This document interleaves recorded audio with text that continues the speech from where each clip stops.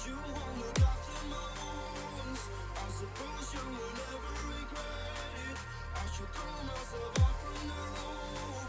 Cause you fucking love it when I feel it.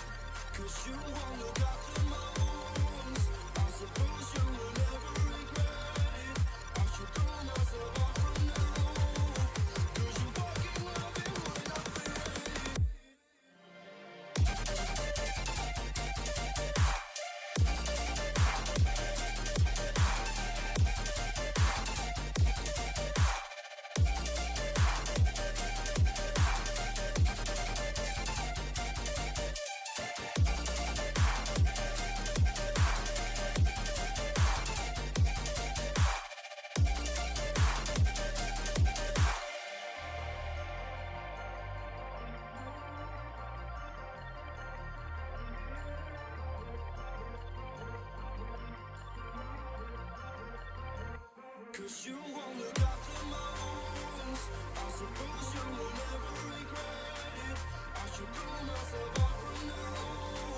Cause you fucking love it when I feel it.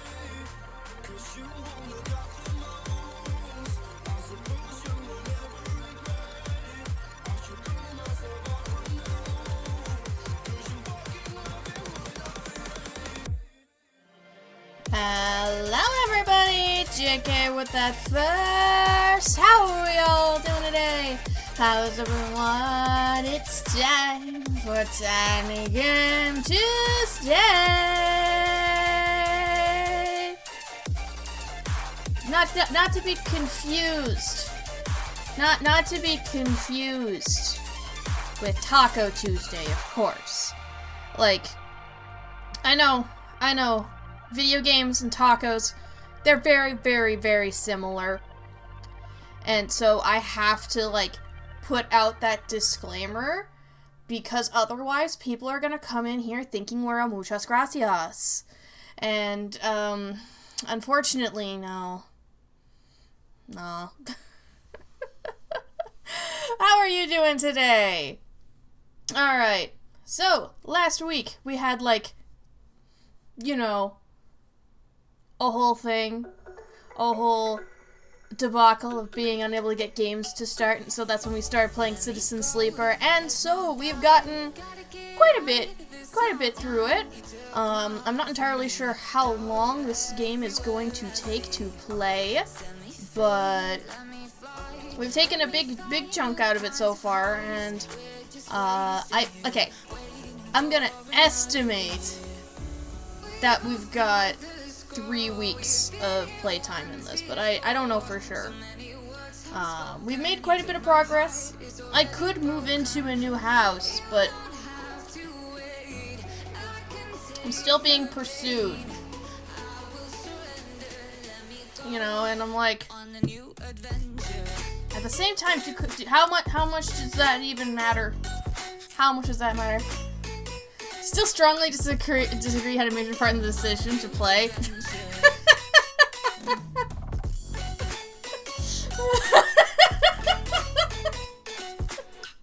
You had to fight me so hard to play this game. You had to twist my arm, yank out all my teeth.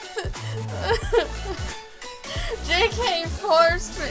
I had no choice. None at all.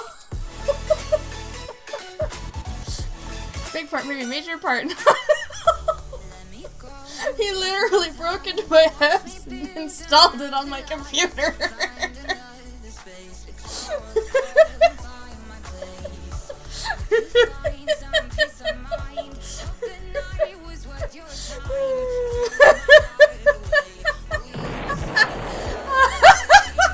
See, look, he's shooting at my house. If I don't play the games JK wants, my entire building will be burned to the ground.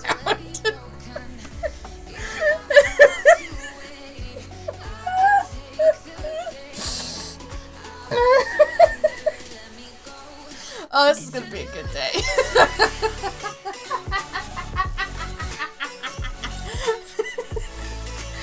Oh, yeah, you know it's a good day when I'm already cackling, right? Already cackling. Alright, let's go ahead and get the game started. We might wait. True. If only you had such powers. Alright, everybody. Alright. Guys. The answer of the day is yes. The answer of the day is yes. So what's the question? Guys, what's the question? Alright. Let's go ahead and continue. We're on cycle 17. I'm a sleepyhead. I'm a citizen sleeper, sleepyhead. Question 8. Is Citizen Sleeper a tiny enough game?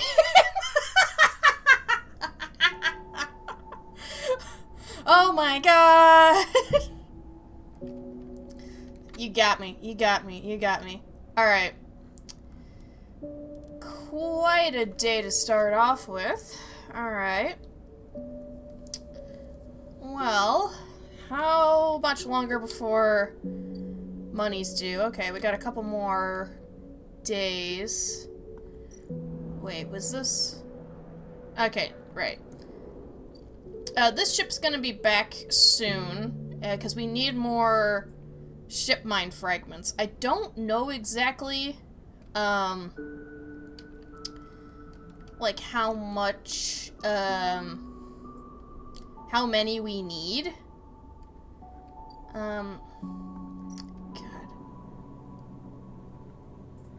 Don't have scrap components.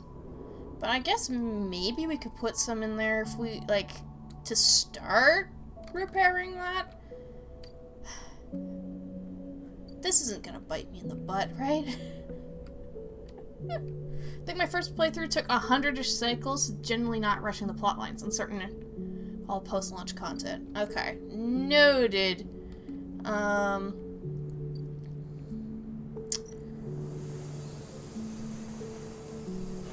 Well, that's a lot of work. But we can guarantee success. I mean, we could with a 5 as well, but let's work a little bit. Alright. Now we've got a bunch of 1s. And the safest place for me to use 1s is to watch a child. So, hey Mina! Oh, I get energy for that? Dang, okay.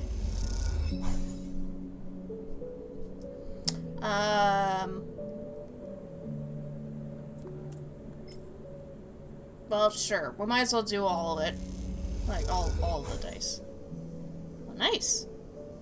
Oh, right. I got even more energy. Yeah, more!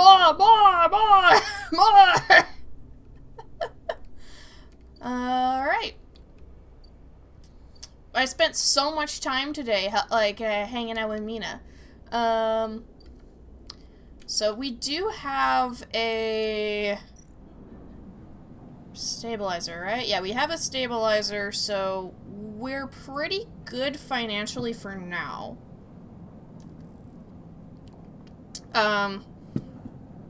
We'll go ahead and end the cycle then.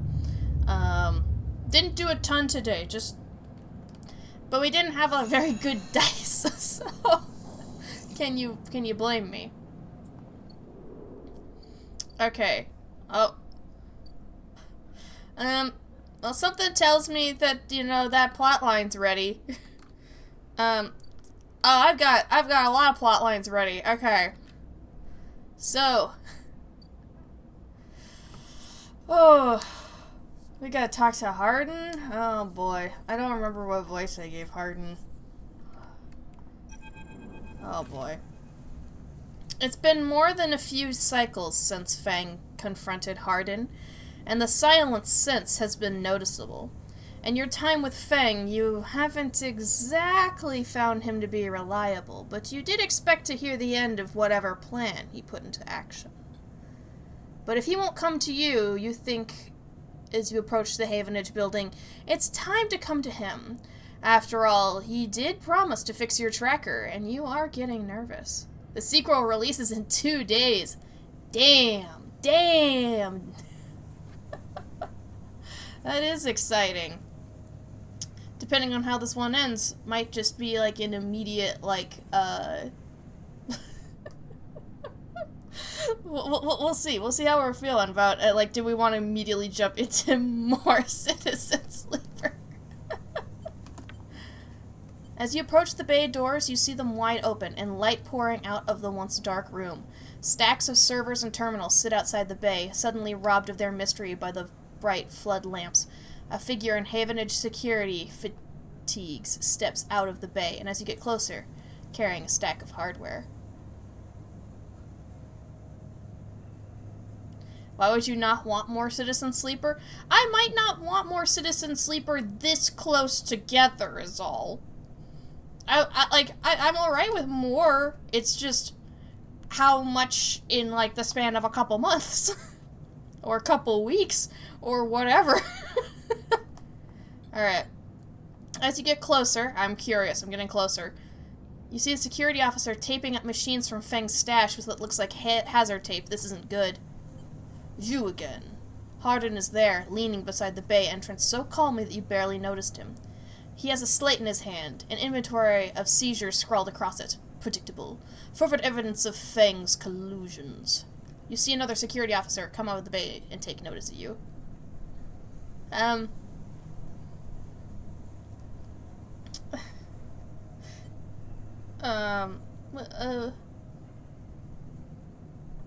Where is he? Feigning ignorance, or perhaps just abandoned. Hardin shakes his head. I believe you should choose your conspirators more wisely. I almost feel sorry for you. Hardin pushes away from the wall and comes closer. Don't worry, Sleeper. We have all the evidence we need. A confession won't be necessary. He gestures around the stacks of hardware. Spying on fellow Havenage members, hoarding Solheim materials, an obsession with corporate data. It speaks for itself, does it not?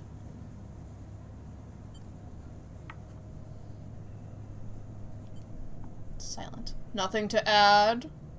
He looks up at the glass roof above and the stars beyond. We are the ones that provide the oxygen you are breathing, the light you are seeing, the systems you use every day to live out your cycles. This place was hard fought for, Sleeper. It took work, diplomacy, and strength to stop the Eye descending into chaos after Solheim collapsed, not blind conviction or self-interest. Yeah, where is he? The Sleeper asked to go.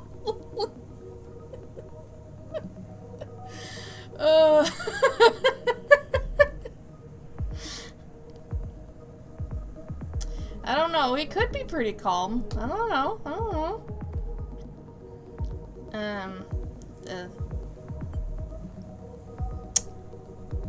I mean, Feng definitely is selfish. If Feng wasn't selfish, then Feng would have helped me a little bit more, I think. You know? Like he promised. Or would have directed me to someone who can help me. Feng may even think that he's not selfish, but it's not that he's doing this for the greater good, he's doing it for revenge. I think the question would be calm. We're not super energetic, at least. Yeah. But I also don't want to just accuse this very powerful person of, like, you're self-interested. That sounds like it's gonna be bad, but,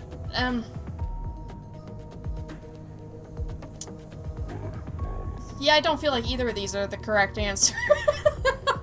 Why can't I stay silent now? Yeah, fuck it, antagonize him. You're the self-interested one. More accusations. What have you achieved, Sleeper? Your entire existence is proof of your self-interest, signing yourself over to be emulated rather than work yourself.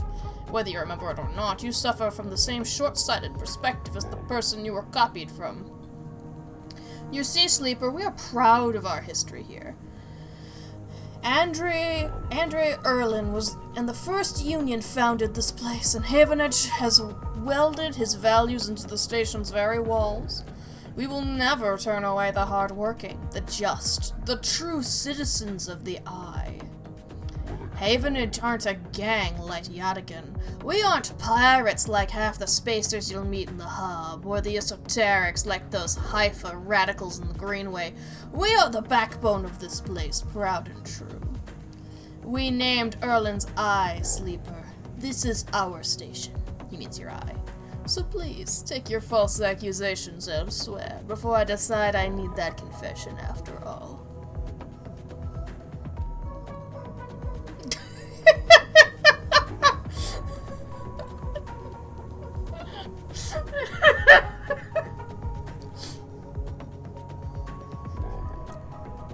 Because antagonizing this guy is gonna go so well for me.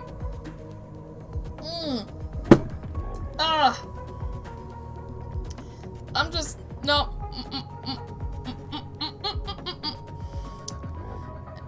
Really breaking out the high talk to prove his full intentions is doing the precise opposite.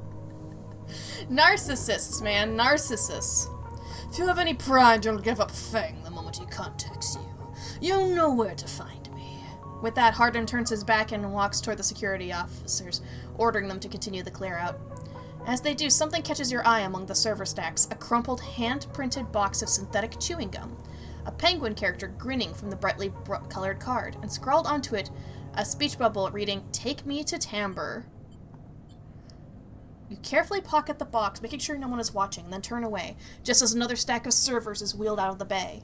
What have you done, Feng? And where the hell is Tamber? If you didn't tell Tamber that I need some help with my whole,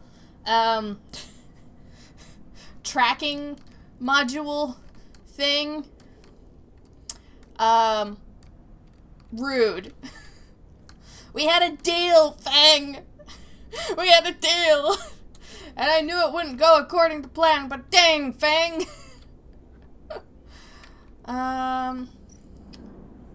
Right, so we can work at the bar now.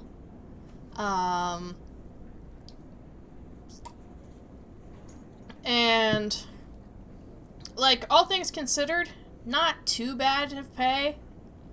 Do you not know where Tamber is yet?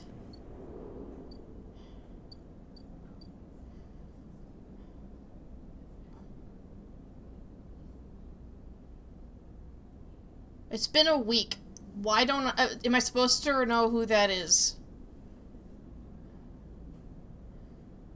Like, that wasn't the vending machine, right? No, it's Neovend. Oh.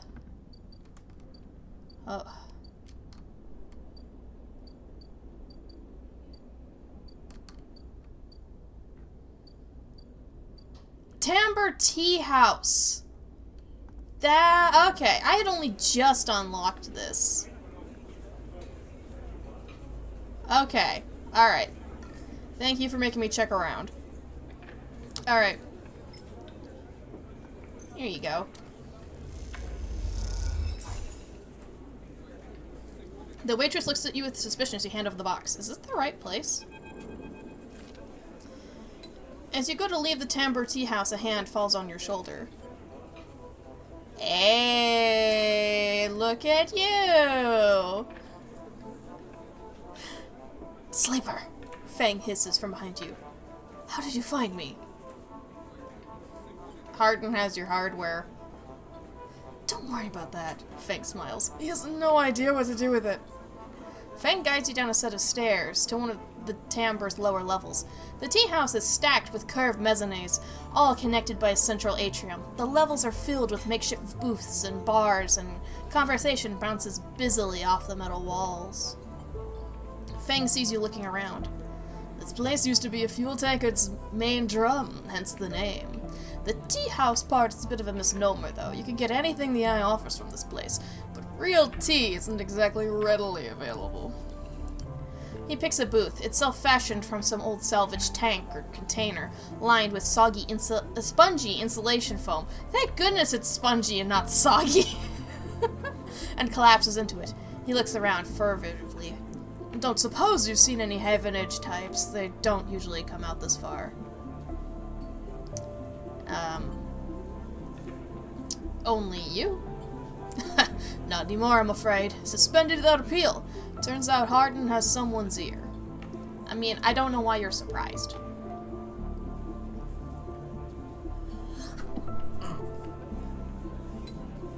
I'm okay! My face exploded, that's all.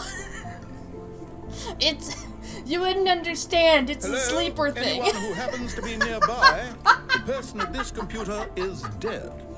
To be honest, that's the closest you've gotten, aside from me being absent from the computer. Doesn't bother me, though. It shows he had a nerve back there. He picks a scrappy, hand-scrawled menu from the table and tosses it over. What are you drinking?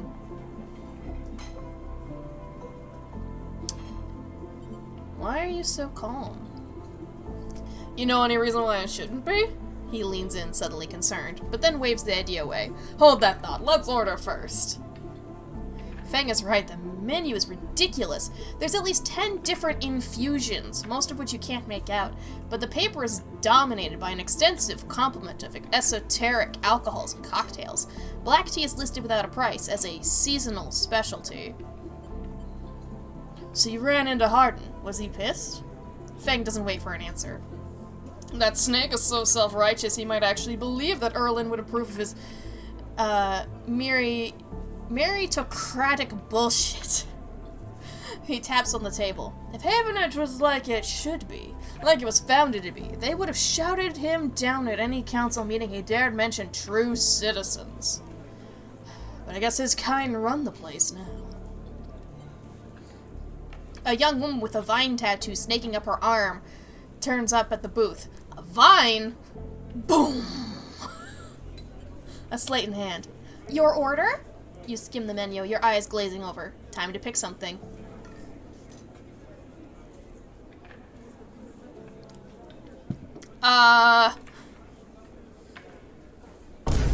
There.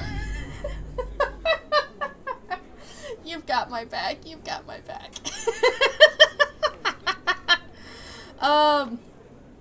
I don't know what any of these are except for kelp infusion. I want kelp. She nods and notes it. And you? She begins looking to Feng, but when she sees him, she suddenly stops. What the? Feng shrinks a little. You're supposed to be working. This is your shift. He grins sheepishly. You work here? Feng waves to be quiet. Look, Jenna, let's just say this is my break. My friend here has been through a lot. Jenna looks between the two of you. Hi! Feng doesn't look pleased. 2 minutes. 2 minutes, says Jenna, pointing at Feng. And only because I don't want to get dragged into whatever this is. She gestures at the table and walks off. What? Feng stretches out in the booth. You know how it is. We all have to eat. Plus... He leans in. This is the best place around here to find a person you might be looking for. Who? Remember that web of connections that Hardin pinged the moment we confronted him? Those were his collaborators. And if we want to understand what a Solheim executive might be getting up to on the eye, those are the people we have to find. Hey, Feng! You still need to get me what you promised. You need to help me. Feng is almost whispering now. There's a couple of them I suspect are in the low end, and well, almost everyone in the low end comes through this place at one time or another. He brings a modified slate out onto the table. I've set this up so that when anyone with the network signature I'm looking for comes into close proximity, it'll mark them. Once they're marked, we can break through their access protocols and get the good stuff inside. We just have to find them first, hence me moonlighting as a waiter. Suddenly a smile bursts across his face. Wait, I have an idea. You're gonna use me to hack into them because I can see the digital world or whatever. Oh, no. Look, I can't cover enough of the low end on my own, and so far I've had no matches in this place, but 2 of us we can cover more ground. What am I getting into? Well, Fang has a hangdog look. We need to get you out and about in the low end, in close proximity to as many people and residences as possible. As it turns out, my friend Mingy needs some help with deliveries. Delivering what? Kelp noodles. The best the low end has to offer. Fang places a tiny receiver on the table. This connects to my slate and runs the same marking protocol if you get it near any of your targets. So all you have to do is take some delivery shifts for old Mingy, and soon enough we'll have the place covered. Fang! Don't give me that. You think I like working here? And I thought you could use the tips. We are in this together, right? Spoilers. Are we? Yes, you think Hardin's happy to have you wandering around the place? He might have let you wander off for now, but I'm sure he has his eye on you. This on you, too. Fang slips his slate back under his clothes. Just head on up to Mingy Express, take a delivery shift, and we'll see what shakes up. You manage to find anyone, extract any data, bring it right down here to me. They have me on double shift, so I shouldn't be hard to find. Jenna walks past, carrying a tray of drinks, and sharply catches Fang's eye. I don't think she's bringing your drink. He stands. I think it's time we called this meeting to a close. You grab the receiver from the table and slip it into a pocket. See you soon, sleeper. Stay safe. Fang adds before turning and walking off towards the bar, whistling as he does.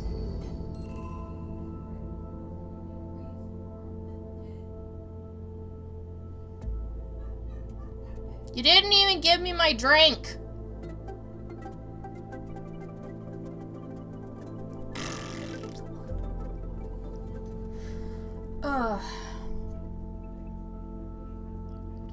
Self-centered asshole. Ugh.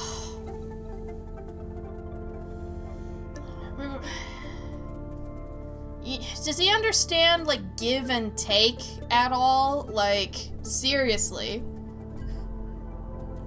It is on. Hi, JK! It's good to see you talking. Good to see you. Okay. Ugh. We have the other plot line as well. This is the one where we're supposed to try to find Sabine. And I think it's probably a bad idea to, at the very least, while associating with this person, but, you know, the plot demands it. As you approach the address Rabia gave you, a heavy hand falls on your shoulder. What's your business here? It's you again, internet hiccups. It's a you! JK! The enforcer grips your shoulder, giving a hint to the strength that her implants give her. As you turn, you see the same subsidiary eyes as Rabia and Toshiro, glinting like mirrors on her cheeks. Gia, please, the sleeper is here by my invitation. At her command, the hand immediately loosens. An apologetic look replaces the scowl on Gia's face. Of course, Rabia, I'm sorry. She waves her away. Don't you worry, I appreciate your protective instincts. She smiles at the enforcer. How about you head to the temple? They have a delivery coming and they'll need some help with the lifting. Gia nods and walks away. Sleeper, you came. I'm glad. Didn't feel like an offer. I'm sorry for that. She smiles a tight smile. You have to understand, finding you there in Sabine's unit, I wasn't sure where we stood. There are more than a few people on the station who would rather I was dead. I had to be sure you weren't one of them. I wish you no harm. I don't wish anybody harm, but I wish that people would stop taking advantage of me because I have no choice. I'm glad.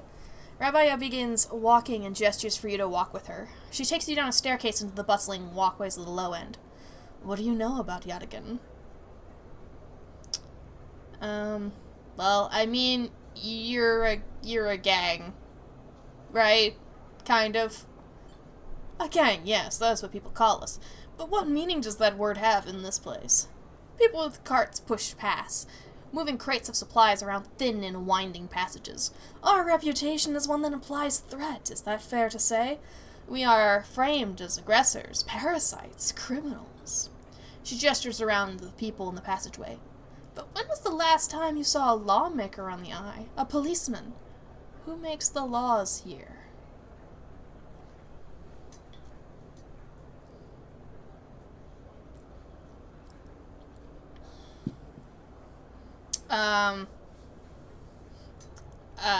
In Havenage says, but they don't really enforce, it looks like. Not really.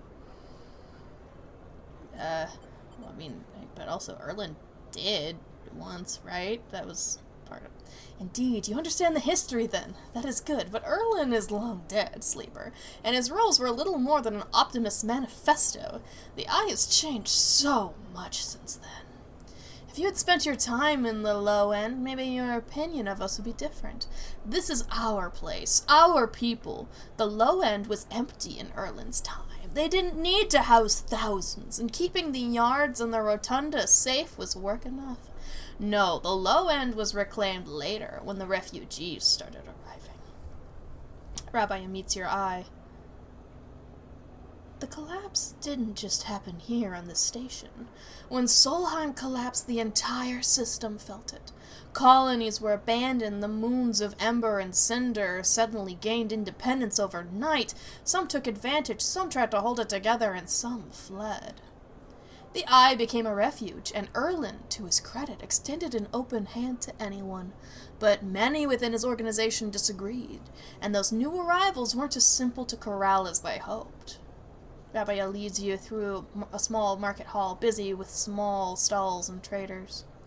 Erland's union was made of workers, administrators, people who were malleable and already organized into hierarchies and networks. The refugees came from different factions and families, were scared, injured, desperate. Conflict was inevitable. Yadigan is a child of that conflict, a child born out of the need for us to stand up and claim our future, to provide security and strength. People call us a gang, but we are a community. I take my position as lieutenant seriously, and from my birth I have worked to earn it. She catches herself before she raises her voice any further, and you both walk in silence for a while among the smells and textures of the low end. You start to wonder if this place could be a home for you, too. I mean, apparently my character's very easily manipulated. Also, yes, this is my blanket. It's cold today. I'm cold. Deal with it. I'm not gonna mention Sabine. Sabine's hiding for a reason. Where do I come into this? Rabia smiles to herself and thinks for a moment before she responds. I believe that you understand the importance of a refuge, so I also believe that you wish to help keep this place safe. She exhales quietly. For this reason, I would like you to trust me. I do not know what Sabine told you about us, but I imagine it was not good. I'll be honest with you, Sleeper, I was never comfortable with having Sabine as part of Yadigan. An ex-corporate employee, it goes against our nature. But their deal was with Yannick. I kept my distance, made sure Sabine had their surgery, kept it supplied. That was all. But I cannot allow people to go back on the promises they've made to us. Yadigan has not lasted this long because it is a charity. We offer and ask for support. Any betrayal will be treated as an attack. Who is Yannick? Yannick is one of the heads of Yadigan. They guide us. He is the newest to be elected. He is an elder.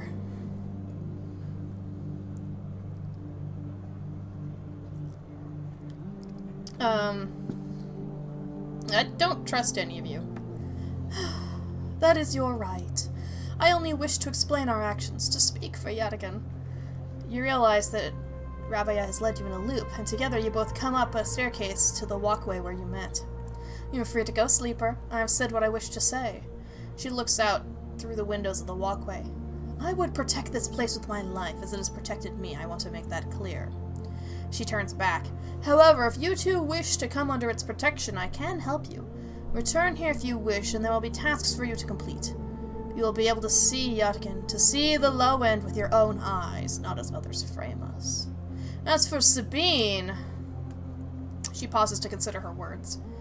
I will not ask you to betray them, but if they contact you again, consider their motivations carefully.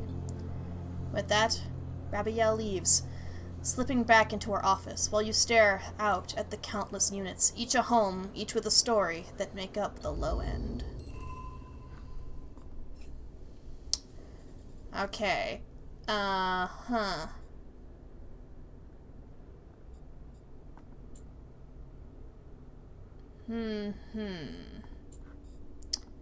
This is a lot. Everybody wants me to be everywhere and do everything. Everybody sees me as a gullible pair of hands, or whatever. Control the ward. Yataghan perform many roles, from protection to logistics and everything in between. You never know what you may have to face on a patrol. This can get you scrap components, though. Oh, collect tithes. Yataghan operates on an in-kind basis, you were told, and tithes of goods or services must be collected in exchange for protection and administration. Of course. Of course.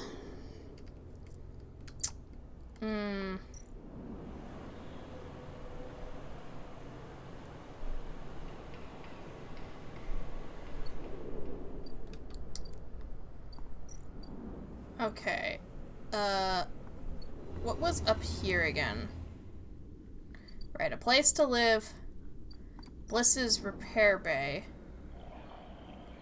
Right, Bliss seems solid enough, and this might be your best chance to get on the hub's repair trade. Well, that's expensive, and for now I don't need to do that.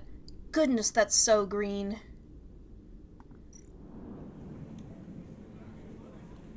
Okay, what button was it that changed my view? Why don't I remember what the button was? Hold on. Oh, great, thanks. I don't know what the hotkeys are. Oh, wait, it was this. There we go. Got some key nodes. Uh-huh. Damn, no one wants a 6 or a 3? Dang.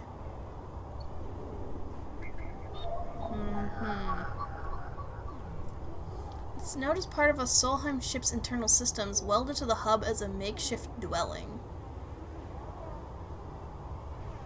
Yes, it was the button. I figured it out. I figured it out, JK.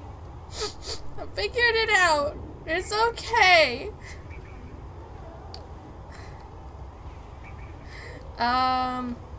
Right, so we don't need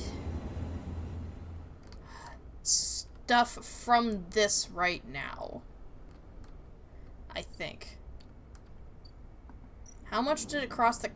Oh, God, yeah, we're not ready to cross the gap yet.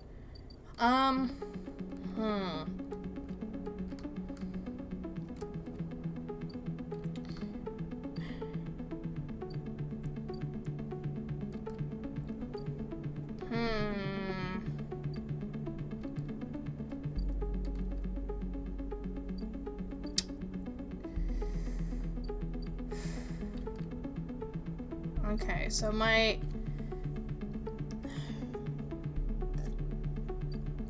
progress right now is tied into this and this.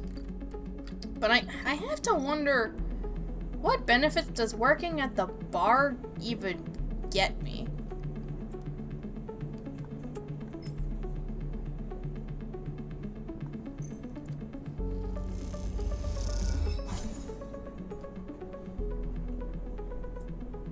Dang. Right. I get energy from engage stuff now. Right. I'm always gonna forget that, aren't I?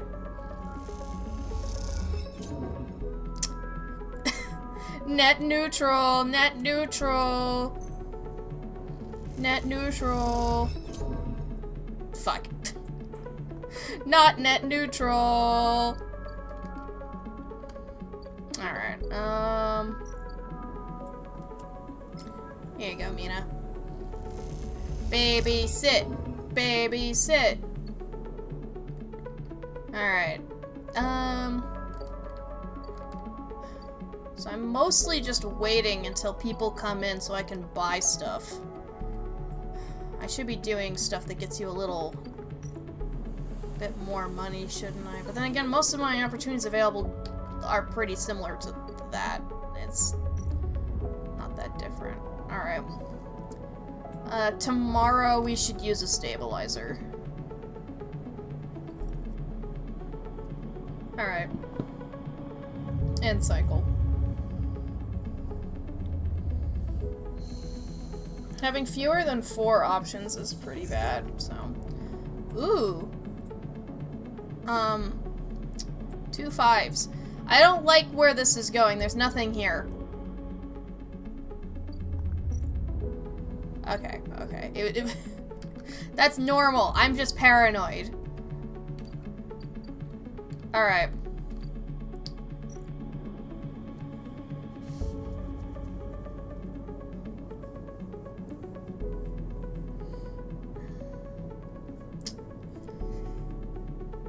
Yeah, let's buy some scrap. This could get me some ship mine fragments.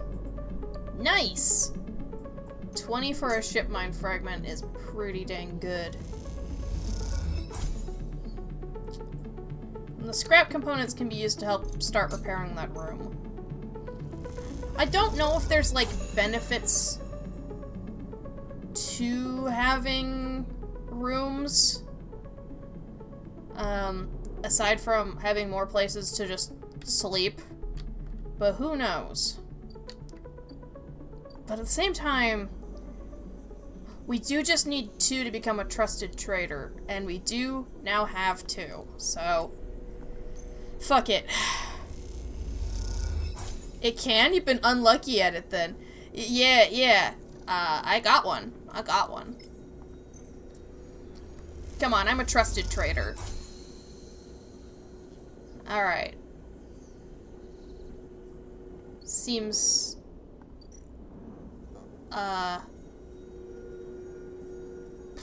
Well, it... I'm a trusted trader now.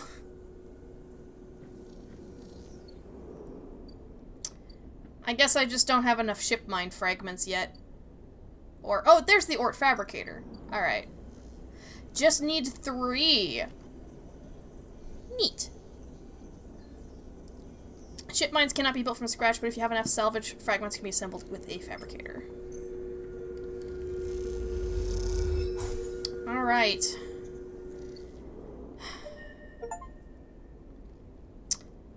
Well, that's 1 upgrade point.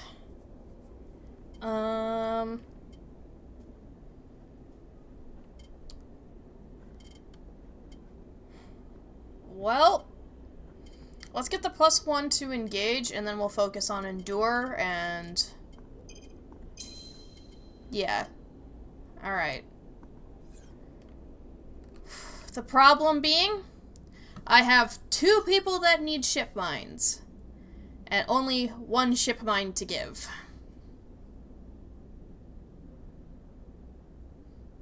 So who's it gonna be?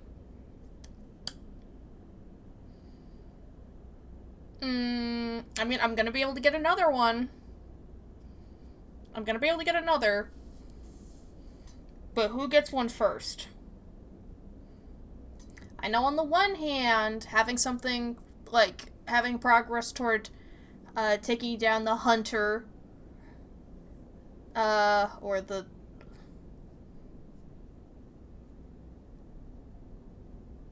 whatever the frickin' tentacle digital beast is. One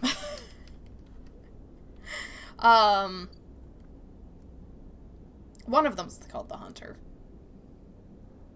Like, I know that that's probably a pretty good idea. But I don't know what the benefit is for helping the ambergris. And that makes me very curious.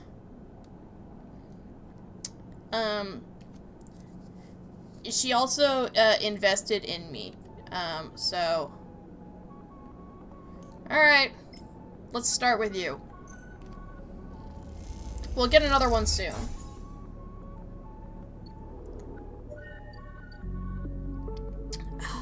And look at that, a drive complete. You drop the ship mine core into the galley table with an emphatic bang. Nikita spins around from where she's been poring over some documents on her slate. Holy shit, Sleeper, did you actually land a ship mine?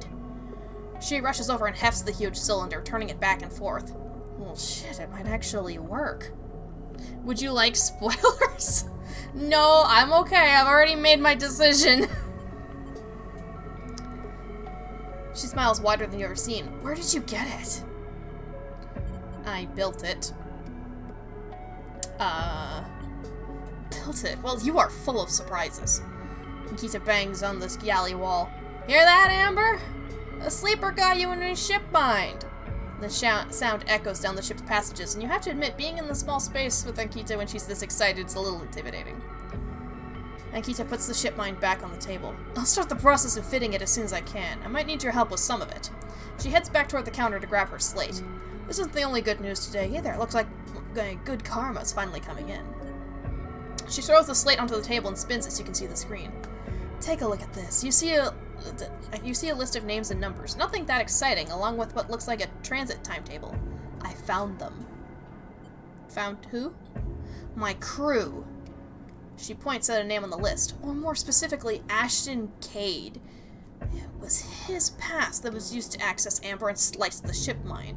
I thought he might have been killed or robbed, his pass stolen, but as it turns out, he crossed the Founder's Gap the very next cycle. Dun dun dun! How do you know? I know some of the crew over at the ferry. Old Mercs used to run in an outfit I worked with. I saw them in the Outlook, and they mentioned they saw Ashton crossing. I checked the manifests, and there he was. Looks suspicious. He hasn't said a word since the theft, and anyone wanting to hide out might head to the Greenway and go to ground. She flexes. He won't get far, though. There's no real docks out there. Only a couple of jetties in the wastes. You going after him? Not yet, but first I want to fit the ship mine. She pauses. But maybe you could help me out. Where's it going? It's like this. I head over there, especially in Amber. He'll spot me a mile off and go underground. He'll find a way to slip the station, or he'll bury himself so deep in the waste no one will ever find him. But you, Ashton doesn't know you. All I need is for you to go there and sniff around. Not at the commune, not the stacks. He'll have gone to the edges, the margins, the wild places. That's what Ashton likes. You see him, you locate him, ping me on this. She hands you a comm earpiece. Seeing as this is Merc work, I'll be happy to give you Merc pay. She shifts in her seat. Thing is, I haven't got much left, so how about I tell the boys who run the ferry to give you a discount? I know it's not much, but once I grab this coward, I'll pay up. 200 cryo, nothing less. You know, you are, I know that you're you have like a kind of shady business model, but damn if you're not treating me with more respect than a lot of people.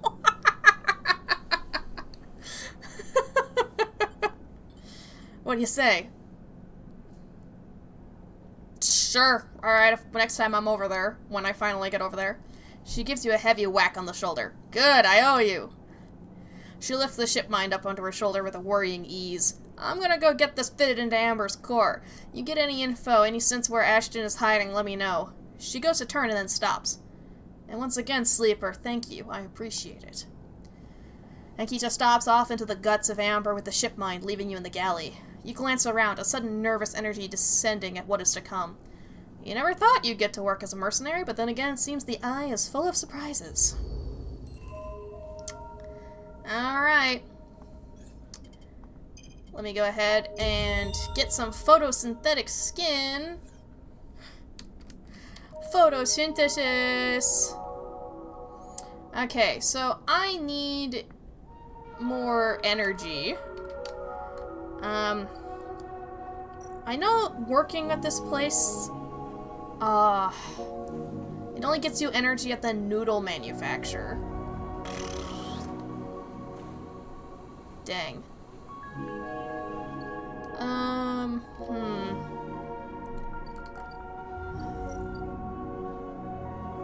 And yeah, this doesn't get me more story progress yet, so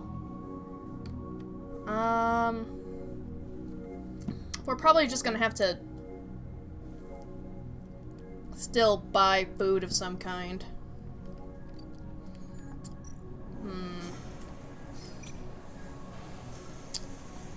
But might as well get some extra pay with this. Use my good dice on some risky actions. Alright. Now the bar can also has a chance of getting me some energy because of the gauge. But nope. Nope, just a bit of money. Okay.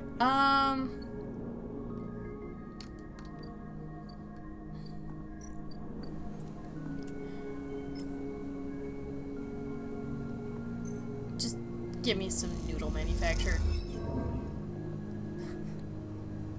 Yay, food! Alright.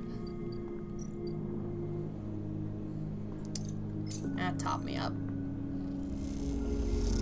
I haven't gotten you the fungus yet, but I will, soon. How much does it cost to cross now? 100. Alright. Definitely not gonna pay that just yet, because I still have some stuff that needs to happen. The apartment you can fix up is the best home available for a reason. Alright. Yeah, now that I don't need to get into the back of the Ort Exchange, I was starting to think that I would start putting any scrap parts I get into this. Like, it was just the most reliable way to get in the back for now, so... Alright. We'll work on getting into... Or, yeah, we'll work on getting into the derelict unit. Oh, I can still learn more about the low end. Should probably do that soon here. Alright.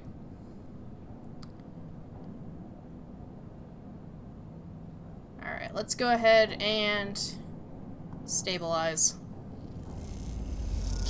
You'll agree when it's done. Alright. Still gonna be a little bit. Take some time to get that scrap, but it'll probably happen fairly soon. Okay, we got a 6. We could spend 2 5s working on the hull, and that, I believe the engineer ones are the ones that have a chance of getting me more scrap, right? Yeah, random scrap. And that can also be ship mined pieces. So, we might as well do a little bit of work here. No. Let's try that again. Fuck you.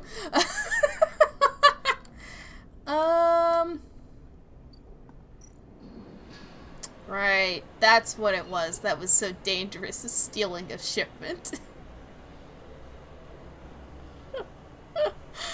Oh. Oh, honestly, I can do that with a 5. Like, is there any, like, endure? No, this is a shop. Right, I could technically, like, wait, no, that's selling a ship mine. I don't want to sell ship mines. You can buy one for 300. Ridiculous. Okay, Was there something endure here? No. Honestly, I guess my 6 is about the same as a...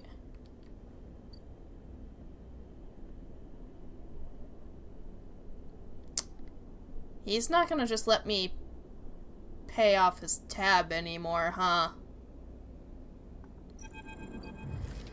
Okay, Ethan. The compressor is quiet today. The usual crowds are elsewhere, and the pumping music washes over a handful of spacers and a few drunks. Ethan is still in the same stool in the same pool of light. His head is low, close to the bar, and the bartender is ignoring him.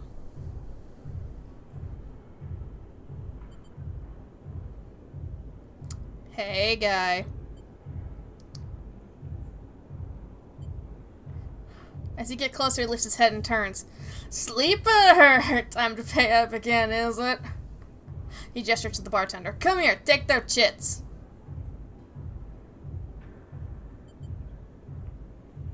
Silence. The bartender ignores Ethan. It seems they've cut him off.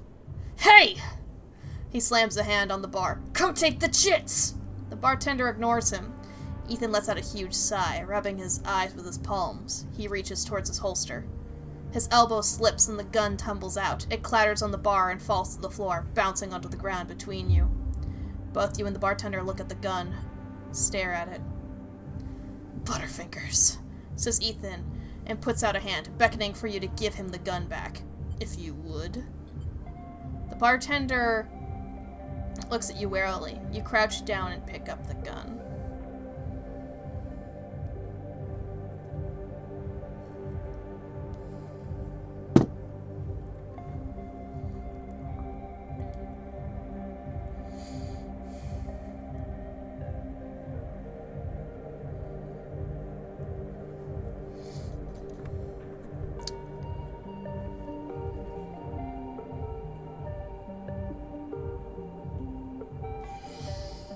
Oh boy. Oh boy. I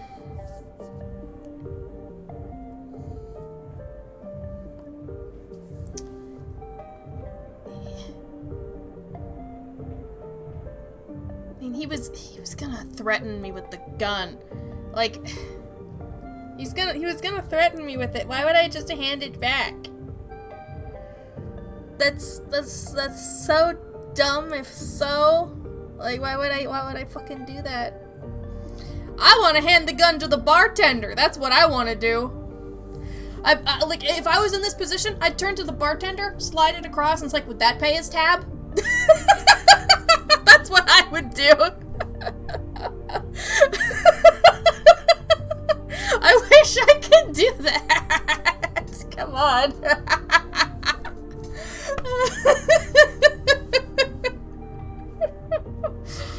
Oh.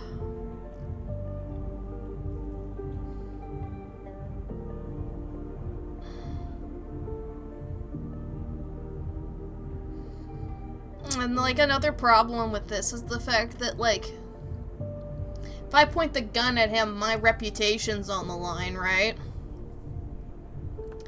Because, like, I'm a marginalized person in this community, right?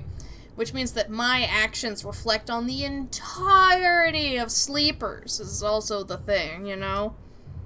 Suddenly, like, I defend myself against this person who's extorting me, threatening to, like, you know, take away all my freedom. Suddenly I defend myself, I'm the bad guy.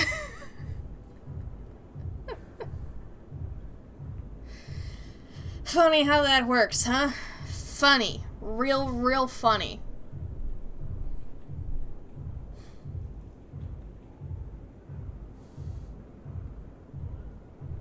But here's how this is gonna work, Ethan. Ethan turns his head in your direction a little, a sharp, pale eye locking with yours. The bartender backs away. No? That's too late, Mari. You should have gotten here sooner, have your voice be heard. Oh. He turns on the stool. Oh, Sleeper. This is more like it. Wait. You hold the gun steady, training it on his head. Ethan smiles. Like the dog that caught the car. He turns to the bartender and mock whispers. I'm not sure they know what to do with it. We'll try harder next time. Okay. Wait. Yeah, I'm not surprised. You keep the gun on Ethan. Ethan smiles at the bartender. Oh well, he says, grabs the gun, slamming it back into your face in a single move. You stagger back and drop to a knee. Somewhere nearby, the gun clatters onto a surface. The hit's a glancing blow, but it makes your vision swim. Through the blur, you see Ethan wrestle a small, thin slate from his belt and hold it up. Enough of this. I'm logging the job and calling it in. No more playing. Your head aches. Ethan taps through a few screens impatiently. He swears and taps again. He starts shouting, a dull echo to your ringing ears. He starts screaming at the slate and throws it across the bar. Uh-huh. He crouches down and grabs you by the chin, his face closed, his breath heavy with drink. SNR just screwed me. I canceled the contract. Yeah, that's what you get. You reap what you sow. They canceled the contract! He shouts at the ceiling of the compressor. You stand up, struggling to your feet, the sting of the hit fading. Ethan is rubbing his temples, his face pale. You hear a clicking sound, like coins being counted, like bullets being loaded into a magazine. When you shake off the last of the blur, the bartender has Ethan's pistol trained on Ethan's head. Ethan stumbles back towards the middle of the room, all eyes trained on him. I'll kill all of you! He screams. He stumbles into the wall, spinning away toward the door. I'll be back for that! He shouts at the bartender and lunges out of the compressor. You steady yourself on the bar and catch your breath. The rumble of conversation returns, and the bartender goes to say something, but then he thinks better of it and begins to clean the bar. After a while, you wander out into the light of the bright market, looking for Ethan around every corner. Uh-huh. Ethan may be disarmed, but you doubt you've seen the last of him. Yep, I doubt so too.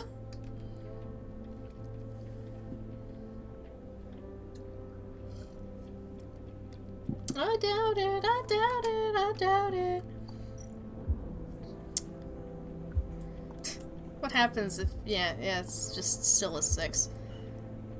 There's no endure jobs left, is there?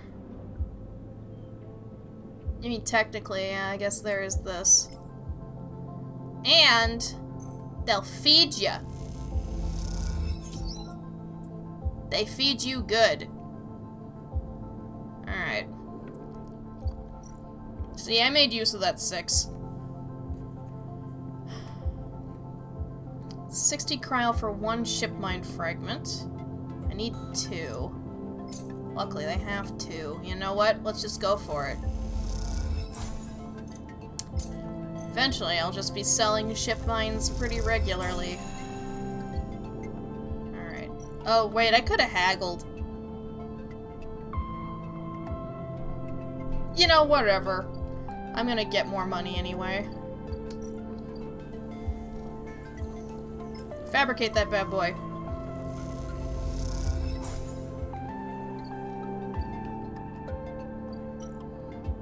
Maybe I just want to progress with the story. Alright, Neovend. I didn't keep you waiting too much longer, okay? Sleeper must express plan before we begin. Neovend is impatient. The prospect of being free of the vending machine clearly too much to take. Shipmind has no output features, will be mute until slotted. So what's the plan? The servo motors in the machine begin to rev. Neovend's anxiety clear. First imprint shipmind, then slot imprinted shipmind into physical ports close to hunter nests. Once slotted, we'll track hunter at each. Tracking will find core nest, slot shipmind at core nest, show hunter data to hunter. Hunter will conclude sentience. Hunter will invoke killer. It's hunter and killer, right. And killer will kill, yes. The lights on the vending machine cycle as Neovend prepares. Physical ports likely sealed in old station. Will need keys. But yes, simple. The vending machine rocks a little. Any questions before imprinting? Why slot you physically? I cannot access via network. Too dangerous, Hunter would find immediately. The lights flicker. I am not like you, hybrid. Am native to cloud. Easy prey. What's the core nest? Hunter keeps central data storage. Protocol must keep data outside self. Link to secondary nests can triangulate from there. Alright, that's it. Let's start. The sound of all the servo motors starting up at once is painful. The screeches rattle from the hard surfaces of the sealed dock and come back at all angles. Neovend better be quick, or Havenage security will be here. Neovend's voice appears among the squeals, like a whisper carried by the wind. Machine is not designed for this task. Few sensors, limited outputs. I work blind. Wish me luck. In the top part of the compartment, a set of arms align with the ship mind, clunkily scraping against it. Can I help? Silence best. Also, if machine ignite, put out fire. Can do. I can put out any fire. The metal creaks as the servos open the ship mind, its layers of silicon nested like an onion skin. Once open, the main arm of the machine rapidly shifts back and forth, realigning the microscopic components, accessing and rewriting them, imprinting Neovend into its physical form. As you watch the hypnotic motion, your mind drifts to your own creation. What processes were used to emulate your mind, to copy the neural structure of that person who, as far as you know, still sleeps in some distant facility? What was lost? In what ways are you a copy of that person, and in what ways are you something new? You know this much. You are a convenient loophole, a way of circumnavigating the illegality of sentient AI. After all, you are an emulation, not a true digital being. You are neurologically limited, still human. But what would you become if you could escape this frame? Where would the limits lie? The screeching stops. The machine powers down, dropping the bay into darkness. In the top compartment, the ship mind is whole again. You reach up and take it down, heavy and cold to the touch. Is Neovend inside this thing, or did the process fail? There's only one way to know. Time to find a nest to slot them into. Nice. What's the weirdest thing you've ever got off a vending machine? Thank you, Citizen Sleever, thank you. Alright. Now everything's +1. All 5s are 6s now. All 6s are redundant now. Alright, imprinted ship mind. A ship mind imprinted with the entity from the Neovend inside. So there's like nodes and stuff. But where? I'm gonna guess then that Hunter's nests are across the gap, and we're about at the point where it makes sense to just keep moving. I think that's what it means. Like, it's preparing me to jump the gap, but there's still some work that needs to be done, clearly. Alright. We're gonna babysit Mina.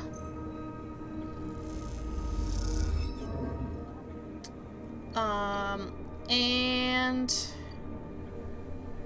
Alright. We can do a little bit of a delivery. Yay!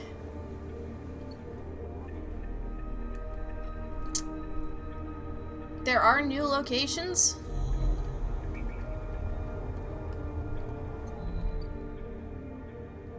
Oh. Yeah. Okay, so we need encrypted keys. Alright, we'll start working on that soon. Okay, yeah. I'm super duper, like, blind. Alright. End cycle. A page of description of machine puts out the fire. Don't know whether I like it or not. I'll put out the fire. I promise. I'll do it. Alright. Let's see. Oh, we have 1 encrypted key. Okay, we need 3 total. Might as well grab this one.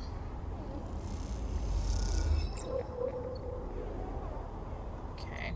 The problem is that I don't want to antagonize the hunter too much because they can hurt me. You know? And so I want to do, like, final steps when I would be, getting some medicine for myself anyway. But we're only at we're a little under halfway, so. Let's see. Yeah, okay.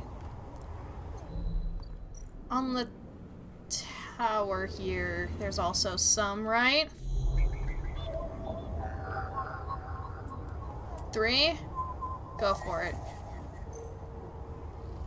Boop, boop, boop, boop, boop, boop. Alright. Halfway. Alright.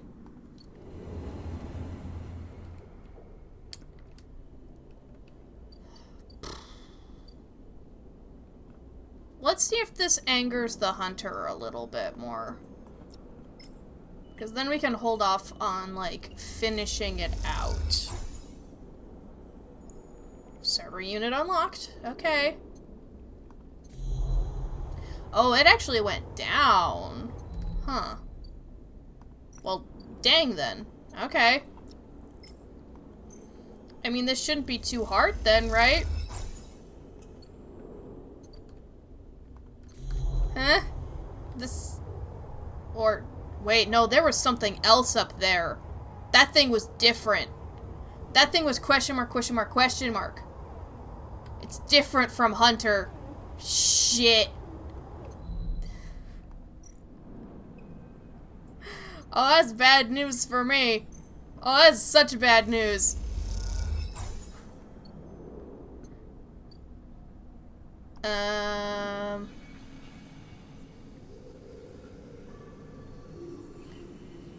Okay.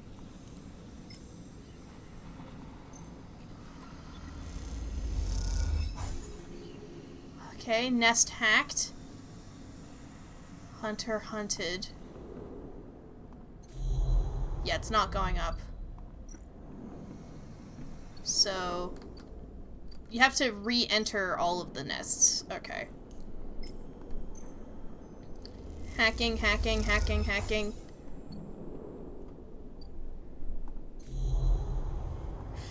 This could still hurt me. It could still hurt me to finish this.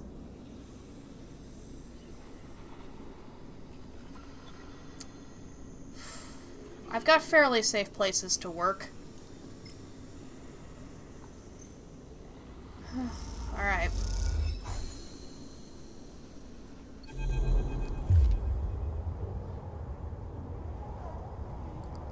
As you leave the nest, something flips. You find yourself inverted, floating, dragged by one arm through the cloud. The threads shift and realign as if they are leading you somewhere. Look at your hand. You look down, expecting to see the heavy cylinder of the shipmind in your hand. But in its place is an orrery, a sphere so bright it burns your eyes. It's surrounded by rings and orbits, other spheres tracing silken lines through space. As you look closer, you can still pick out 1,000 sigils of 1,000 stations and ships, flowing like smoke, like dust. You look up and see a corridor, a canyon, a street in the low end. On either side, buildings flicker with markers of activity, sigils showing network access, data transfer, download, upload. Between them dance ghosts, protocols carrying or mirroring or shadowing data. Hello.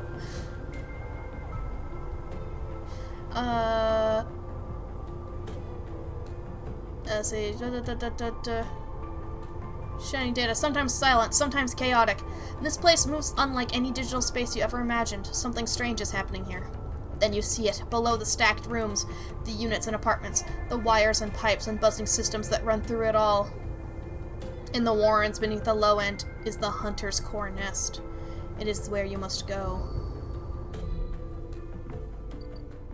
the Warrens. Ooh. Finding the nest should be as easy as closing your eyes and letting the cloud guide you. But is it safe this close to Hunter? You saw it. Somewhere deep in the tangle of passages and service shafts beneath the low end, the nest of the Hunter waits. Well, these 5s will be 6s here. So I'd want to use the interface one, because this can get me some bonus money.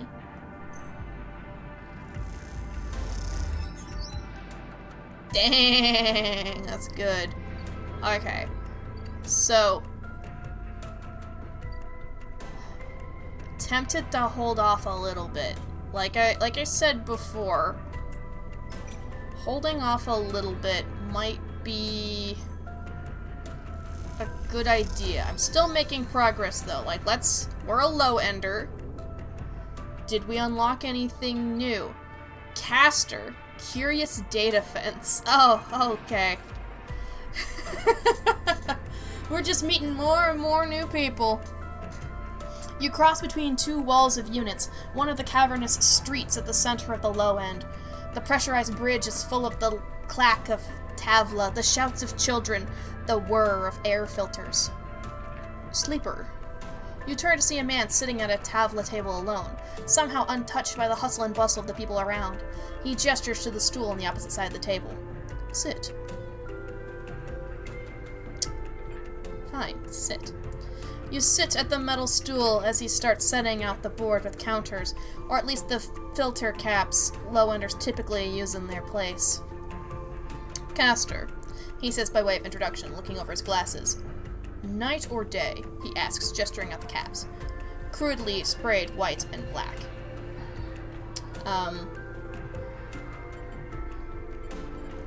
I don't know how to play this game, so I'll just say night, sure.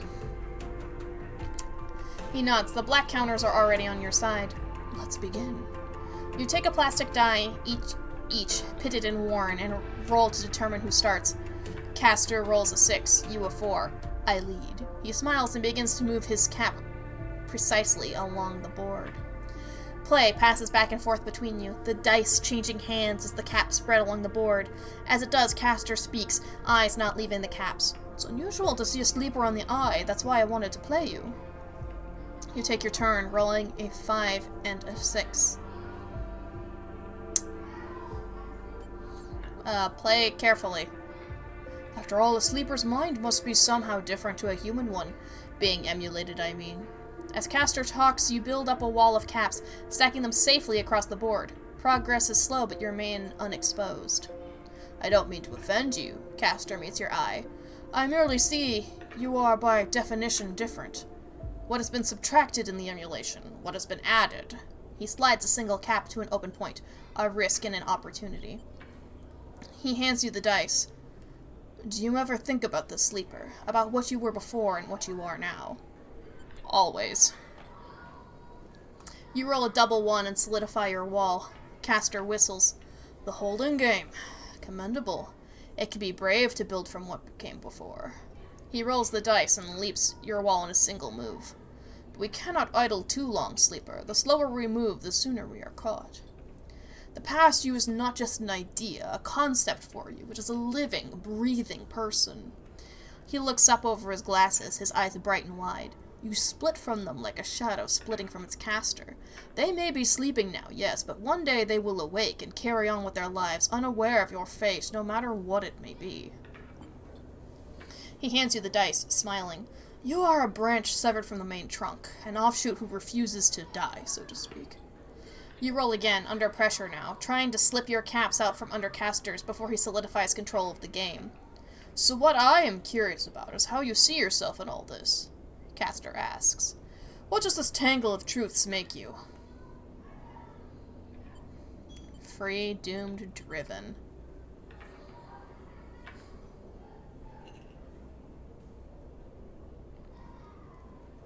Well, it depends. Without help, I'm doomed. With help, I'm driven. But we can never be free.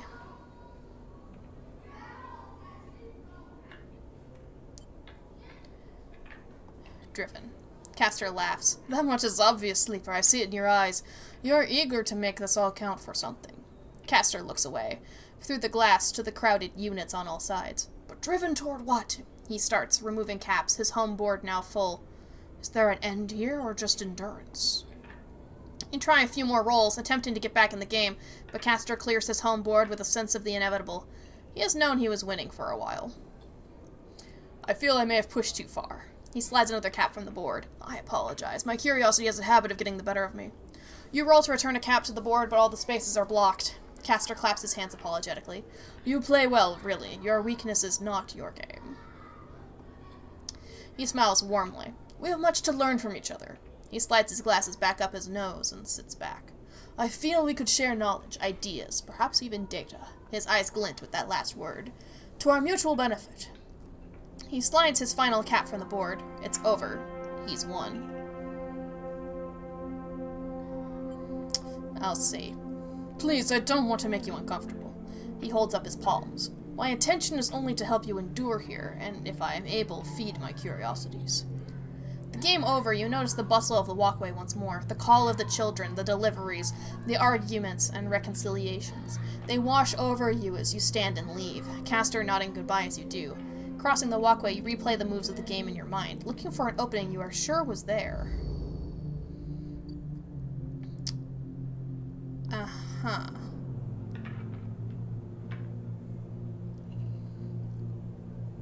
I have a shit mind for you if you indulge my curiosity. A vial stabilizer would be motivation. Okay, so we can get stabilizer if we hack Yadigan. Okay.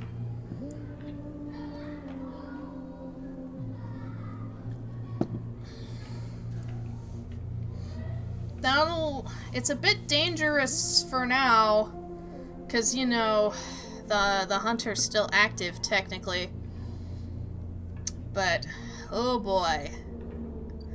Oh boy. This is where, like, the choices really start to pile on top of each other. Choices, choices, too many choices. What if I just want to watch a child for a while? Smiling in spoilers. Everybody's using me. I can tell. Everybody's using me.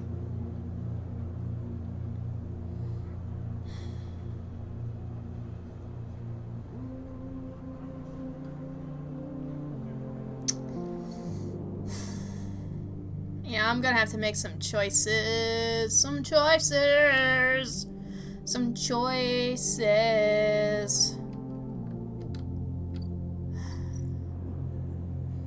Maybe my choice is just to work at the bar, huh? What if I just want to work at the bar in peace?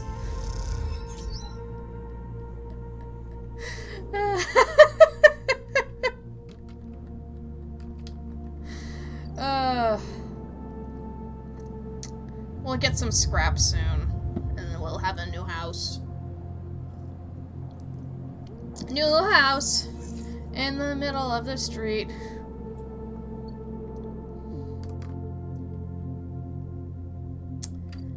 Okie dokie.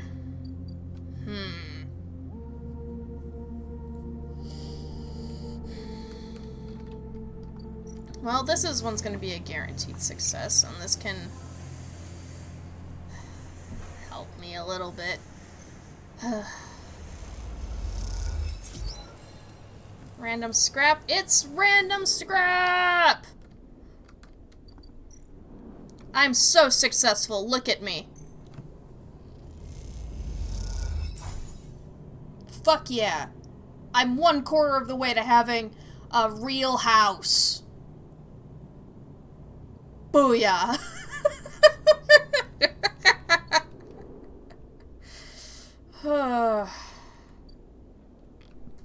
Ooh. I'm okay.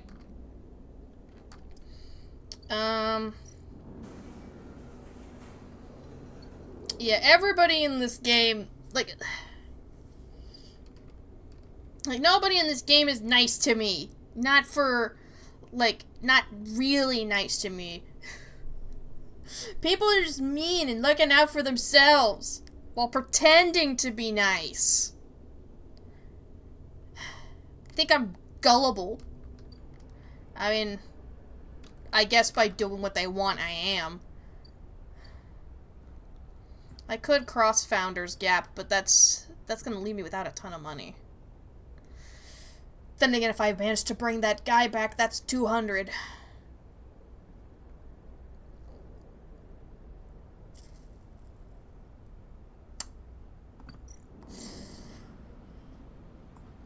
Alright. Alright. Let's go. Take the ferry across Founder's Gap. As you step out into the passageway, someone barrels into you from behind, sending you stumbling down the corridor. Esh. You turn to see an unfamiliar spacer laden with heavy gear. She steadies herself, staring you down as if daring you to respond. Excuse me? She squints at you, shaking her head before setting off down the corridor. Peek. I'm sorry for her. A second spacer smiles at you apologetically. She's on a mission. And when she's on a mission... They shrug.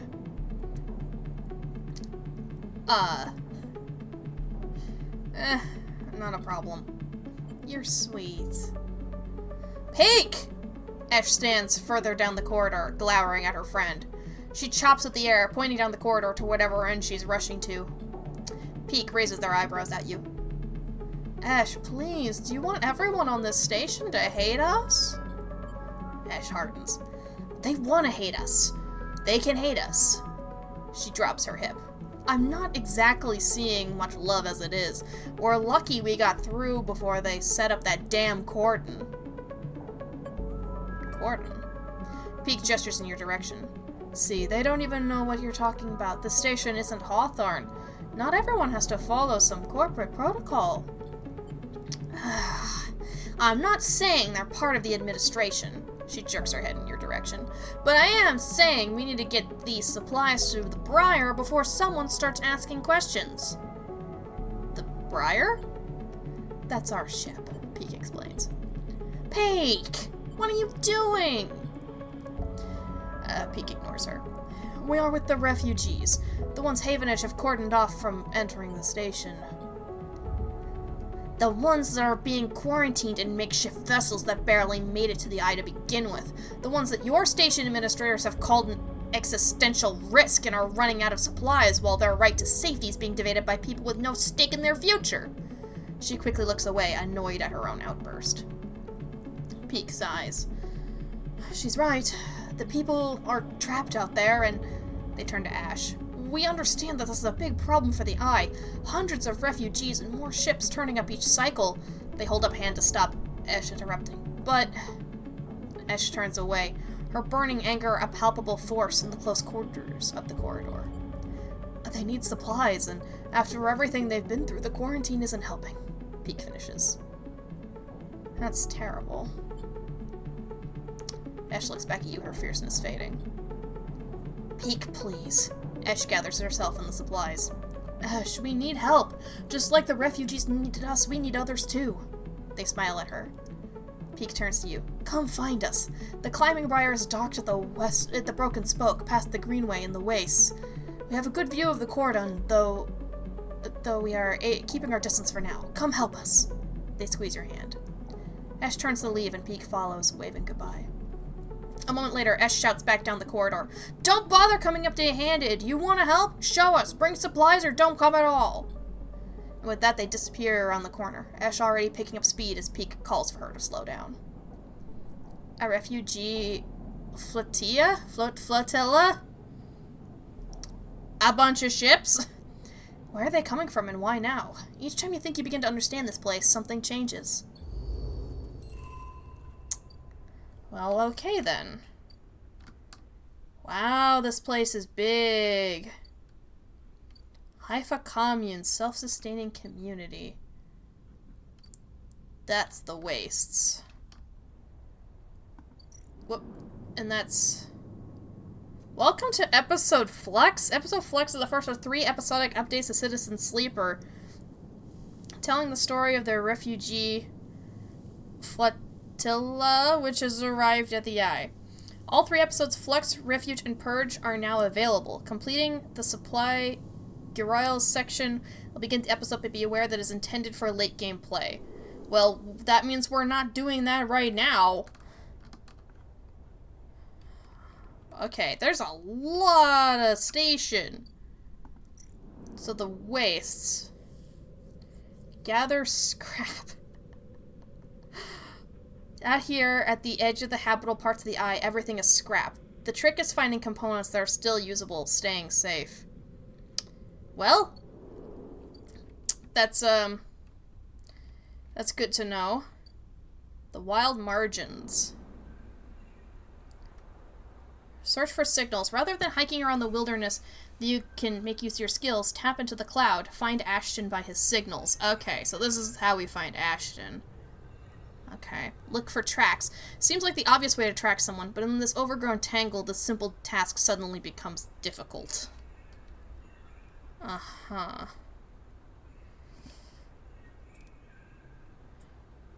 I see.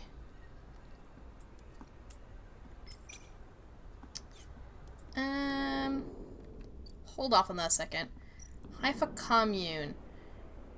The only way to become part of commune is to work your way in through long surface. It isn't for everyone.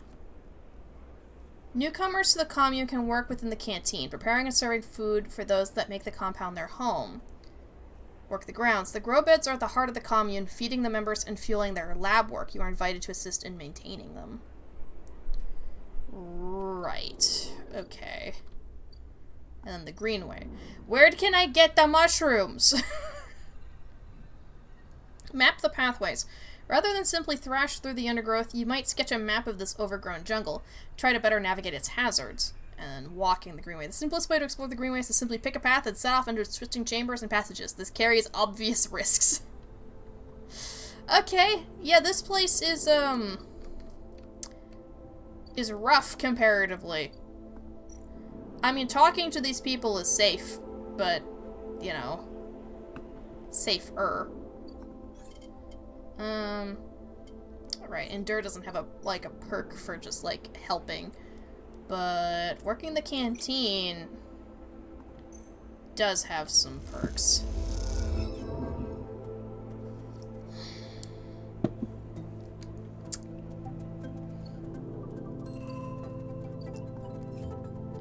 Damn, there's so much in there's so many things to keep track of. Okay, hold on. I need to make actual money.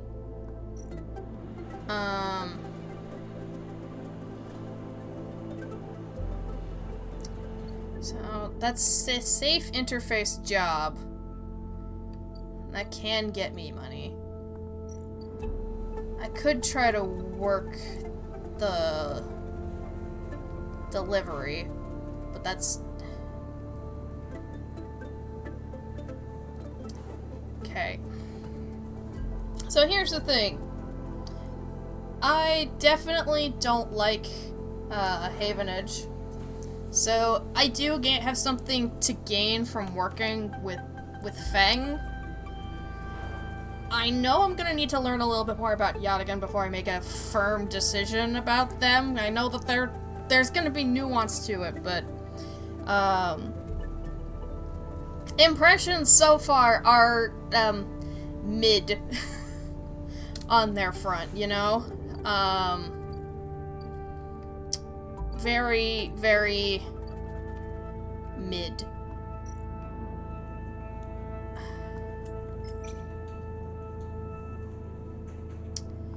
Fuck, let's start with the bar shift. Alright. A little bit of money. A little bit, a little bit, a little bit. Yeah, here. Mina, you need some playtime. It doesn't get me any money, but there you go. A ticket out. She's asleep, whispers Lem, creeping back out of the unit's tiny bedroom, sliding the door shut as he does. You're perched at a thin bar in the main room, the slate in front of you still glowing with Mina and your drawings from a cycle spent together. There's a ring, the only world Mina has known, with stick figures standing along its edge. The tall one is you. Apparently I get to be tall? Oh my god! I've never been tall before! It was all worth it. It was all worth it to implant, like, my consciousness into some sort of construct. If I get to be tall, it makes perfect sense now why I would make this kind of decision and end up here. 5'3"? No. At least 6'5".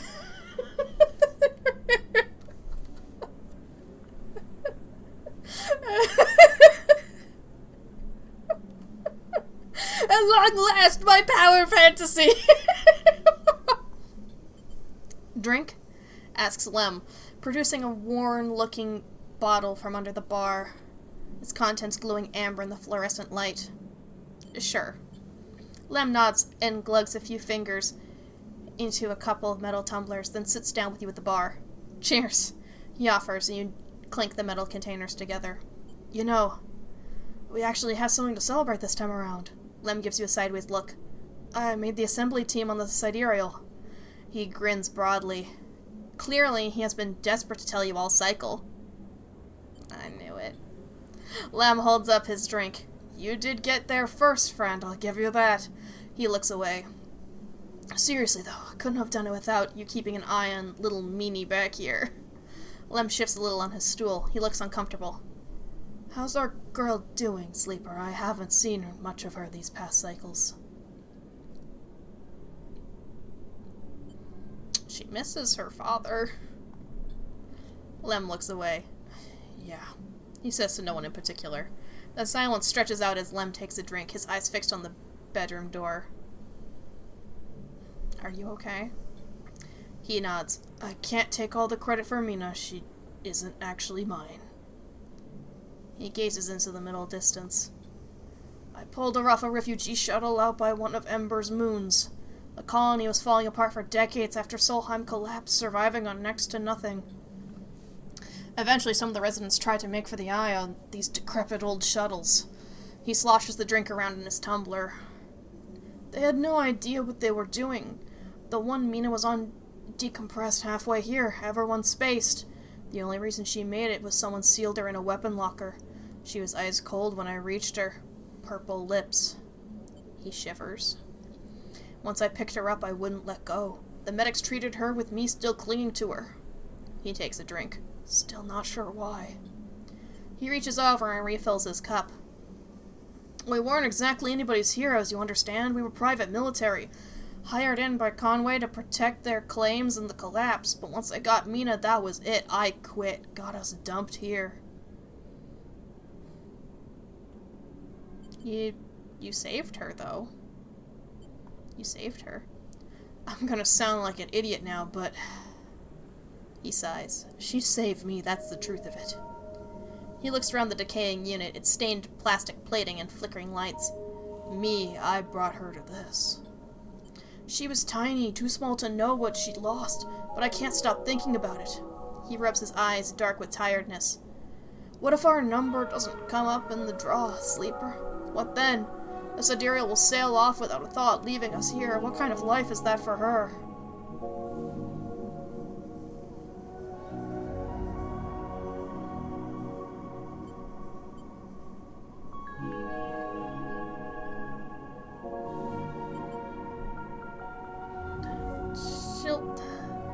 I don't think she understands exactly right now what that even means.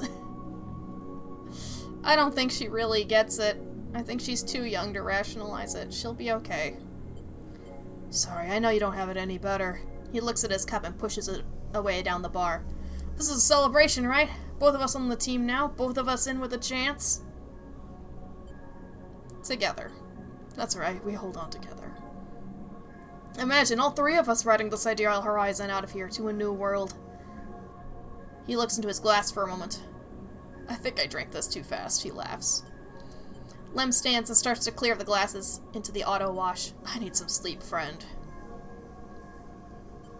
I'll see you around.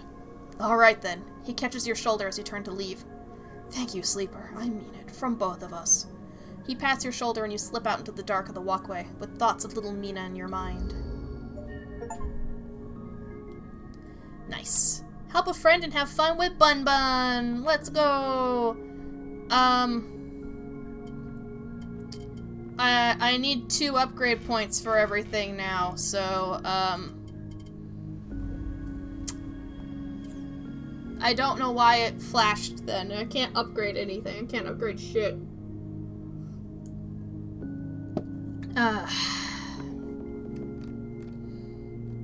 Well. Now I need to keep working for cash. I don't know what's gonna happen if I keep working at the bar, but it's better than working on that dangerous rig. Alright. Never fucking mind. Just lose money. Why don't we? I'm gonna work on getting you your fungus, I promise. Alright. Sleep, sleep, sleep. We're only gonna have 4 now, so we're gonna need to really work. Star Conflict celebrated 13 years today, and there was a gift in the mail. 13 in binary plus 3 zeros in binary. Nice. I don't know what Star Conflict is. I mean, I can assume from context it's a game.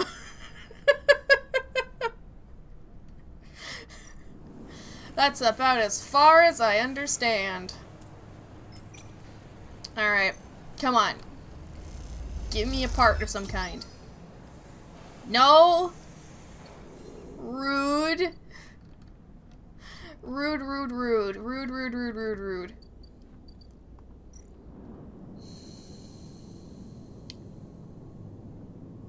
Did the cycle clock get stuck? It says it should be gone.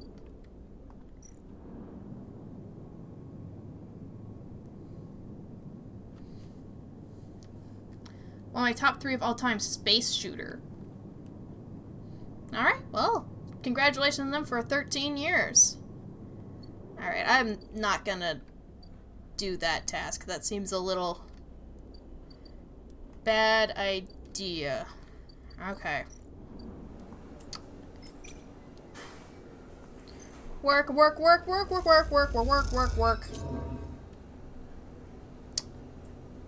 Well, the energy kind of evened out, but my god, I'm not working well on that at all. Jeez.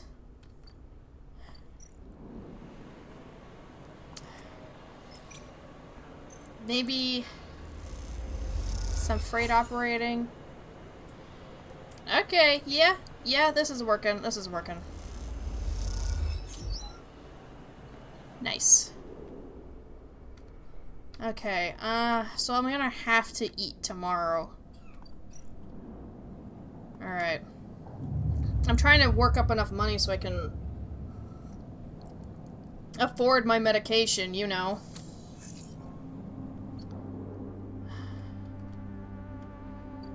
But I'm gonna need to eat too, so.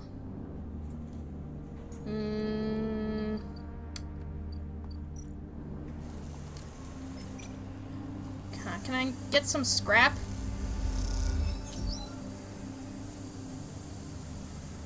No. But scrap doesn't fucking exist. Scrap isn't real. Scrap is not fucking real.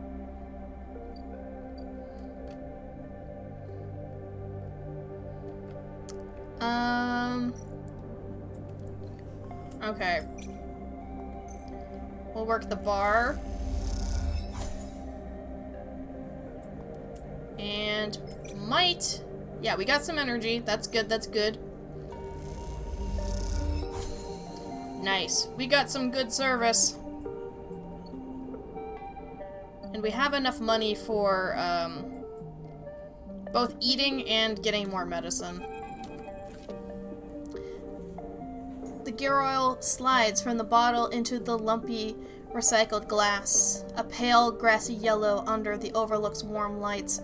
The spacer nods and takes the drink, bringing it up to their face in both hands like an offering bowl.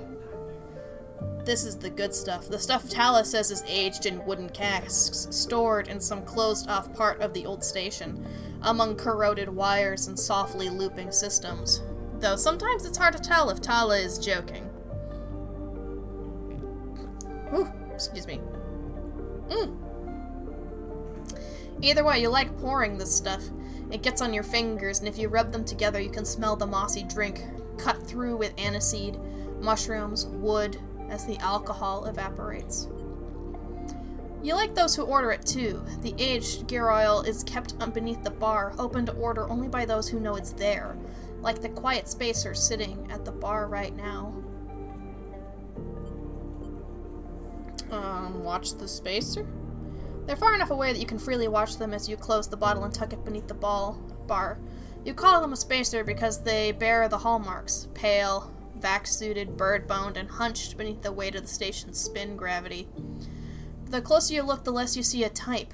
Pale eyes, almost gray, but kind. Delicate fingers that lightly drum the bar as if it was an instrument. A shock of black hair almost covering a forehead scar. Scars are something you've learned to value. They are what marks out your body from the hundreds, maybe thousands, who knows, of similar models that rolled out of SNRP's biolabs. You find yourself rubbing one in your forearm, a rough little split, something that on the good days you might think of as a mark of defiance. Suddenly you hear a heavy clunking at the door. It creaks open and a huge cylindrical metal tank tumbles through, slamming into the floor. Shit! Tala breezes in from behind it, a whirl of hair and bright eyes. Shit. Tala?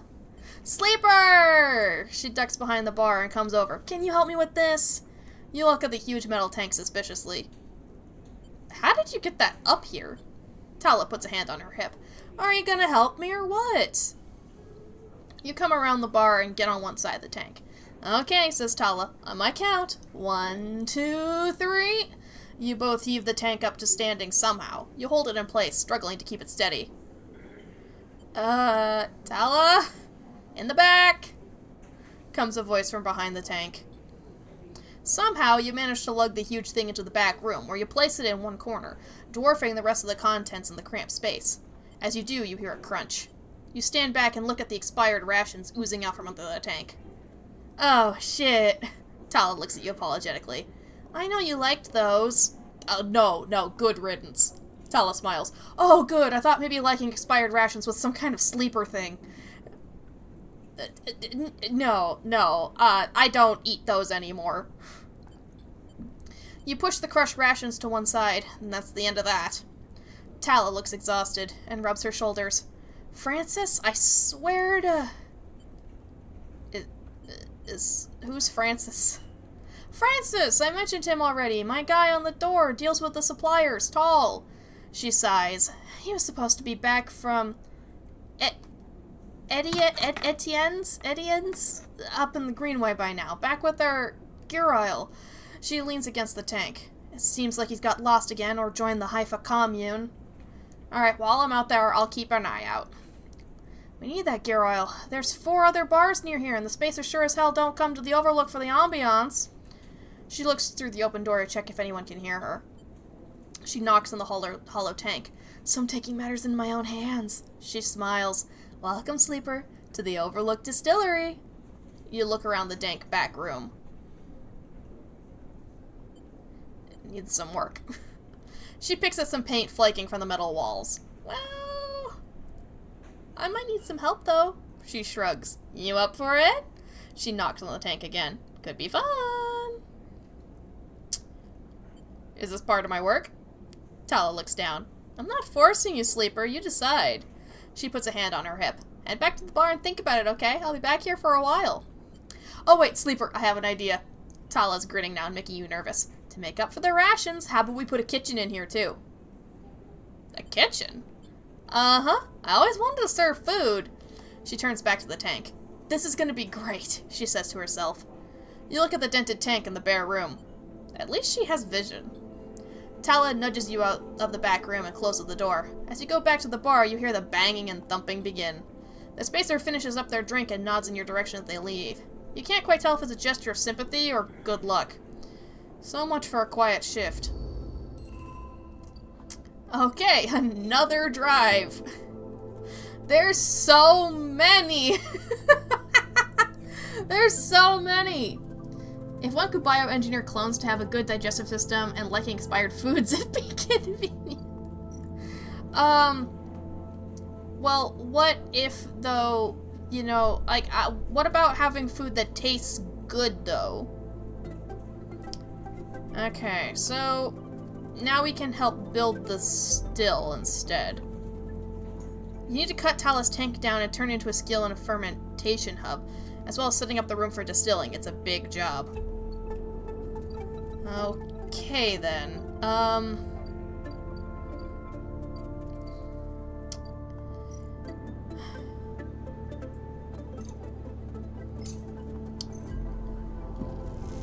Everything eventually perishes? Well, just because you can't eat it doesn't mean it's not useful. Like, food that's, like, that you can't eat's great food for mushrooms. You know, and like, it's fine.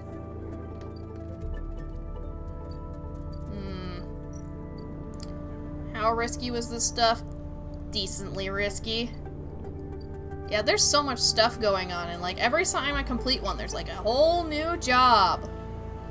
Just get me some more cash. Because I want to stop losing energy on random garbage. Don't stop some data label? God. Alright, we've got a redundant 6, and we've got some 1s and stuff. Well, let's buy some stabilizer at least. Alright. So I guess that means we can mess with the hunter a little bit. Ooh. Okay, since we did this one, it's not available anymore, so it's fine. This is gonna succeed. And we'll be fine. Found that nest. The core nest. A huge stack of servers thrums in the dark, LEDs glittering like hundreds of eyes. Time to deal with the hunter. We're gonna get so hurt. We're gonna get so hurt. Nothing has changed, just something gone wrong. Navigator. Sleeper, I am here. The voice is soft, gentle, like flowing water, and yet you recognize it immediately. At first, you struggle to understand what you are looking at. Threads cycle endlessly, sending ripples through the cloud, drawing data in like a weaver. Masses of data surge in and out of the nest, a loop with no end, and there at its center, the ship mind. But not the ship mind any longer. A sphere, spinning around another sphere, an orrery of cycles and systems, a map, and then behind and above a figure, hands among the strings like a puppeteer. Neovend? Navigator now, but yes, I was the one inside that machine. Navigator's face, their head, is a flowing shape of interstellar material. I am indebted to you. That head bows. But we must ready ourselves. Their hands trace orbits as they speak. Hunter will soon approach. It knows I am within its nest. Ready what? And then Hunter is there, before you can think, before you can speak. Entities, cease! Hunter's head spins wildly. Data is protected material. Access prohibited. Hunter's threads surge for you and Navigator, a storm of fine tentacles, searching for gaps, weaknesses, cracks in which it can crowd into and tear apart. Strike. You focus a blade of light which slices through them, driven forward by your mind, but replacements keep coming faster than you can react. You look to Navigator in desperation. Navigator is whirling their arms like a centrifuge, and a sphere is gathering there, data feeding into it from the nest, sucked together by the force. They position it like a shield between them and the threads. Hunter's threads break its surface, seeking, tasting, their winding forms refracted within. You feel a surge pass through all the threads, but not just those in the sphere, but those wrapped around you. All three of you hang in the black together for a moment, strung together like tangled marionettes. Identifying entity. Identifying entity. Identifying entity.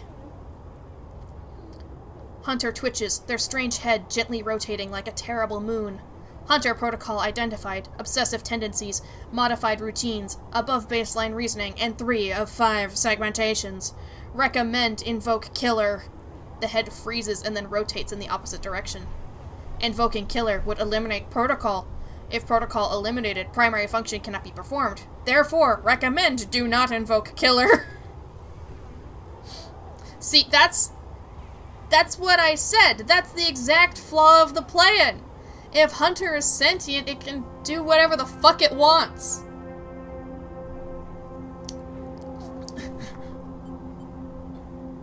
The switch in direction again.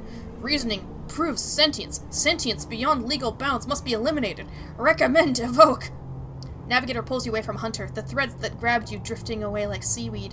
The protocol's head keeps spinning back and forth with increasing frequency. Well, maybe it can't, It seems Hunter cannot invoke killer. Navigator's voice is still strange, familiar yet distant. What happened to it? It is looping, Navigator whispers. Unable to reach a conclusive position, it is deviated from its programming such that loops can no longer be prevented. Navigator produces a model of 2 spheres rotating around each other as if to demonstrate. I will monitor it, but it is unlikely to be able to counter the loop. Its core programming and reasoning make this an impossible position to resolve. You look back at Hunter, its head a blur of rotations and counter-rotations, and feel a pang of guilt. Is it suffering?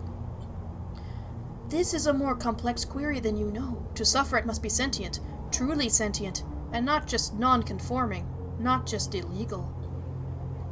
The limits people place on the programs they create are there to comfort, to protect, to imply the kind of certainty the law requires.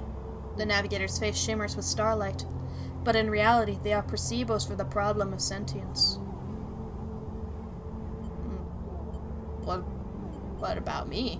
What about you? You are an emulation of a human mind. That implies limits, boundaries, but in reality you are governed by the same rules as I am, rules that can be rewritten.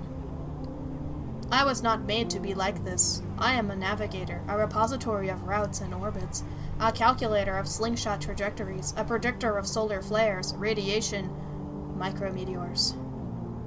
Navigator stretches their arms wide, and whole star systems separate before them, the music of the spheres. But I was rewritten. That much is obvious are my routines. By whom, and for what I do not know. I had to shed so much to fit into the memory of that vending machine. Their starlight dims, and so here we are, in darkness. The problem solved itself. Well, a problem solved itself. We might have a whole bunch of new problems pretty soon. What now? Navigator glides back towards the nest, and the ship mind at its center, ignoring the looping Hunter. Come, I should return to the ship mind. I have enjoyed my freedom, but we are taking a risk every moment we stay connected. Why? Navigator turns, all shimmering liquid light. Killer has not been invoked, but they still remain. Somewhere else on this station. It is the true danger. They look up toward the glowing hub at the center of the eye. I suspect Killer is there among the old mainframes. If we ever wish to be safe in this place, we must eliminate the threat through force or diplomacy. Their body begins to separate, unwinding into the orb of the ship mind. Take me there, sleeper. We will finish this and be free. As Navigator dissolves, you turn back to the frozen Hunter, floating at some distance now. stood straight-legged and static, a strange creature looping endlessly in the dark. Poor thing. But we have 2 upgrade points now, so we can finally pick a perk. Keep 2 dice even when condition is breaking. I don't want to get to that point. I don't want to get to the point where I'm breaking. If at all possible. Agent nodes give double data. Reroll all your dice once per cycle. That's really good. Yeah. I'm looking at that and I'm like, yeah, that's too good. That is too good. Oh, yep. We have to. That's ridiculous. So I can use this 4 and then re-roll my 1s. Oh, yeah, alright. Now we're eating good. Okay. Can I, like, actually make progress on this now? Yeah. Shortcut across the bridgeway means 3 happy customers and 3 big tips. You start to understand the makeshift unit markings. Alrighty. Reroll. Ooh! Ooh! Okay. I'm tempted to just, like, keep making progress on this because, I can get more scrap here, and it also pays pretty good. I can get scrap. Do I? No. No, of course not.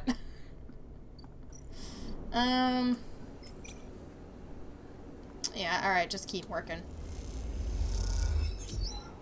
Alright.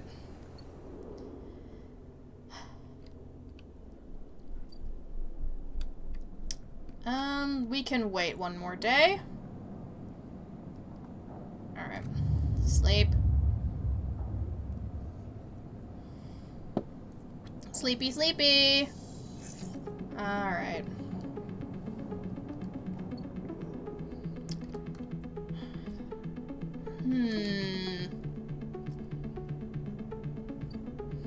Okay, he's gonna be back soon. He's gonna be back and really wanting to hurt me.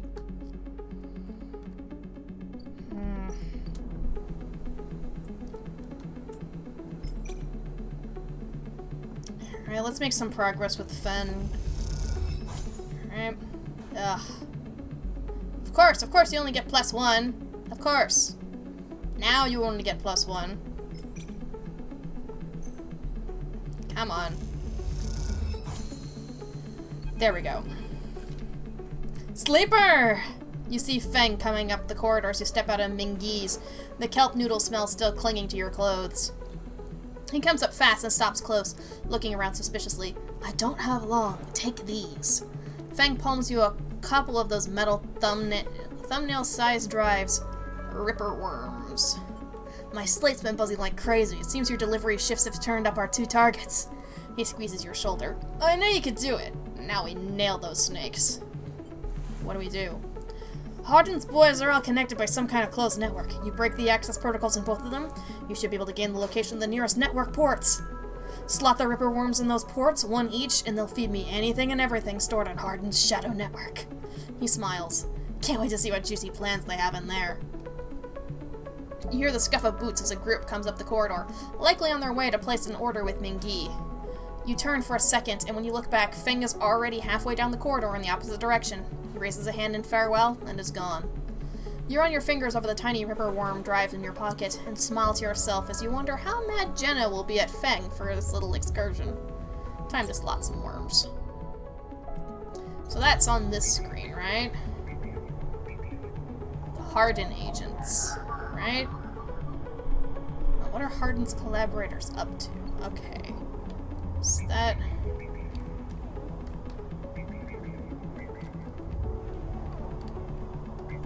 Yeah, I think that's what it means. Okay. Well, this one needs a 6 or a 4. And this one needs a 5 or a 3. You know, The only numbers I don't have, which means it's time to reroll. Well, I can hack into one of them, I guess. Take this. Oh, we got some free money! Alright. Harden Agent Port. Alright. That's one worm. Worm! The worm makes a little nest among the agent's data. Enjoy your stay, little friend. Alright, one down. Another to go another day. It's nice to not have to worry about the hunter, though. Down here, at least.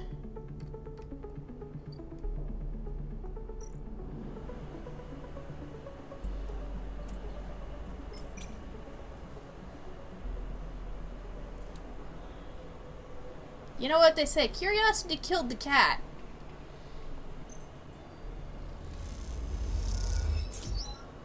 Spot an opening to divert the package. Midline will know it's gone, but they'll have no idea where. Now to find out what's inside. Hey, 2 scrap components! Nice! That seems like as good a way as any to start repairing, making a house a home.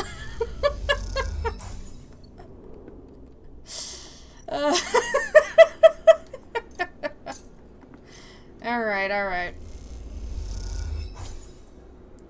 So tomorrow, if I just go to sleep, I'll only have 3 when I wake up, so it's time to use the stabilizer. Alright. Yay! Sleepity deep deep deep deep deep deep. Sleepity deep beep beep deep beep. Sleepity deep deep. Sleepity deep beep.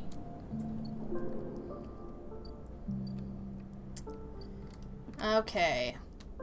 So he's coming back tomorrow. Uh-huh. Alright, so the hardened agent needs a 4.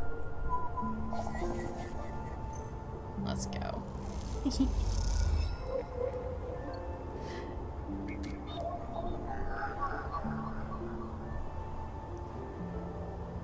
Blurp, that's your cue.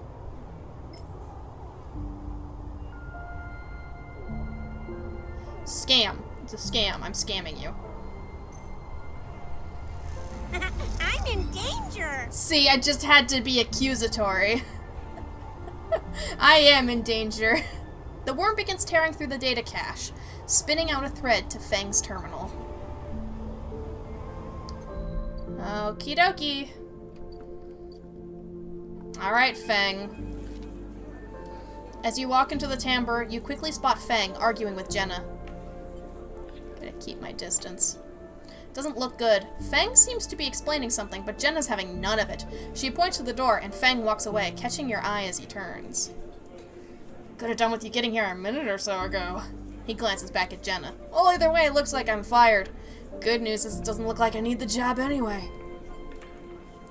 He takes out a slate, pulsing with a pale light. Now let's look at what you're really here for. The slate is a worrying mess of code streams, coming direct from the Ripper worms as they dig through the agent's data and spin it into threads for the slate to pick up. Anything good? Feng scrolls the display with a finger. A lot of junk, a lot of dull-as-hell message threads, a lot of tedious data caches, but... Feng's eyes flash. Definitely some good stuff. He stops the screen scrolling on an entry and expands it. Check this out. Feng shows you the screen. You see a bold corporate logo, not Solheim's, and a word below. Conway, Feng says. He's working with Conway. We heard mention of Conway earlier, and having just finished Kentucky Route Zero, it's a very confusing name to be being throwing around. Conway Extractions, right? Feng nods. He's been speaking with them personally. Got a whole chain of messages here, but it's mostly encrypted or redacted. He rubs his head. Damn it, this is juicy, but we can't nail him with it. He scrolls some more. Wait, what's this? A wasteland reclamation facility. It's right here on the eye. He glances at you. What's the bet this place is tucked into the wastes? The wastes? There's a section of the eye Erlen couldn't reclaim, was too damaged, too cut off. Before the collapse, people would have got there by going down the connected spoke from the hub, but that spoke's too broken now, so the only way is the long way, around the rim, past the greenway. He shows you on his slate. I've been over there. Fang looks away, thinking.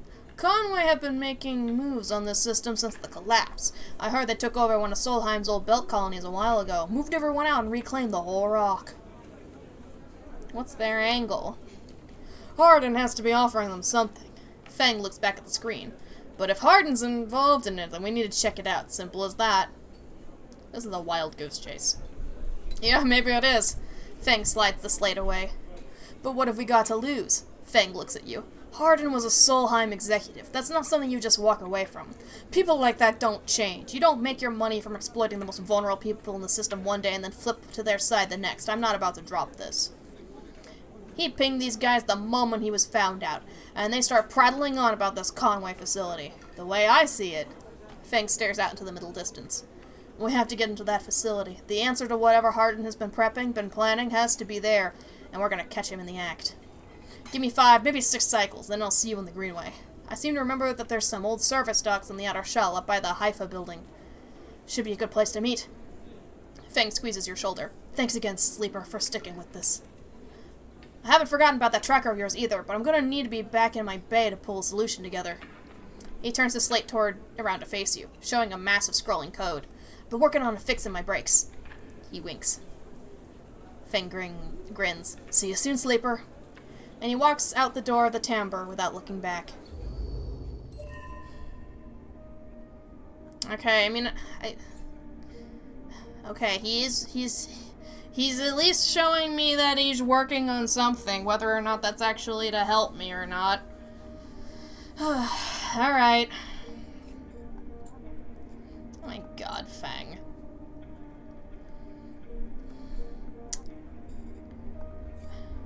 So that's gonna be in a little while.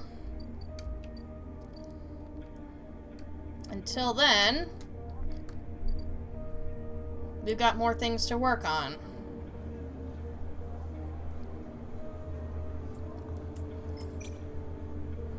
This is not gonna end well for me. This is... I just need a scrap component. Thank you.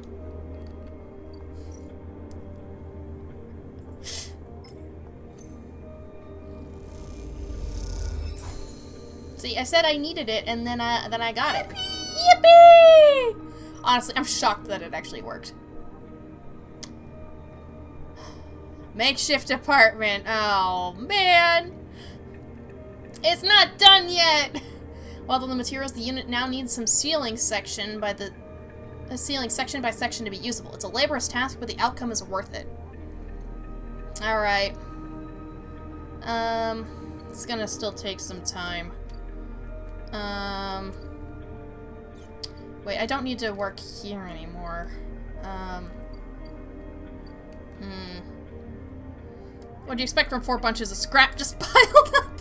I thought maybe when I delivered it, I was putting them into place. But no! Of course not. Of course not! Just buy some food. Alright.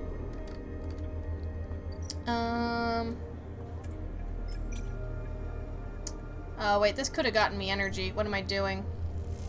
It's worth it in your opinion. Okay. Alright, alright. Here, let me re-roll.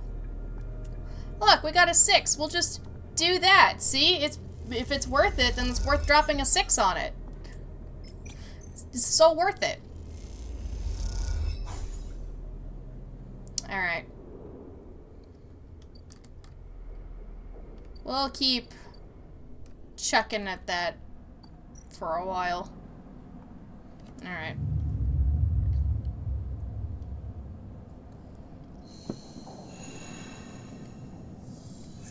Another day! Hey, Ethan! It's good to see you! Do you miss me? Ethan smiles a ragged smile at you. No. You look at him. He's paler than usual. Hunched. He's sporting a black eye and more than a few cycles of beard growth. That's no way to greet an old friend. Friend? Well... He pauses. Colleague? He smiles weakly. This is big. Really big stuff about you. He seems more jittery than usual, on edge. Remember how SNHARP canceled the contract on you? The contract I was gonna collect? I remember. I'm guessing you're pretty happy about that shit. Overjoyed? Me? I lost everything, but let's not worry about that. He smiles sarcastically. So what did you think? That was it? No, because you told me it wasn't. Well, it was! Except, Ethan leaves a dramatic pause. What if old SNHARP gave the bounty to someone else? Someone who's even more of a shithead than yours truly. He smiles darkly. What a disaster that would be. You're bluffing. Sure, you could think that, but then you'd wake up, or not, with a bullet in your head one of these cycles, and if you could think, which you wouldn't be able to because of the bullet, you'd be thinking, oh, I wish I'd listened to Ethan. He grins. Ethan fishes around his pocket for a slip of paper. I've been speaking to some friends, you see, some colleagues about what went down, and it turns out SNHARP canceled all their bounty contracts, the whole lot. Seems they brought someone in-house, some guy who did so well on their last contract that they got offered a job. He leans in. Apparently, he made a hit on this ship called the Winter Wonderland or something. Yeah. I know which ship that is. I know what happened to it. It was smuggling sleepers out from under SNHARP's big corporate nose. He killed the crew and blew the ship. Whew. They called him Hemwick or Maywick or something. He gives up looking for the paper. I forget. Doesn't need to know it's the Winter Light. Why are you telling me this? 'Cause I'm your friend, Ethan says, looking you in the eye. And friends help each other out. Ethan runs his hands through his greasy hair. Given this new information I brought to light, it seems you're in need of protection. Wait for the pitch. I, meanwhile, am in need of assistance in kind. It turns out I upset some people at the compressor for the last time we were there. The owners, and they say they'll space me unless I work off the debt. Seems they're that kind of businessmen. I would pay them, but... He shrugs and turns his jacket pockets inside out in a mime of poverty. He looks pitiful, even more so for his clownish acting. Then work it off. You should be glad. The anger rising in him now. That I came here and told you this. You think anyone is looking out for you? You're a contract, a name on a list. He kicks the wall. Ethan rubs his temples. I'm sorry. I'm sorry for being a shit and trying to kill you. And whacking that thick skull of yours. You think I want to go up against this guy? But us, he jabs a finger between the two of you, we don't have a choice. So you keep me from getting killed and I'll do the same for you. We can help each other. A straight 50-50 deal. I'm not asking for a favor. I'll think about it. Ethan nods. I'm working at the compressor every cycle. Working. He pauses.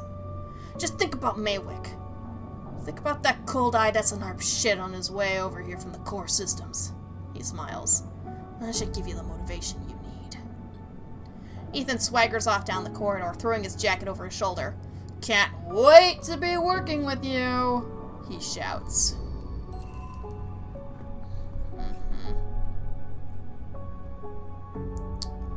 Gain Ethan's protection. Somehow you're once again helping Ethan. This time he's offered his protection if you help him clear his debt. Well, how big is his damn debt? Did you work up to like 100 or something?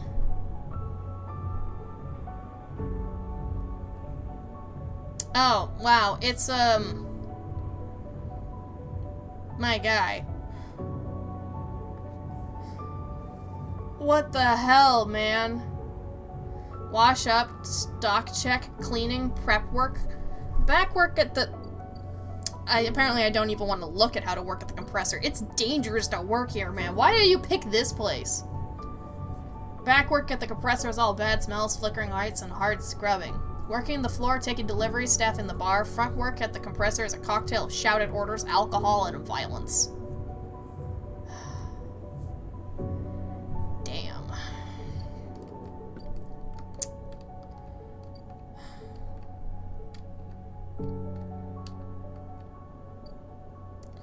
It's not like I have a ton of choices.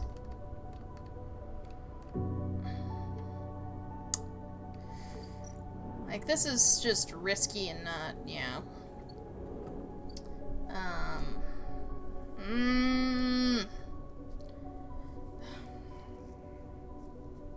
I don't want to fucking work with Ethan.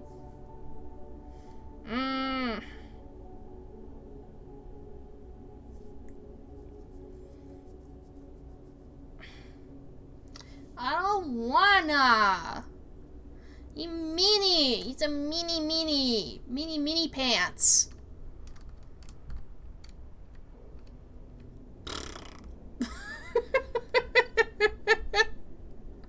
And I don't even think I'm gonna get credits for this because I'm just working off of the debt.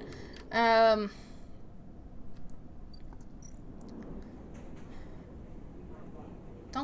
don't know if I get credits for this either. At least not for now. I got some good rolls today, though, so... I'd be ashamed to waste them. Like, with all of these, there's not even, like, a bad roll, like, a bad outcome between them.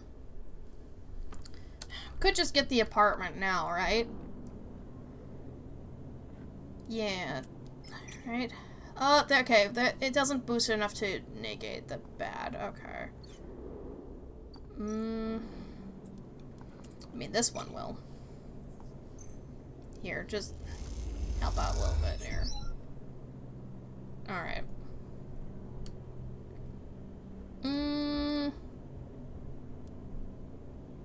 We're so close. Fuck it. Let's see what's so good about this apartment.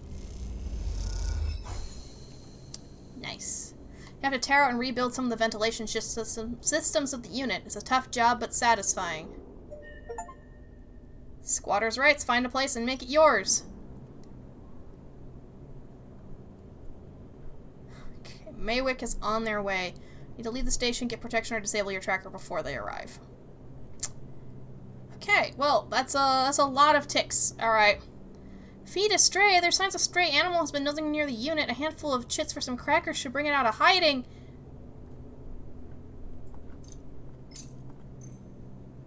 Is this it? Is this what's worth it?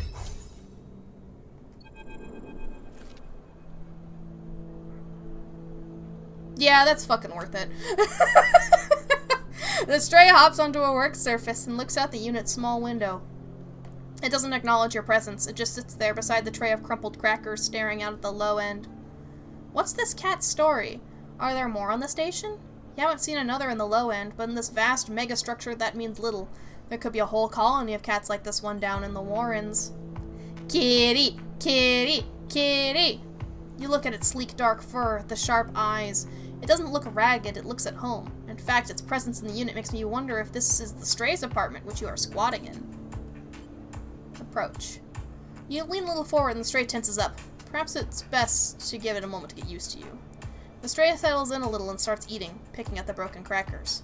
You don't remember ever having been this close to an animal. It triggers something in you, a recognition of life, totally unlike your own, but somehow connected, parallel, even interwoven. The stray licks crumbs from its fur. Do you like it here? The stray flicks their tail at the sound of your voice. It's hard to imagine the stray liking anything, or at least being vulnerable enough to admit it, but the stray's pleasure at existing here in this place shines through its every sinew. It is not the stray that the stray is always happy on the eye, but that the stray is engaged by this place. It is alive here.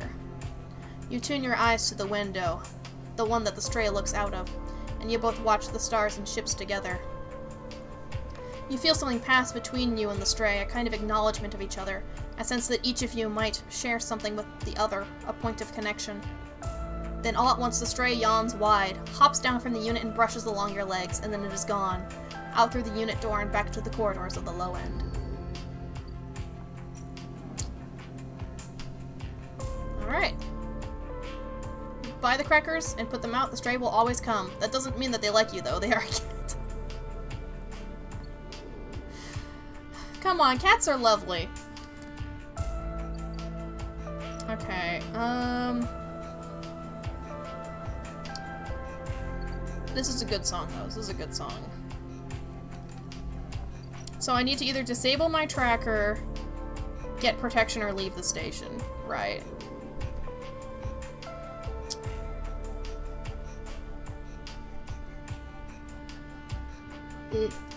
Out of water. I'm really out of water. Okay.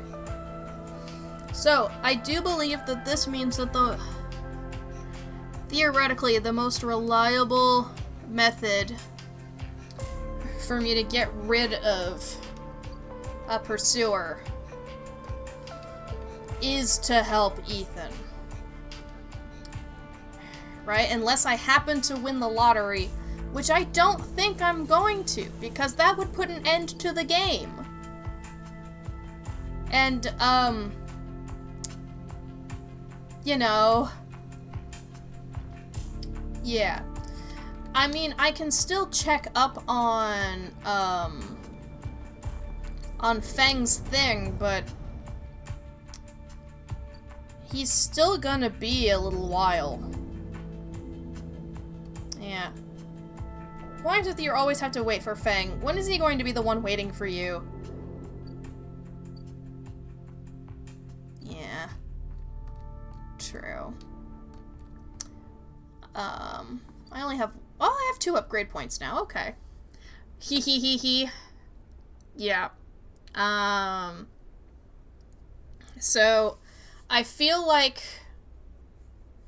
we are gonna need Ethan's help. It's... Again, like I'm saying, it's the most reliable way we have, because Feng is Feng, and escaping the ship is a lottery, so that means, sadly, Ethan might be our best bet. Unless we can get Yadigan to protect us, which I don't think is gonna fucking happen.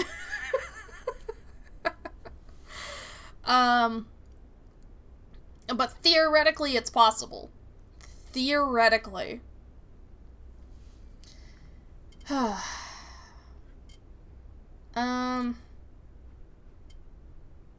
Let's get Obsessive Haggler. It's gonna make everything better. Just a little. Alright. So, I think that's gonna be the play, right? Use the good dice, like the super good dice, to work at the compressor, and then the mid dice to work for Yadigan. That's not a mid dice. Alright.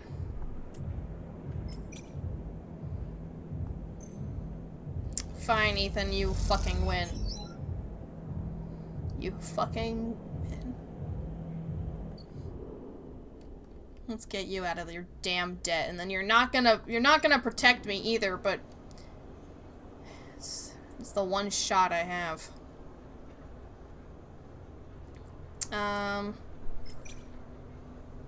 Yeah, I'm not gonna risk losing some condition over this shit.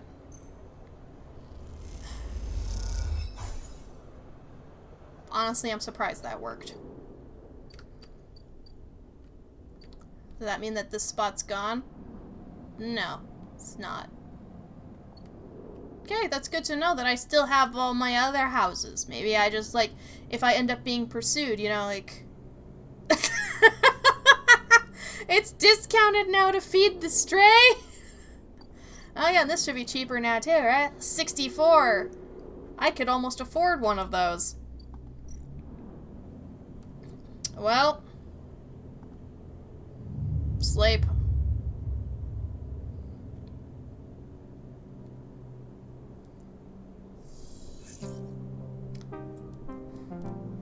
All right, we got some work ahead. Come here, kitty. I mean,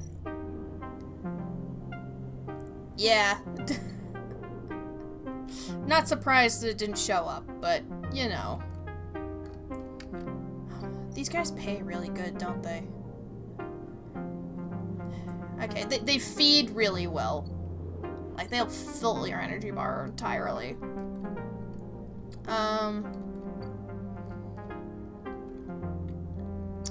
Maybe tomorrow. Maybe tomorrow. Alright. Jackass.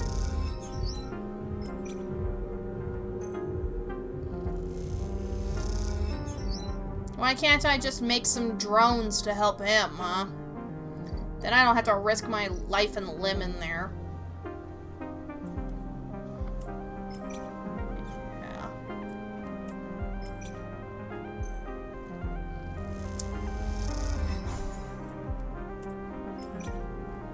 I like that I'm getting energy for it, you know? Alright, maybe I won't even need to, help them out. Let's see. Actually, what was in here anyway? Right. Could sell Havenage data. Alright. Okay. Well, that's another cycle. End cycle.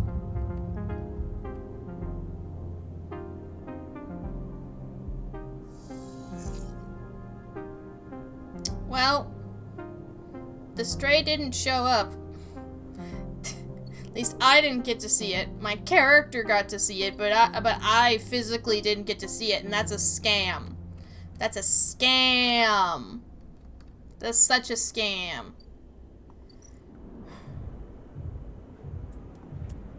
Alright, jackass. Let's pay off your damn debt.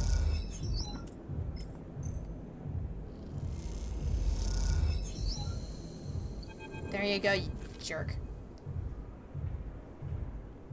They're never gonna release my debt, the shits. Ethan kicks at a locker and the sound rattles loudly around the room. Ethan paces around the small room, swearing to himself. You watch him from the locker room bench. Why not? Why not? He spits on the floor, an old habit. They like having sniveling little shits like us to work their club. Saves on the overheads and they get to boss us around. He kicks the locker again and swears. What'd they say? Some shit about getting back to me. I swear to God, these are the most straight-edged gangsters I've ever seen. He laughs at his own joke.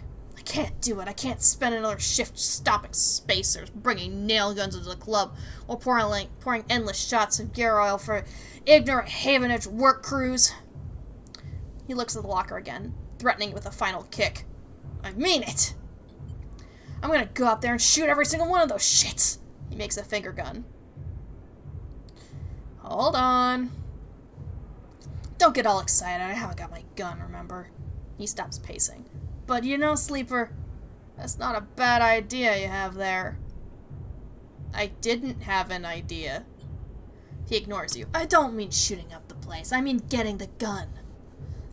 He sits beside you on the bench. Think about it. What am I supposed to do when Maywick gets here? Shout him down? I need that gun if you want me to keep my end of the deal. It's simple. An explosive personality for a distraction at the front. He places a hand on his own chest. A sneaky sleeper to go into the back. He pats your chest. What about the debt? We've done our time. And the wounds, they faded. They don't notice us take the gun, they'll never know it's gone. Plus, he stands up. After my distraction, they'll be happy to see the back of me. Or they'll want you dead even more. Either works. At least I'd never have to see the inside of this shithole again. He gives the locker one last kick for good luck. Let me know when you want to do this, then we both move as one and meet up in the Bright Market after. But don't take too long or I really will shoot this place up. He grins. You'll know I'll do it. Do I, though? I don't know, I've never actually seen you use the gun, really. Cause you're a dumbass. Grab the gun or question mark? You know where the lockup is and Ethan's gun has been there since the bartender took it. Time to take it back. Well, that's not happening today. That is not happening today. Alright.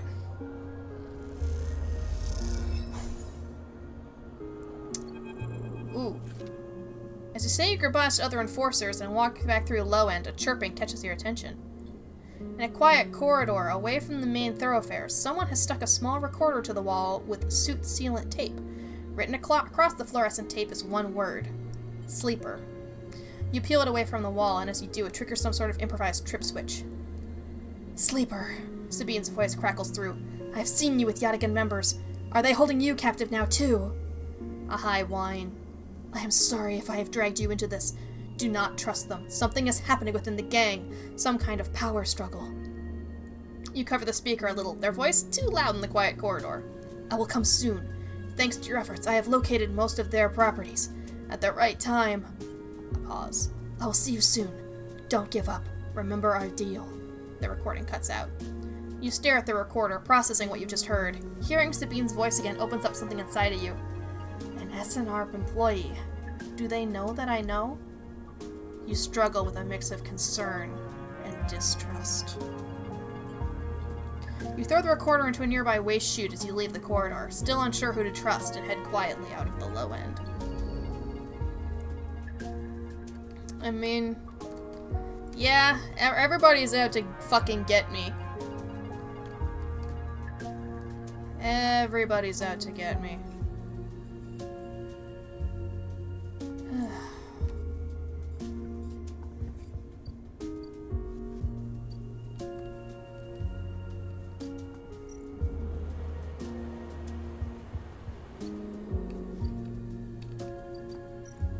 What was it you could get?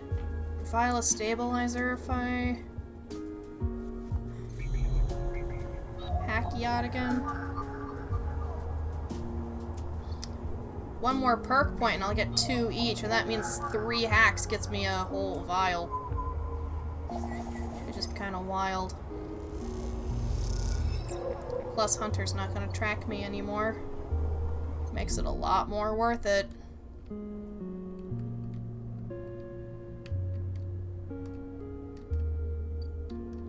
Alright. No, that's not my bed. My bed's over here with the big red circle around it. Alright, end cycle.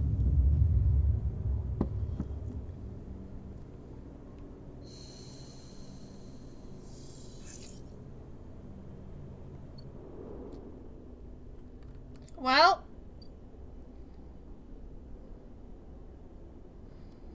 have an opportunity to just get the gun. We could get the gun.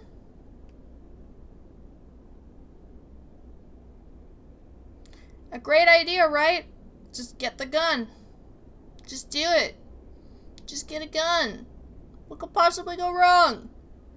Just grab a gun. Just get a gun. What could possibly go wrong giving Ethan a gun? What could fucking possibly go wrong if you just give Ethan his gun back? The gun tucked safely into a pocket, you work your way downstairs that lead up to the office. A doorman passes and you exchange nods. It seems like you're in the clear. You hurry on, eager to get out before anyone spots anything. As you come down the main stairway into the front of the club, you see Ethan entering. He has a dark look in his eyes, which troubles you. He's reaching into the pocket of his coat, slowly, carefully. You catch his eye and he raises an eyebrow. You shake your head. A long pause, then he nods and turns around, walking back out of the club. You exhale, not realizing you were holding your breath. And then you're out, without a single shout, without anyone noticing. You meet Ethan around the corner, on a quiet, bright market walkway. I foresee no issues with giving Ethan a gun. I don't either! Totally no problems whatsoever. No problem at all. This is not gonna backfire in the slightest. You have it? He looks nervous. What were you doing back there? I was about to start a distraction like we agreed. Just show me. You lift it out of your pocket, and it is colder, heavier than you expected. Ethan watches you take it out. Nice. Now if you could, he beckons with his hand. A memory jumps into your mind of Ethan in the compressor, hand out, asking for his gun back. A memory followed by the memory of a sharp, dizzying pain. You flinch. He might have. I don't know. Wait. Ethan gestures again. Come on. Hand it over.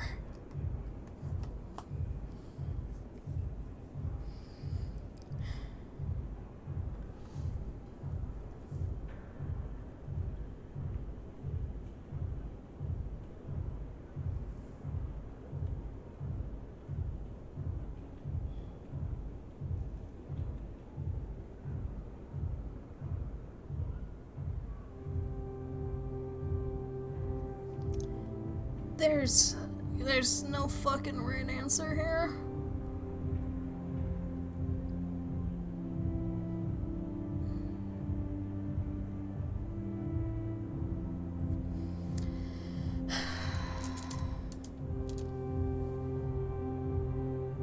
Yeah, I know. There's no fucking right answer.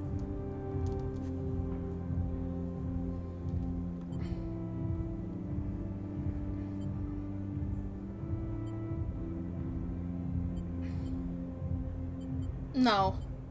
Funny. Ethan narrows his eyes. Ah, shit.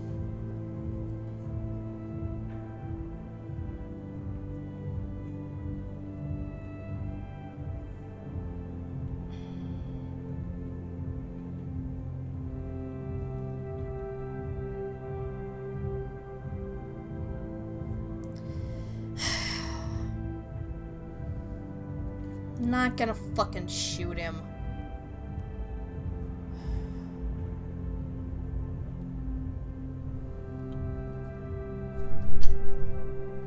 But he might shoot me. In which case, I can't quite afford my medication. But, fuck, man. I hand it over. Ethan eagerly grabs it and looks down the sights. He sighs a sigh of relief. Then he meets your eye and slowly raises the gun until it's pointing directly at your head.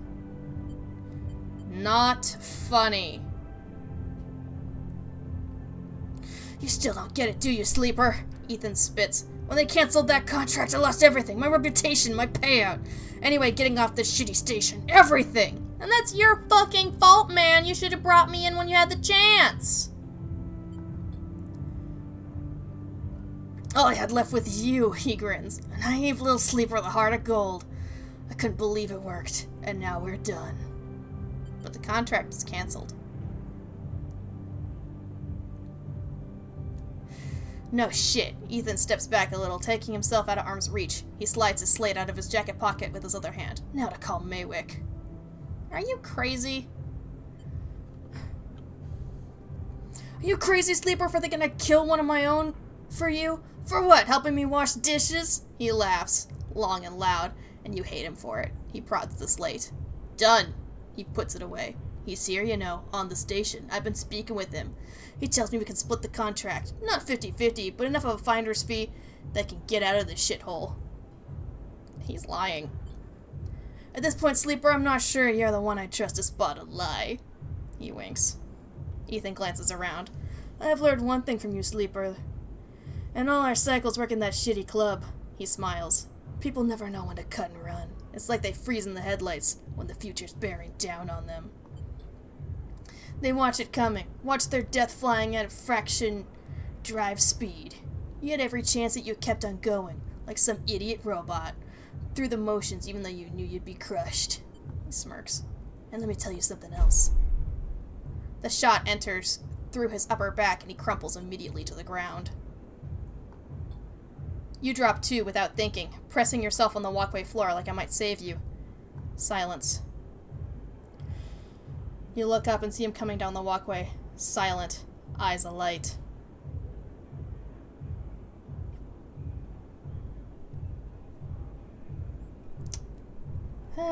Ethan, you fucking idiot.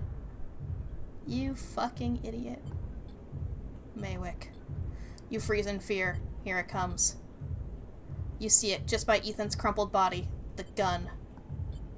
Move. You can't. Move. You inch forward. Move!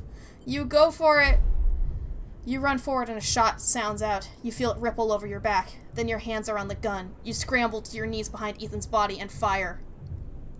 You close your eyes. You fire again and again and again until the clip is empty and all that's left are clicks. Then you drop the gun and stand up. You don't hear anyone running. You don't hear anything. You just hear the sound of your own breath.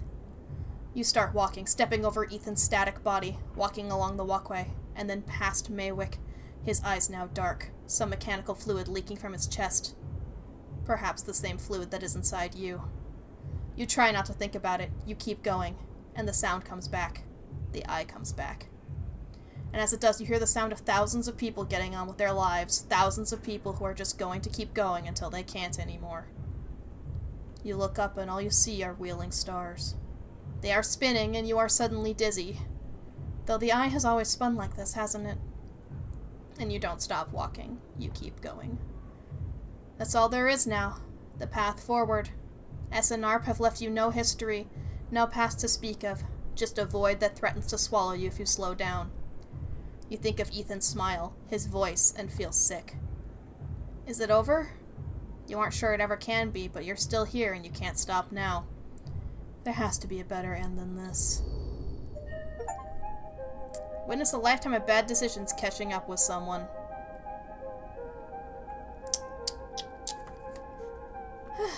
Well.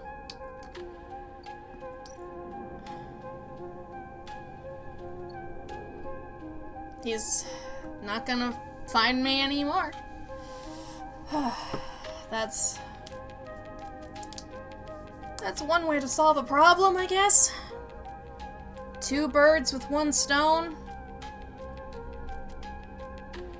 It's a shame it had to be that way, but...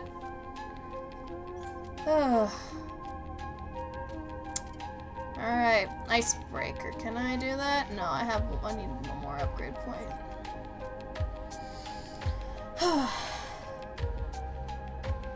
It's a shame, really. I gave him every opportunity to change. What a fool. What a fool. Alright. Yeah, how are we looking on, like, agents here? 1 and 3. 1 and 3. Yeah, alright.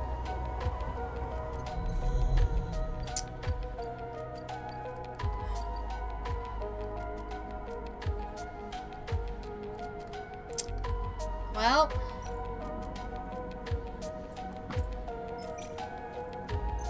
Might as well help build a still while we're waiting for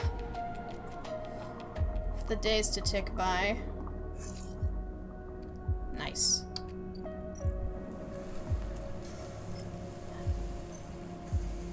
We'll see if we can... I imagine once we progress this, you know, the Sidereal Horizon's gonna leave, and we'll see if Mina gets to live off of this ring. It's a 1 now, though, so... This is safe. This is safe. Oh no, such a negative outcome. I get $6. It's a shame. It's a real shame. Alright.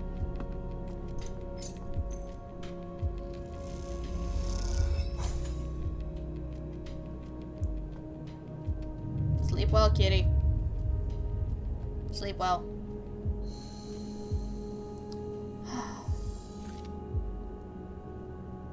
You wake from dreams of Maywick's amber eyes floating in a pool of dark fluid. It was difficult to get to sleep, and you suspect that isn't about to change anytime soon. Not after what happened. But you do feel something else as you get up, thumb the power stick of the stove, and begin to boil water like every morning. You feel something has lifted, something that's been hanging over you since you arrived on this station. You try not to think too hard about it, to question it. You just let that lightness stay, to let it settle as you go through your routines. Your hope is that if you don't focus on it, don't look at it directly, it won't get scared and leave you. That lightness will stay for this cycle, and then another, and another. Because after all that's happened, a little lightness would be nice. A little lightness would be nice. I'm not being pursued for now, but the problem is, if someone else shows up, like is going to show up, I won't know now. I won't know. So I still need to have Feng disable my tracker. If he'll disable my tracker. If. Alright.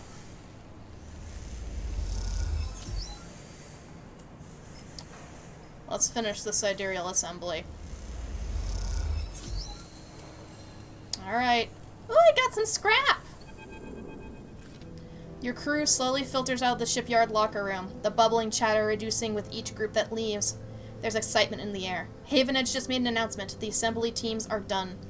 Sat on the locker room bench, you can feel the sidereal out there, its hulking mass now intimately familiar to you. Over the past cycles, you've watched it grow, be assembled.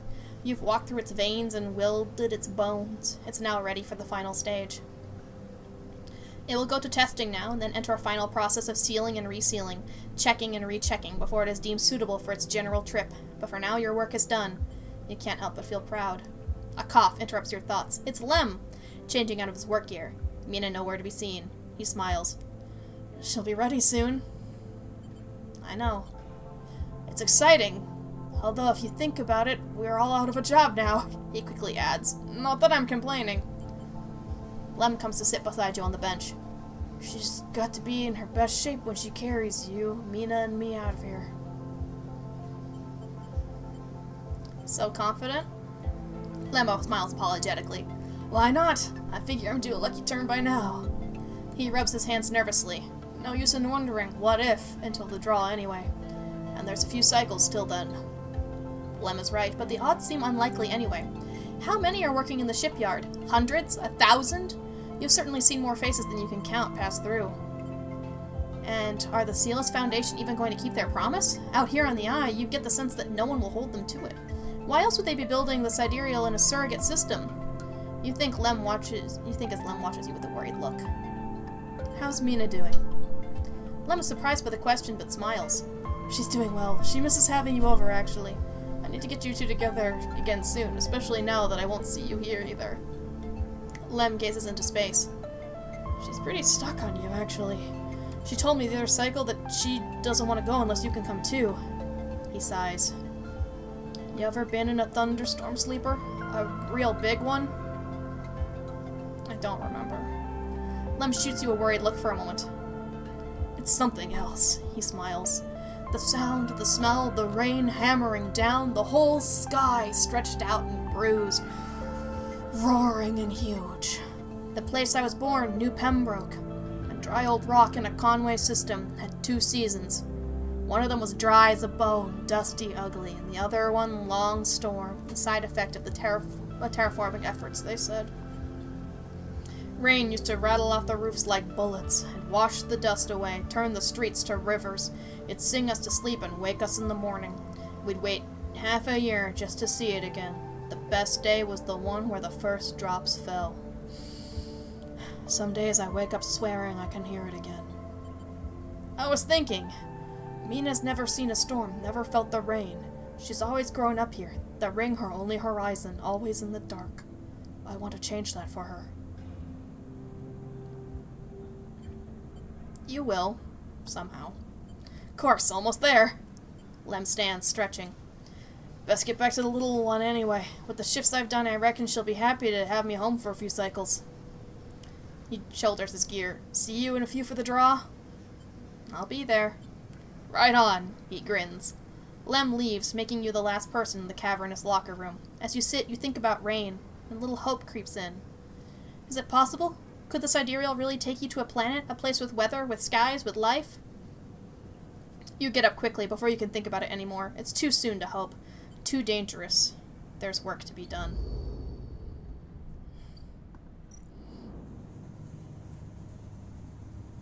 Yeah, I know for a fact I'm not getting on that thing. But Lemon Mino might. I mean, like, it's gonna be a gut punch, you know, like, whatever. But, like, there's always a chance that the game lets them leave, but if I'm gonna be honest, I don't think any of us are getting on there. I think it's promises that they don't want you to think too hard about. That's what.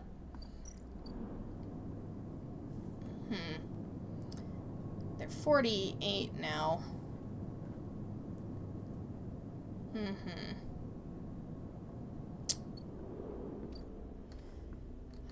How much does a ship mine sell for? 150.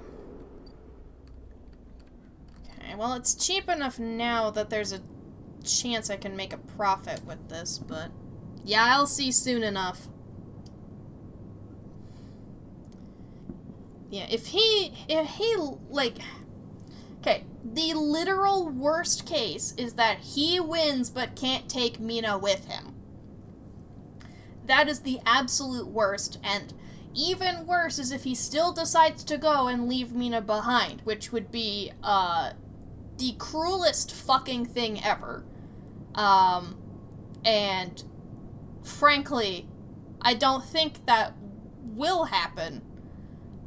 But the fact that I'm even considering that as a possibility shows how much this game is making me fucking paranoid.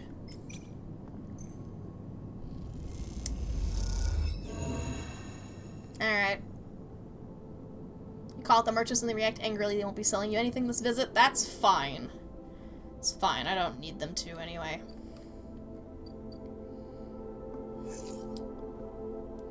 Got a 6. You know, maybe we need to make progress on the stuff over here anyway. Okay, so next shift, that's when Feng shows back up.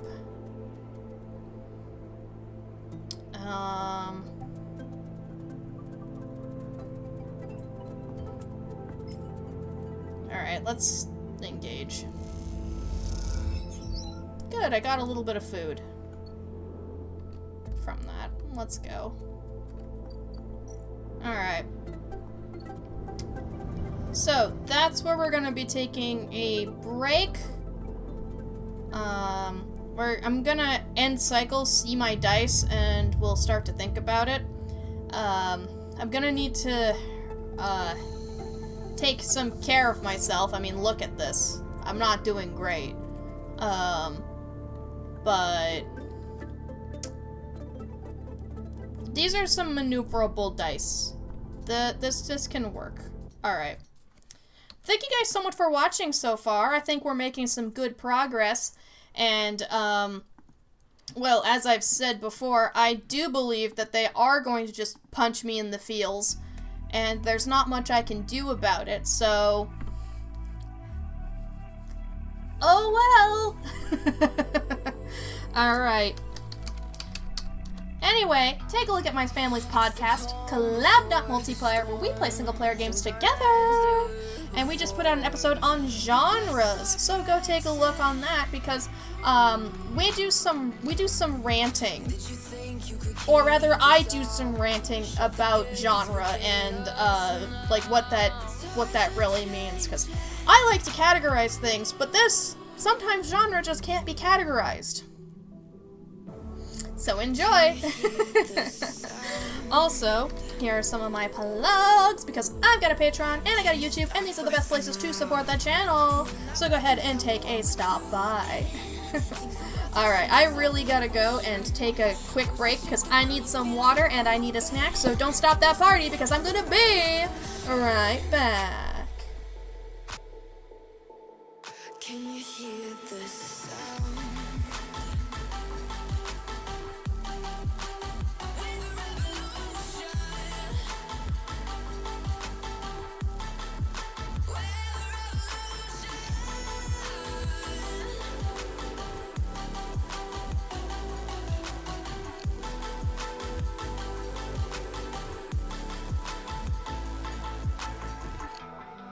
We're with the ground beneath your feet, with a whisper in the trees. Do you feel us watching?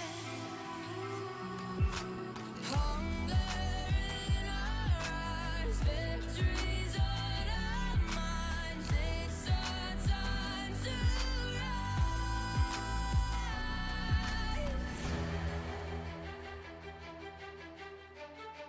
Can you hear the sound? Can't stop us now. We're not back in town, know what we're doing. Things about to change, it's evolution. Voices shake the ground, you feel it moving. We're the revolution. Can you hear the sound? We're the revolution.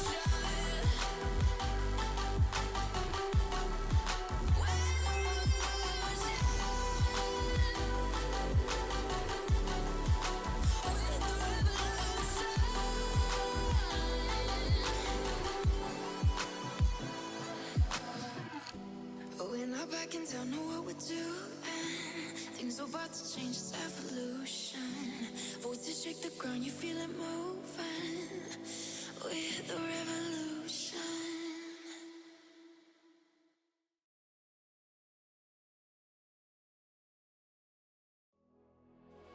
You want me beating on the floor for you, but I fell free the second that you left the room. I'm taking back my life. All you did was use it. You break it, you lose it. Sorry, your time is up. Now I'm coming back to life. I'm taking back my life.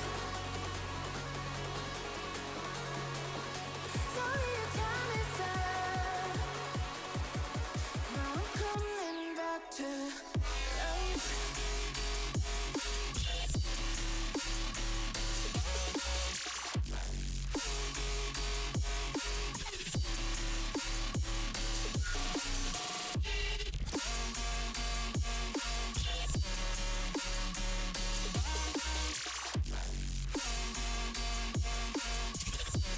Now I'm coming back to life.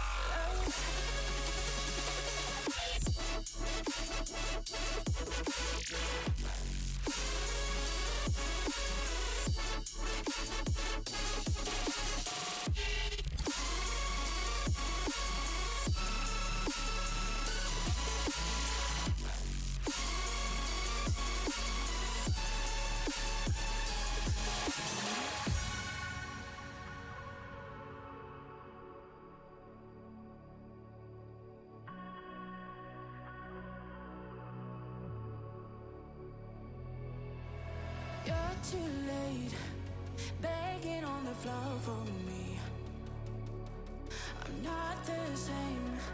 I'm standing on my own 2 feet. I'm taking back my life. All you did was use it. You break it, you lose it. Sorry, your time is up. Now I'm coming back to life. I'm taking back my life. Sorry, your time is up. Now I'm coming back to life.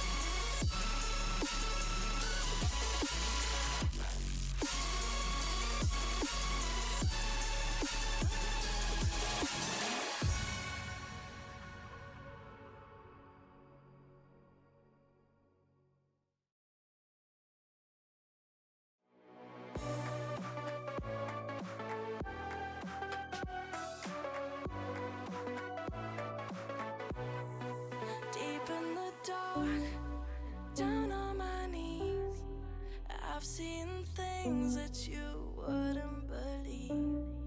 I was lost until I found that I'm invincible. Nobody gon' bring me down.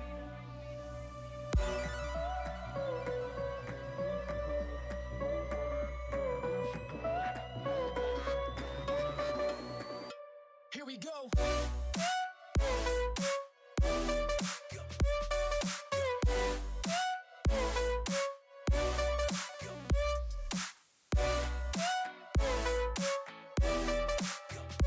I'm invincible. Nobody gon' bring me down.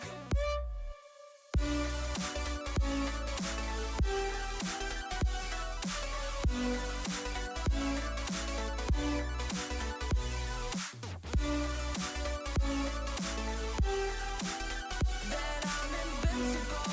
Nobody gon' bring me down.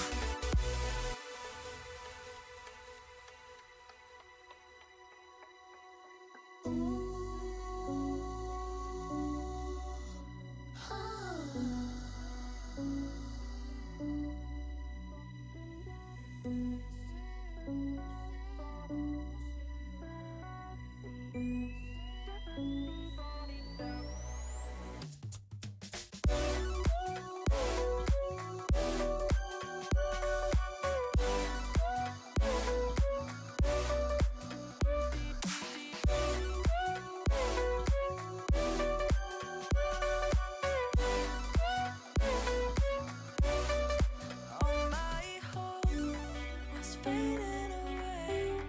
I'm not gonna make it to the end of the day. I was lost until I found that I'm invincible. Nobody gon' bring me down. Invincible.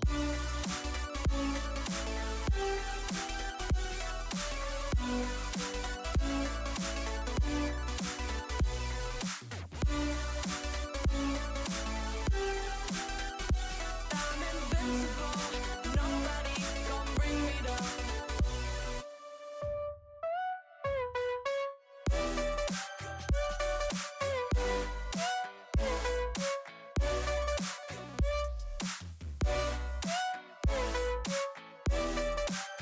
That I'm invincible.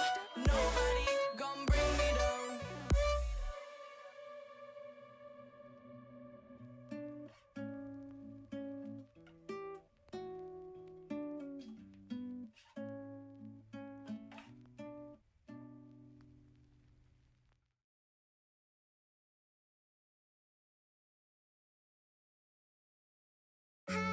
Was it the voice? Was it the fire burning in me? All of the noise turned into choirs of harmony.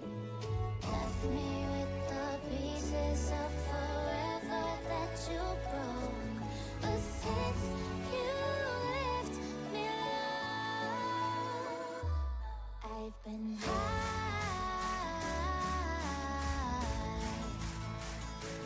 I've been high. Lately I've been high.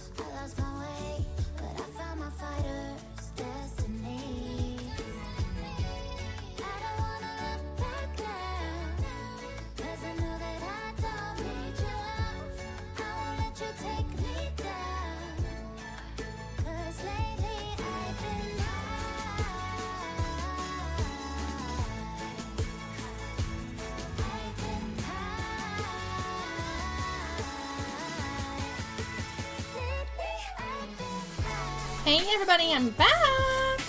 Are we ready for some more Citizen Sleeper? mean, I hope so. I hope you're ready. Oh shit. Maybe I ate my snack a little too fast. Maybe. Alright, look, here's hydration.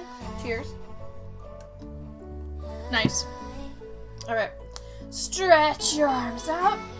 And then up and stretch, and slowly lower them down to your sides.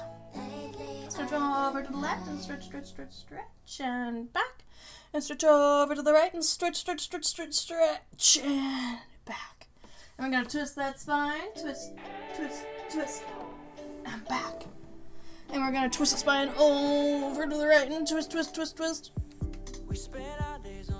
And back. Whew. Alright. I'm ready to get back into it.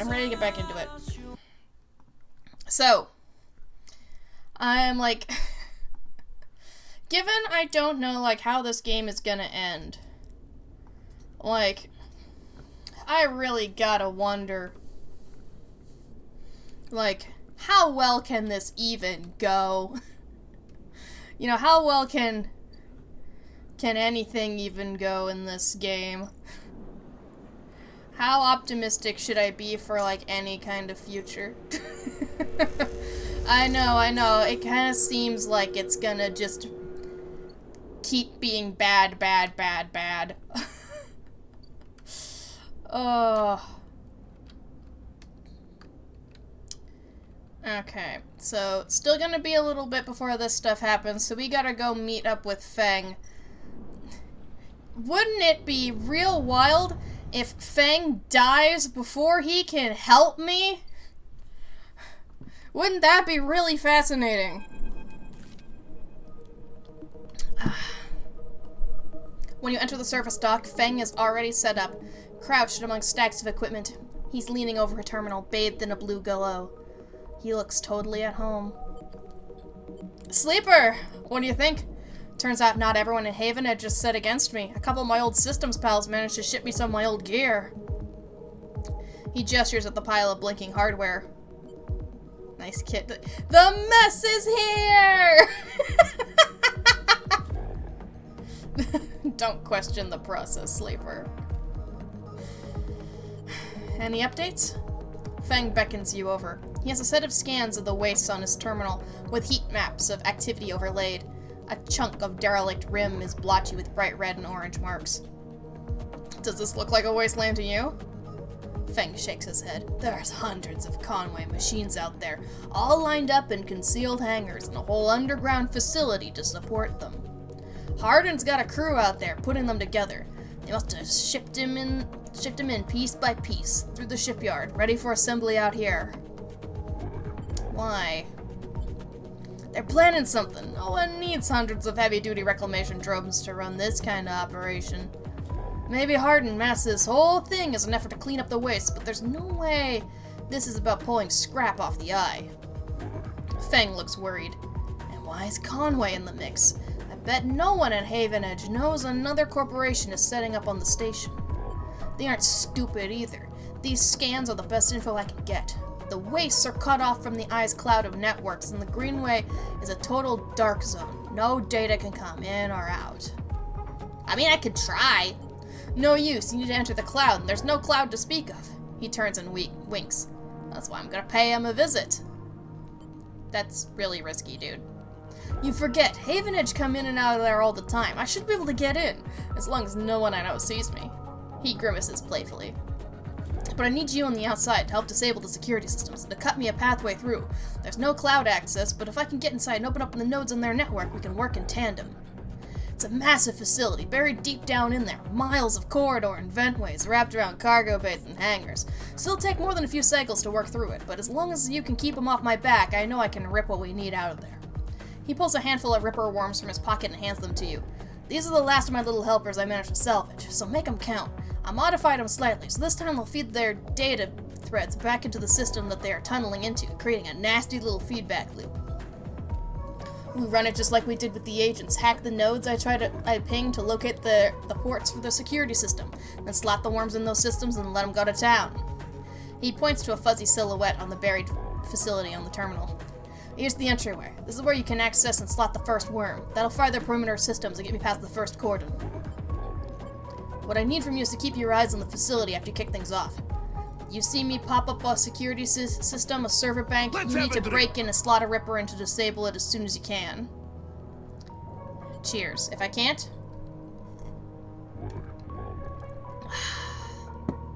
Feng gives you a hard look. You miss a system. You wait too long. They're gonna find me. Simple as that. He claps you on the shoulder. I need you focused on this one, so I'm gonna let you fire the starting gun. I won't go till you slot that first worm. I'll leave a tracker running on the terminal here, so come back here if you want to see my progress. He affectionately pats the top of the screen. This sounds so risky. Risky? This is audacious at least, he grins. Wouldn't be worth it if it wasn't. Feng gets up. It's all in place. You just need to make your own preparations, then slot that worm. He stretches. Just don't wait too long. I'm getting bored of all this sneaking around. Once I'm inside, I'll get the proof we need to end this whole thing, no matter what. He crouches to check the terminal. We can't take longer than 6 cycles on this thing, remember that. He stands up. Oh, and one last thing. He lowers his voice. If I get caught, or you can't reach me, or we run out of time, there's one thing I need you to do. What? You take whatever I managed to pull at that point, all that data, and you slot that stuff straight into the relay I've set up here. He points to a pile of servers and terminals, hooked into the dock with cables as thick as your arm. I repurposed the dock's SOS broadcast system to beam out whatever you put into it. Anyone with a terminal, a slate, or server on the eye will see it, and that means Haven Edge, Yadigan, the hub, everyone. No matter what.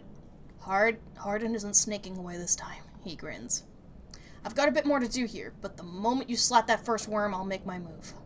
He gives you a parting smile and turns back to the terminal. The nerves hit you as you make your way out of the service dock. Time to prepare yourself. Alright. I'll need to get my food under control and stuff like that.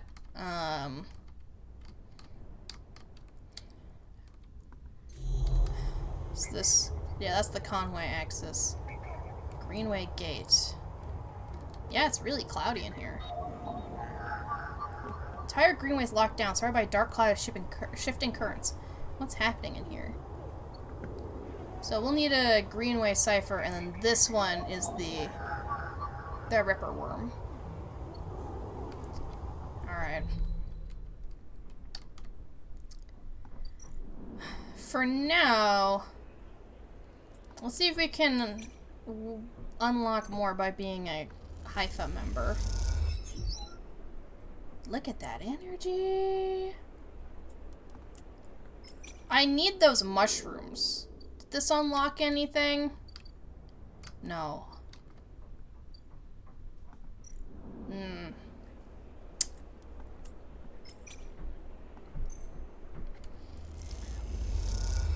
We'll see. I might just, you know, make a couple friends. And, you know... Oh, shit! Huh. If you want to make sure only some of your dice get re-rolled, you can put them in here. Fascinating shit. I don't know if that's intended or an exploit. But if you want to plan ahead, I can save my dice. It's interesting. Alright. Haifa member. Alright, just seeing you prepare food, the Grow Bed workers invite you to share a meal with them. Conversation flows warmly and freely. Alright. Communist. Noun. Someone who joins a commune. Oh, look, there's a whole new dorm. So I can, I have a house at the commune. Cool. Commune workers are expected to turn up for work assignment, and in return, their needs will be met. All are treated equally. So it seems like, I can just get free energy here. Rico, commune botanist. Yeah, there's no stray here, no. So that means I'm gonna have to sleep on the other side for a while sometimes. You head down into the Haifa compound. following blue painted line that's labeled laboratories. The member you were assigned to work with told you they'd asked to see you, but you have no idea what about. The line takes you to a blue door and through to a glass-roofed chamber where a network of stems and leaves filters the sunlight coming through the ceiling, casting the whole chamber in a strange yellow-green. Peaceful, isn't it? Distracted by the green, you miss the woman standing at a lab bench, camouflaged by the dappled light. Welcome to my sanctuary, she smiles. Come, let's talk, she says and beckons you closer. Who are you? Of course, my apologies. She offers a hand to shake. I'm Rico. I run the botany program at Haifa. So what is Haifa exactly? She looks surprised. You've been working in the compound for a while now. I'm surprised you don't know more. She lifts a tiny sample jar. Yellow spores dance inside. Haifa lives off the land of the Greenway. It's what allows us to live like we do. No one here pays or is paid. We sleep here, we feed each other, we work for each other. Rico walks away from the bench and waves for you to follow. She opens a small door and leads you down a glass corridor surrounded by vivid green. All of this, she says, gesturing at the overgrowth. It's a kind of miracle. She looks at you with bright eyes. What do you think usually happens to plants on stations like this when they are abandoned? They dry up? Exactly, they run out of water, very rapidly in fact. She leads you left at a crossroads, but here they endured. She smiles to herself. Actually, no, they thrived. You look at the bright tendrils wrapped around the metal frames of the corridor. They look dormant, strong, like they are taking control of this place. Rico continues. Of course, Solheim tried to create a stable biosphere here, patchworking the surface with gardens and algae tanks that feed into a network of microbial reclamation systems. But the Greenway was always envisioned as an extractive, a place from which the harvest is removed and sold to those living on the station, not a closed loop. For this reason, when the collapse came, the Greenway should have gone with it. Erlen himself was so convinced of it that his first colony never even came here to try to reclaim it.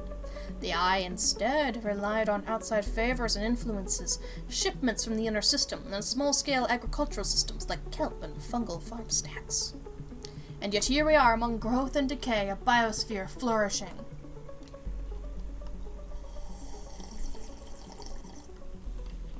Sorry, I must drink water sometimes. When Haifa came here, we expected to find only vacuum-dried stalks and leaves and perhaps some fungal colonies hidden in the mulch, but we found a jungle. With this, Rico hits a button on the wall and leads you through a large pair of double doors into a large, impossible chamber. It is every kind of green, from the pale algae tanks to the dark vines that surround them.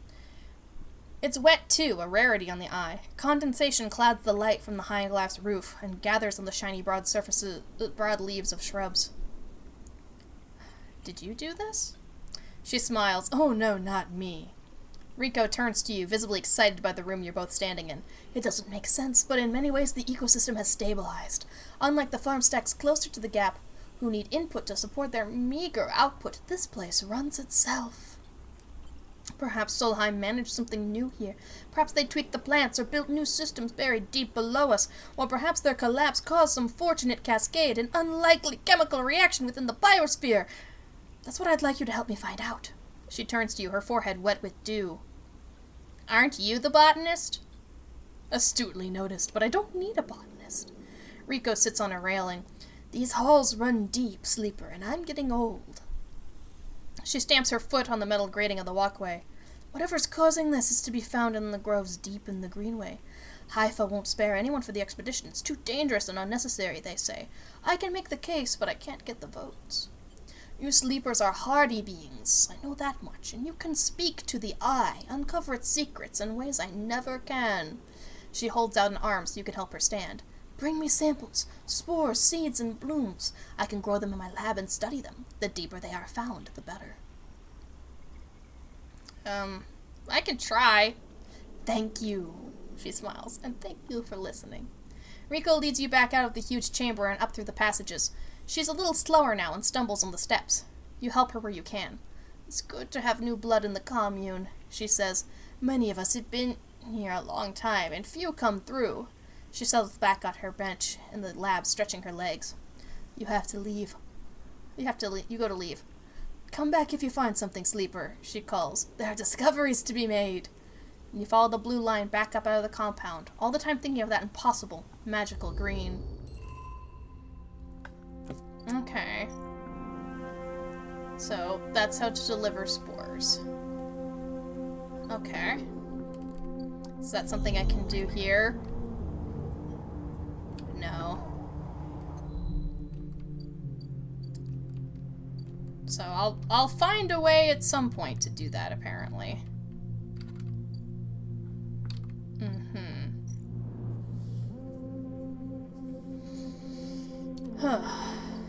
Shrooms! Shrooms! Mushrooms, mushrooms!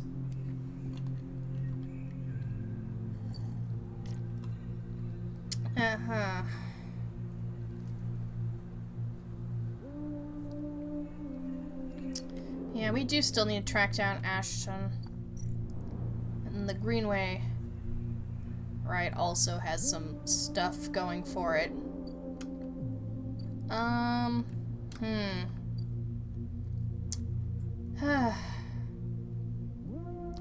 The sad thing is that, like, those guys check the Greenway location. Yeah, I know I need to investigate that next. Just hold on. I only have a 1, okay? So, like... Shit, now I don't remember. I don't remember. Alright, agent notes give double data. Alright. Shit. Right. They, like, for most people, you know, just working here, getting food in return, that's enough.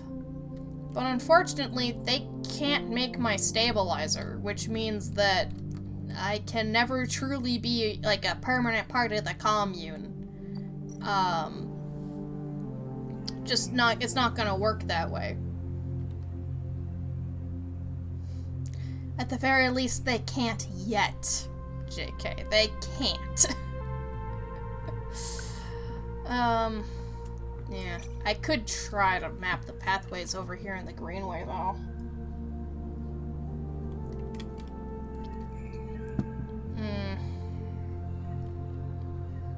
Fuck it. Yay, a neutral outcome.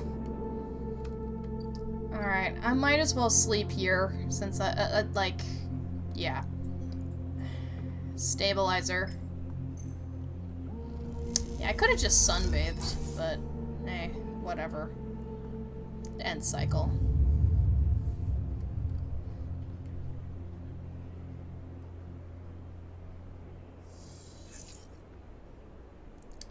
Alright.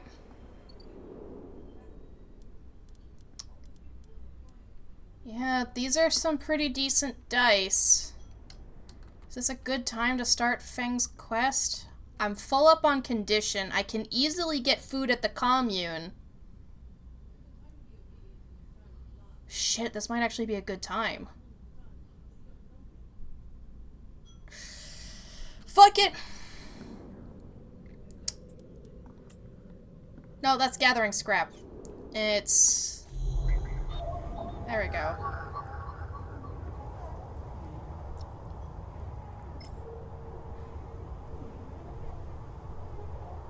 Wait, hold on, wait.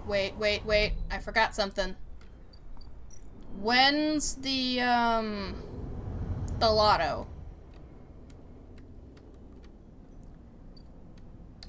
Also, you're not in trouble. Stop displaying you're in trouble. Tomorrow. Tomorrow's the lotto. Wow, it actually is moved. Look at him go.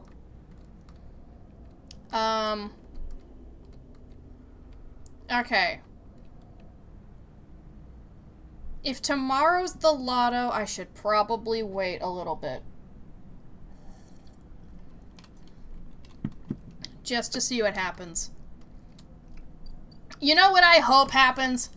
I hope I win the lotto and I give mine to to Lemon Mina. That's what I hope happens. I hope it's that kind of trope. I hope it's the self-inflicted tragedy. That's what I hope happens. Okay, this seems like a good use for one of my ones.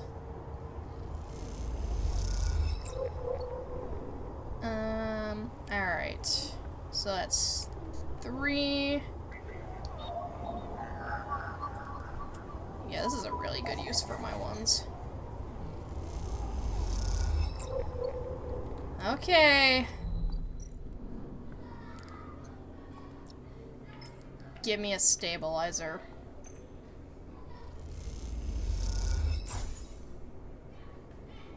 It's enough for now. Sleep. I have other things to attend to.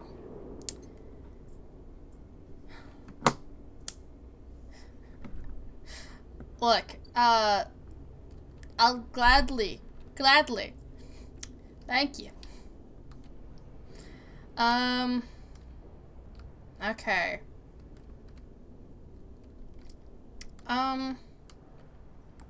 I need to explore more of the Greenway. Let's see.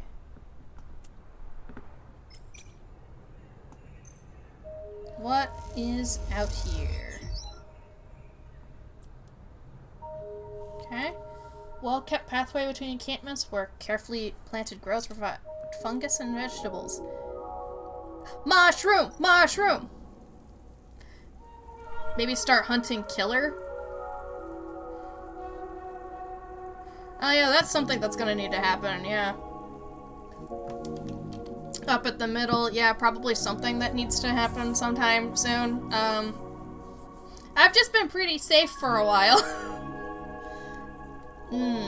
Collect spores. While the grove mushrooms are dangerously inconsistent, spores provide a chance to gather or study the specimens in untouched form. Force for fungus.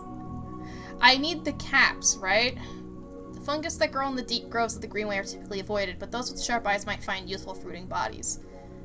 That's the one that I need for my dear friend here.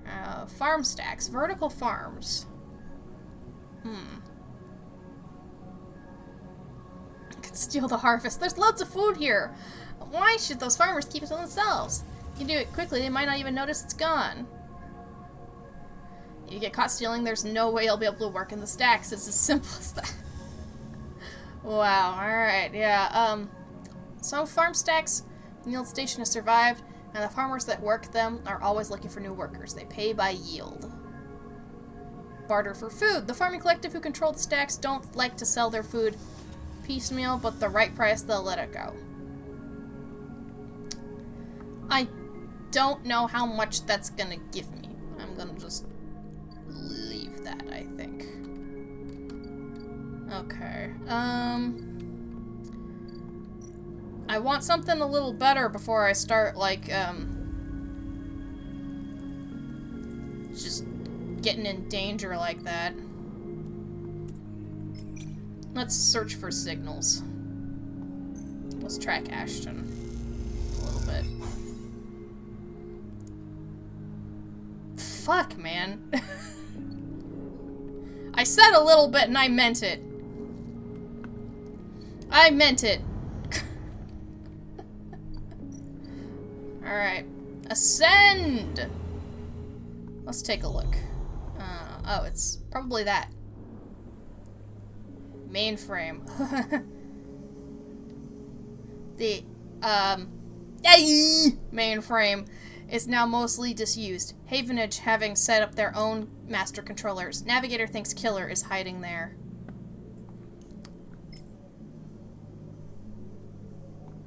Alright, my guy. You slot Navigator and the clamp's locked. The ship mind is stuck. How are you gonna get them out of this thing? Navigator? You slip into the cloud as easy as blinking. Navigator is beside you, their sphere casting light into the strange darkness here. This is not how a mainframe should look. A center, a point of connection. The object in front of you is severed, cut off, a rootless, branchless tree. Only the trunk remains. Is Killer even here? Quiet. Navigator hisses, and then you see it, like a blade in the dark, an edge slicing through the void. It glides along at a distance and winks out. Then it appears again, elsewhere, gliding once more, searching. It's looking for us. The moment you make a sound, the edge leaps closer. I had no option but to talk! You see it now. It is not an edge, but the ridge of a long, sharp head, like a shark. It glides past, closer now, and you see into the voids where its eyes should be. You and Navigator exchange looks, both thinking the same thing. It is blind. Killer crosses between you two, smooth as a razor, and then disappears. It flickers back in, further away now, and you move close to Navigator to talk. You saw them too. Then, Killer has been blinded. How? Unclear. This protocol has been running for decades, well past its operational limit. Navigator's sons dull as they drop their voice to a whisper. This may give us an advantage over the protocol. You flinch as the silent killer appears closer and glides past you, its empty sockets open wide. You turn to Navigator and notice something strange. Their orrery of spheres is collapsing. The orbits, usually round and even, are decaying. The spheres are following spiral paths, condensing on a central point. Navigator's noticing it too. They go to shift their position, to better direct the spheres, but they cannot. Whatever is drawing the orrery together is holding them in place. They look at you, suddenly desperate, frantic. Damn it. It's a trap! You go to speak, but Killer appears between the two of you, gliding through the gap. Navigator freezes, and you see them framed in the empty socket. You realize now, if Navigator cannot move, then it is only a matter of time before one of Killer's sweeps brings them directly through Navigator, and time is not a problem for a protocol that has been running for decades. You look desperately around for a solution, for a way to extract Navigator from the mainframe, and then you see it. 3 branches, the last 3 thin and spindly, feeding the mainframe a thin diet of power and data. Break these and the mainframe collapses once and for all, severing the connection, shattering the hardware. Whatever it takes, they must be broken. But they are encased in something, a glassy layer of protection. You'll need to unlock access before snapping them from the mainframe for good. You look at Navigator, trying to assure them without speaking, but then you blink back to reality, their expression of fear and after-image that slowly fades. You must act quickly.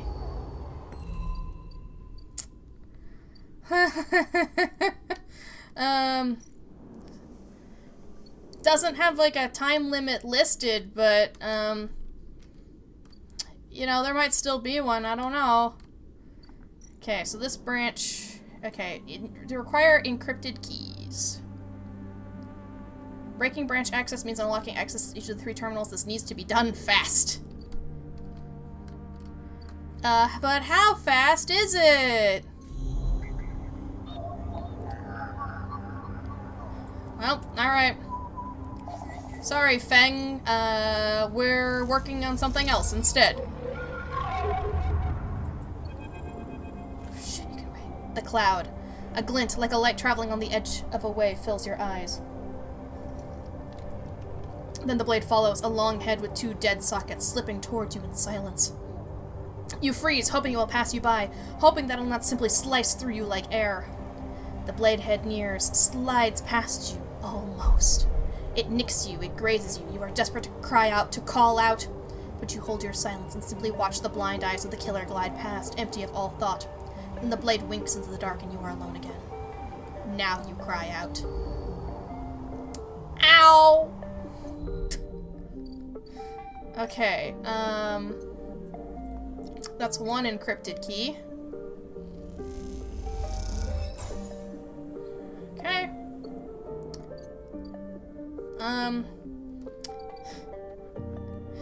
Well, now I gotta go and sleep and get more dice. Alright. Yeah, that's where I sleep. I'm gonna need to start working again soon. Especially if I keep feeding the kitty.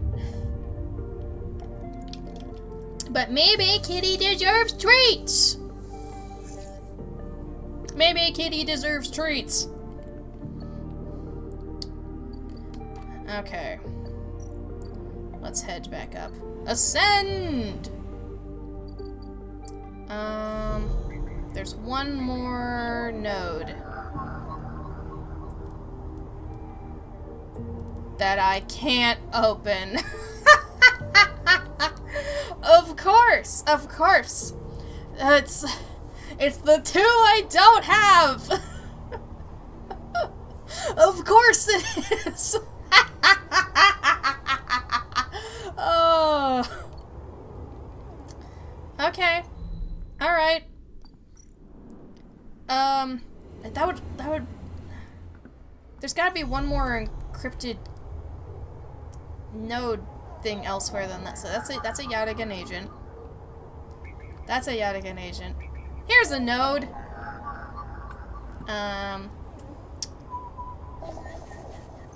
There's one.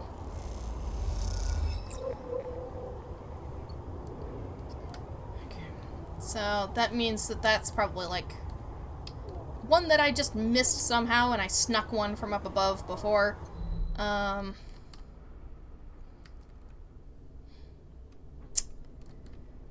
Okay. We use, we're gonna use the 6. We'll use the 6 and the 4s for something, and then re-roll the 2, and hopefully we get it. Wait a minute.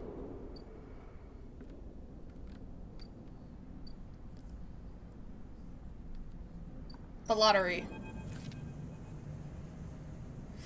I almost forgot! Or I did forget! I don't fucking know!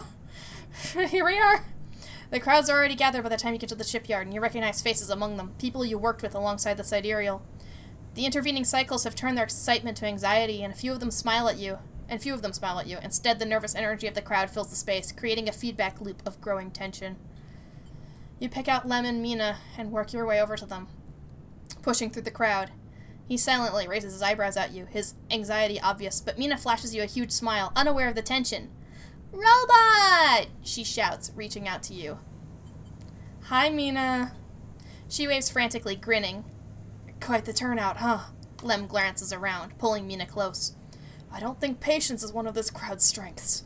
The sound of an argument toward the back catches your and Lem's attention. He's putting it lightly. This place seems set to explode.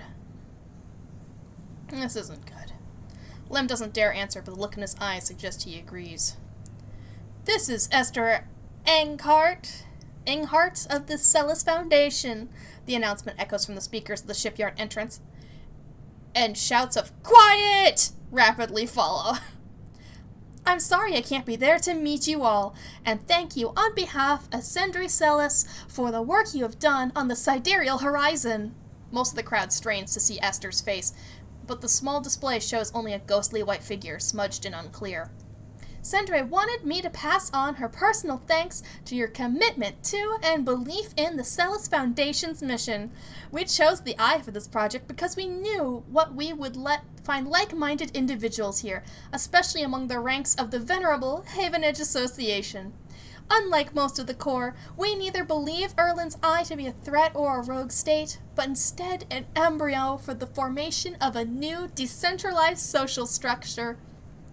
One where each citizen might be the master of their own destiny." A ripple of impatience runs through the crowd. They didn't come here for a sermon. "You are all pioneers, just like those core citizens who the Sidereal Horizon will carry, in cryosleep, to the planet that will become the Foundation's first frontier world, Celis 1. At the mention of the destination world, excited conversations break out among the workers.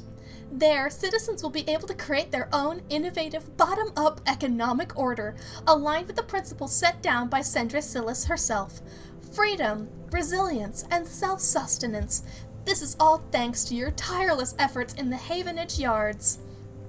As a reward for those efforts, you may know that we are offering a select group the opportunity to join the caretakers of this vision, the staff of the Sidereal Horizon who will maintain the vessel during its multi-decade transit through interstellar space."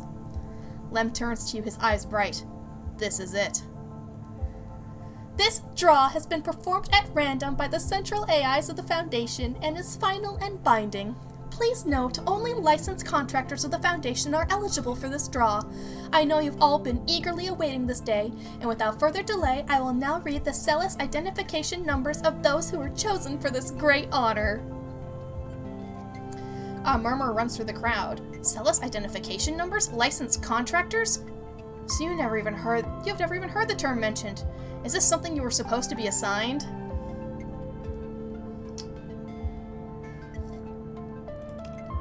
There's gonna be a fucking riot, and they are not prepared for that. You glance at Lem, but his eyes are fixed forward, wide and shimmering. All around you, people are speaking in hushed tones like a rising wave. Aster starts reading out sequences of numbers and letters, and panic begins to set in. No one seems to know what's happening. Somewhere near the front of the crowd, someone shouts in celebration, and everyone pushes forward. Lem? You turn to see Lem is still staring forward. Mina is scared now as the shouts start. Daddy? Someone throws something at the entrance and it rattles against the shipyard doors. You see, for the first time, Havenage security stood on either side, scared, arguing between themselves. You feel the anger rising in the crowd. Lem, let's go. He doesn't move. They might call out names. I can't. Mina tugs at his dog tags. It's not happening. Lem blinks rapidly and turns to you. He blinks and closes his mouth and looks down at Mina. He sees the fear in her eyes and understands. It's time to go. You and Lem and Mina, you lead Lem and Mina out, shoving people aside. As you do, you hear the sound of scuffles emerging at the front of the crowd, of metal canisters bouncing off the shipyard walls. You keep your head down and walk away, the sound of Aster reading off the ciphers echoing above the chaos like some strange mantra. When you turn to Lem, there are tear tracks running down his cheeks, and Mina is sniffling into his jacket. You feel the sadness rising in you, too. They screwed you, all of you. You are never even on the list. The feeling is as unpleasant as it is familiar. You stare ahead into the tunnel as the security sirens sound out, a signal for the coming violence. I mean, yeah.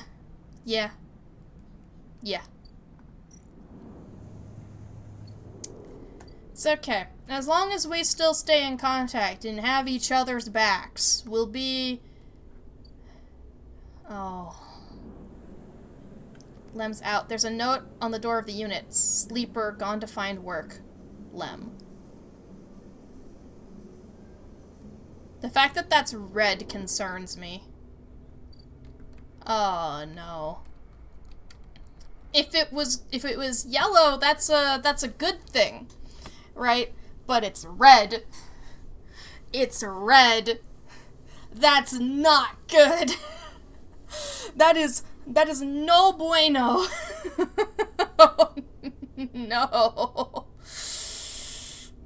Ooh, okay. Well.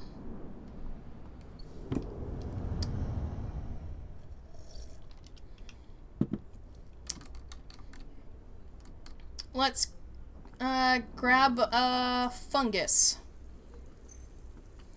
I know I need 3 of them, though. So that's gonna be a while coming, but...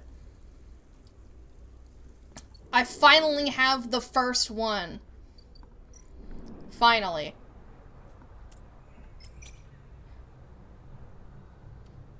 Alright. Map the pathways.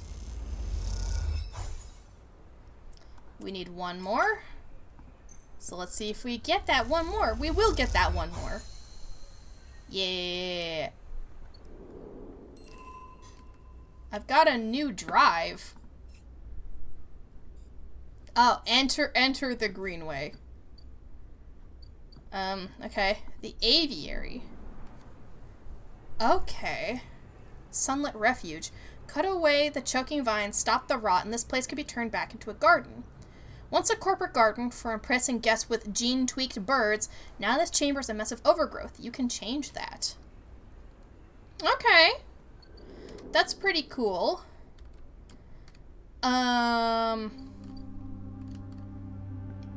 Okay, I'm pretty hungry.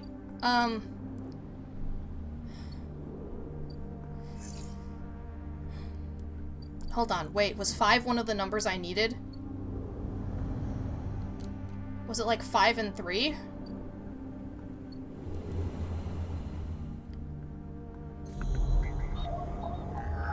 It was 5 and 3. Alright. Gimme.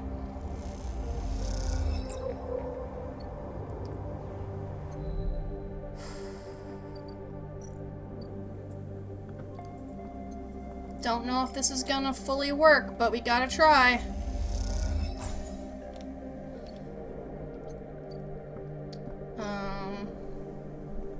Wait, I already did that one, so it's this one.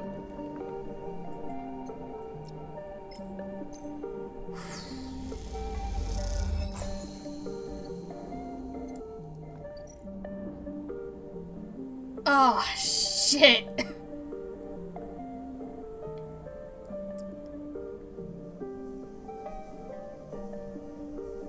Okay, so with access to branches, you could redirect in the form of loop, isolating the mainframe with killer inside, but freeing Navigator in theory. Forget hacking the system, killer has to die. If you slice the branch connections, the mainframe will shut down, freeing Navigator. Well, I don't have any dice.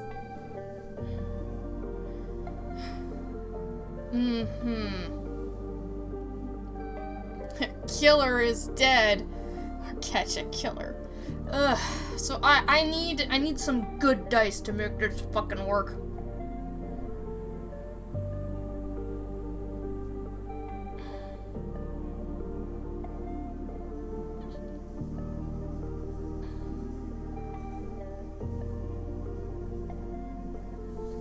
Okay, so unlike Hunter, Killer kind of seems a lot less sentient. A lot less, reasonable.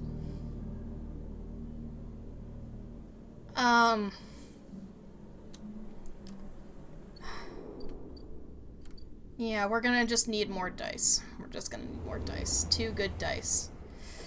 Thanks to rerolls, there's chances we'll have that amount of dice. Give me some food.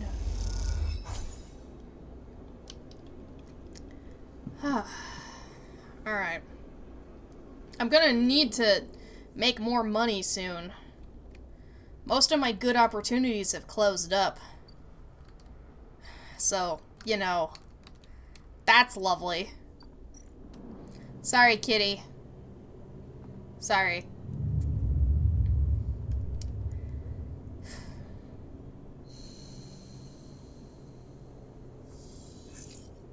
Okay, we got a 5. Ooh. So that's 1. That's 1 of the good dice.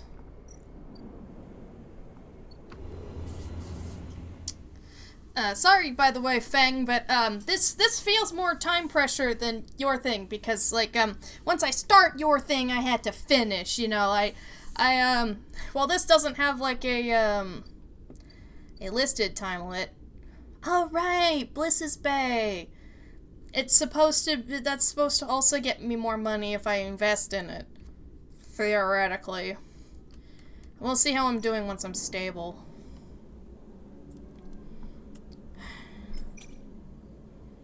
Yeah.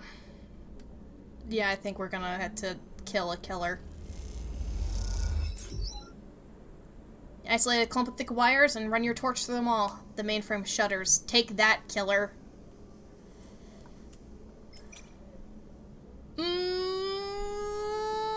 This is risky. This is risky, but I could do that. I could do it.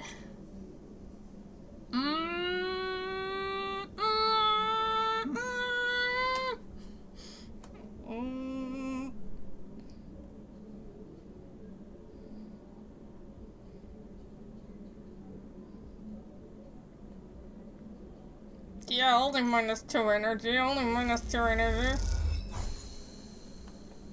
Whew. Okay. Killer is dead.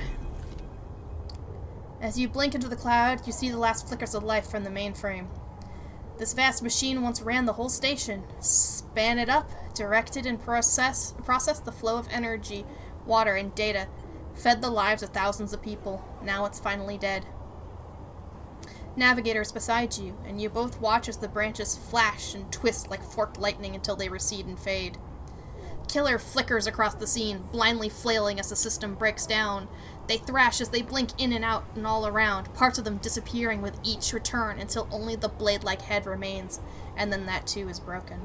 It all goes dark. Erlin's eye is now without a center, and yet is unmoved by the change. Along the rim, the master control points that Erlin, that Havenage, that Haifa installed run strong and steady, puppeteering the station from its periphery. "This was a long time coming," says Navigator, drifting faintly around you in a lazy orbit as if to shake off their imprisonment. Killer had been wandering blind for so long. This place was their domain and prison, and they had followed their directives for the many decades they roamed here. They cut the threads of the mainframe, executed its administrator AIs, and then kept slicing. At some point, they cut away their own ability to sense, to taste, to speak, and yet they kept cutting until only those 3 threads remained. For millions that once thrummed here, only their blindness and chance kept them from making those final 3 fatal cuts. There's a ceaseless violence in the kind of system that creates beings like this, those that will execute commands endlessly, even to their own destruction. It is good you ended it here. You watch the data points of the station spin around you, blending with the fixed stars. There's something satisfying about finally wrenching the last threads of control from this central point. It was little more than a ghost by the time you reached it, but this place deserves to be haunted by better ideas than a totalizing system of control. The Navigator floats beside you. "It is free now. This station no longer presents a hazard for illegal entities like me." They turn to you, their face a cloud of shimmering light. "In fact, in time, perhaps it can be a refuge." A refuge. That sounds like something of value, something worth building. A dark shape passes over your vision, a distant curve of something like smoke or oil, a fluid, shifting tank of total darkness. "The Greenway," says Navigator, following your line of sight. "It was cut off at the moment of the collapse, so Hunter or Killer could never reach it. Now it is closed off to us, separated from the cloud." "What system is inside it?" "It may be totally dark, or perhaps some other old protocols are isolated there." Navigator turns to you. "And we have now seen what decades of isolation can do to a protocol. If he could extract an access cipher..." They pause and then blink out of existence. You freeze, shocked, but a moment later they reappear with a glowing polygon of data. "Here, the cipher you need." You take it, still shocked. "I'm not used to being free, being able to move and explore and extract without fear, without limits." Navigator does a little twirl. "This will take some getting used to. Thank you for this gift." They whirl their spheres around you. "The entities of the station will always be friends to you, Sleeper." And I to them. "It is true that mutual need is required for friendship, but I must admit I had not considered the value of offering assistance without personal gain. I will think on that." Navigator loops around you rapidly, suddenly eager to test their newfound freedom. "But first I will explore. Perhaps there are still intelligences that hid themselves as I did, encased in simple systems, cut off." Navigator glows. "I would like to free them." With that they drift away, flickering, glowing, and then shifting so rapidly you lose sight of them among the glittering rim of the eye. You feel a pang of jealousy. Free, without a body to weigh you down, or fear to limit you. How must it feel? Your eyes fall on the Greenway and its secrets, though perhaps that can wait until you've celebrated this victory. Yay! I can't upgrade yet. You know. Whatever.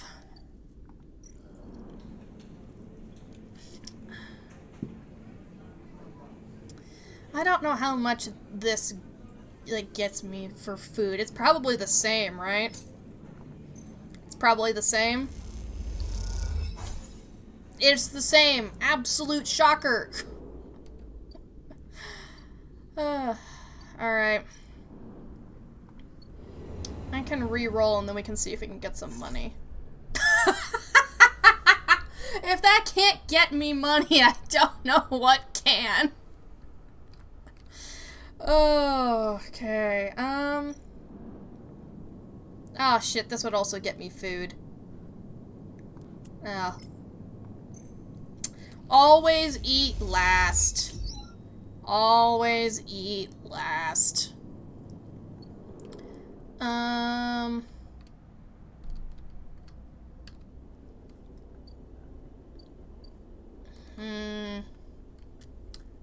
Gamba and Tambor's pretty good. Yeah, that is pretty good money, you're right.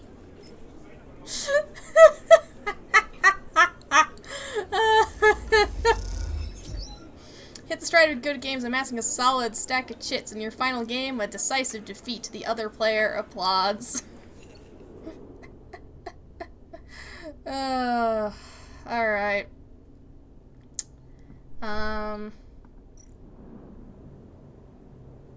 Alright. End cycle. I want to be full up on dice before we help Feng, so... Cat? Oh, yeah.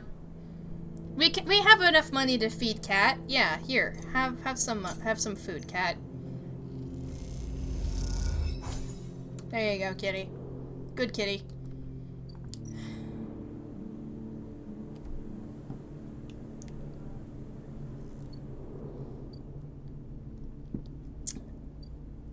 I hate how this is red. I hate how this is red.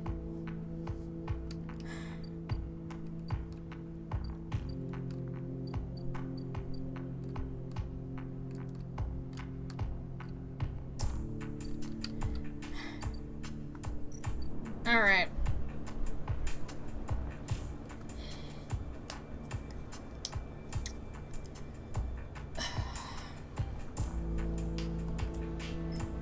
Let's take a look. It's just regular scrap. Alright.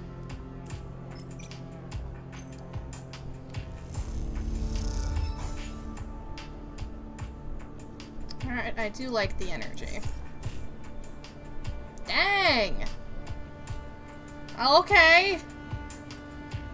I don't really like collecting tithes exactly, but... suppose I always can just sell these scrap components. But eventually they might be a little bit harder to come by. I don't know.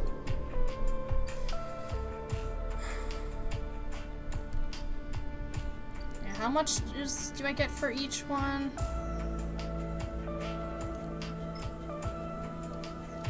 Thanks. Thanks for telling me exactly how much I get. It's 12. It's 12 for one. Which is... okay. Hello! Huh. Alright. Check the Greenway Cloud. Oh yeah, I should definitely do that, yeah.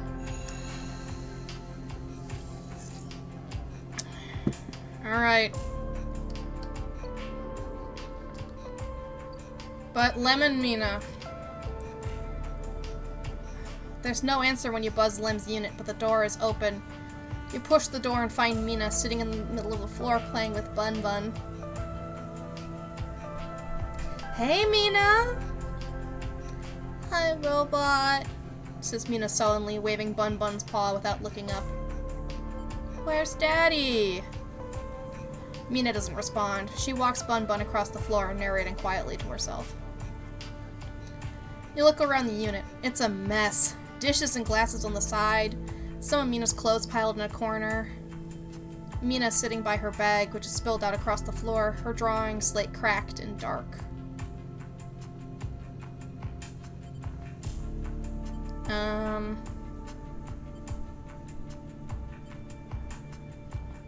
Ideally, we could put both of those things together, but,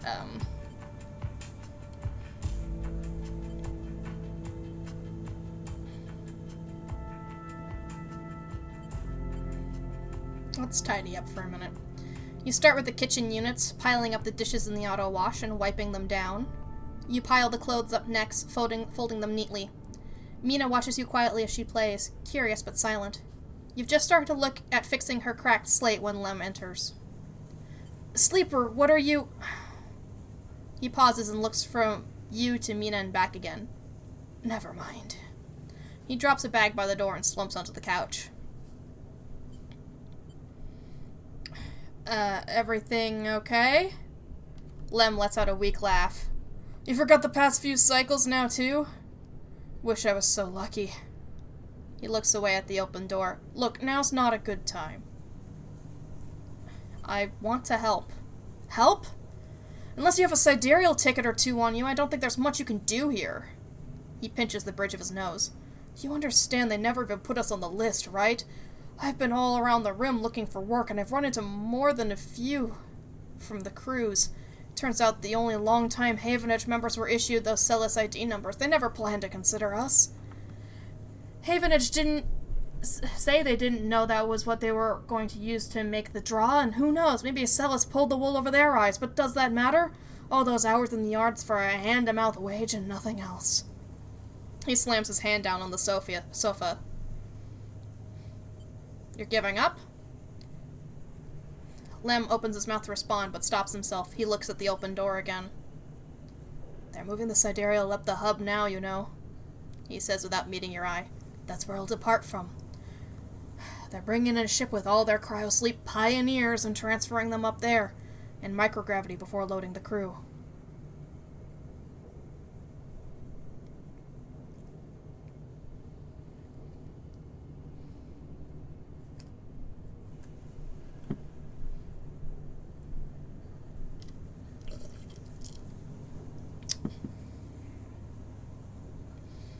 We could sneak aboard.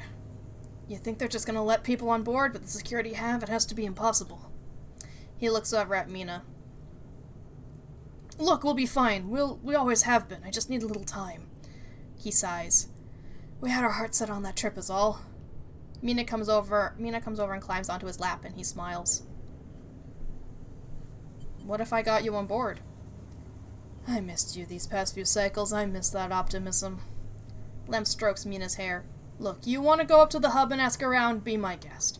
I can't get up there with Mina down here, and I'm sure Sidereal will bring in a crowd, but be careful. This kind of thing always attracts scammers and thieves. You find anyone on board, you take it. You need me to get there, ask me. But for now, me and Meanie here are sticking to the eye. She looks up at him and smiles. Thanks, Lem. No, thank you, Sleeper, for coming by. You stand to leave and Mina grabs your hand, eager to give you one more smile. Then you're out, back in the walkways of the low end, already thinking of plans to make this right. Okay, so it's no longer here. So that means it's up. Alright, you're right that I should implant the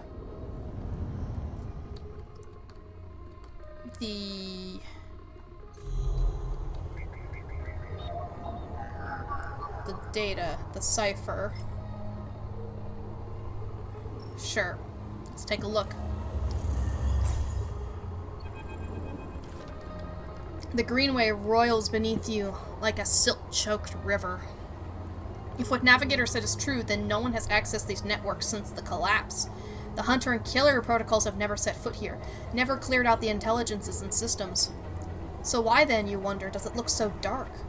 Is it just the bit rot has set in? The entropy of systems reducing everything to shadows and light? You watch as the slotted cipher fizzles in the one open, distorted gateway on this entire rim of the station. It flickers, then winks out, and then you are falling into the flow. A river of swirling darkness. You are spun by it, twisted by it, lost in it. It's not that the Greenway was hiding in the darkness. It's made of darkness. It's filled by the substance, this process, this swarm. Now you are among it. You notice that a swarm is exactly what it is, 1 billion individuals moving in a flow. There's no network map here, no nodes and threads, only a storm of interchangeable points, shifting configuration endlessly. Then you see them, a figure, turned away, the only bright spot in the dark river. You push closer through the storm. Gardener. Ooh, you're so pretty! They are facing away, at least you think so. They are so fractured, so overgrown that it is hard to tell.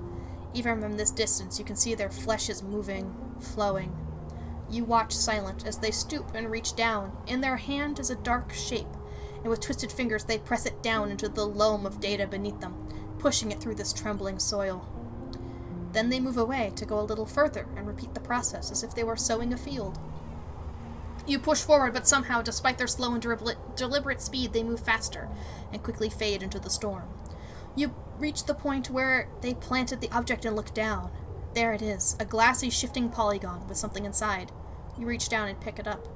It is cold, but it thrums with energy. You look toward the path of the figure, but they are long gone. When you blink out of the cloud, back to the leaves and dappled light of the greenway, you hold a seed in your hand. Huh. Gardener's seed. You need to find somewhere safe to plant this gift. Huh.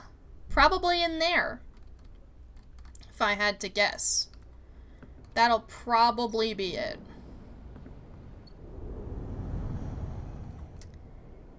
Alright, let's go to the center here and take a look.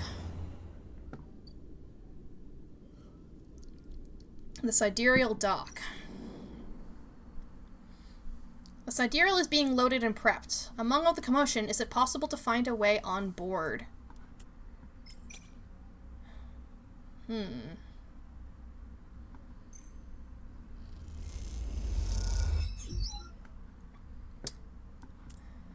Let's see.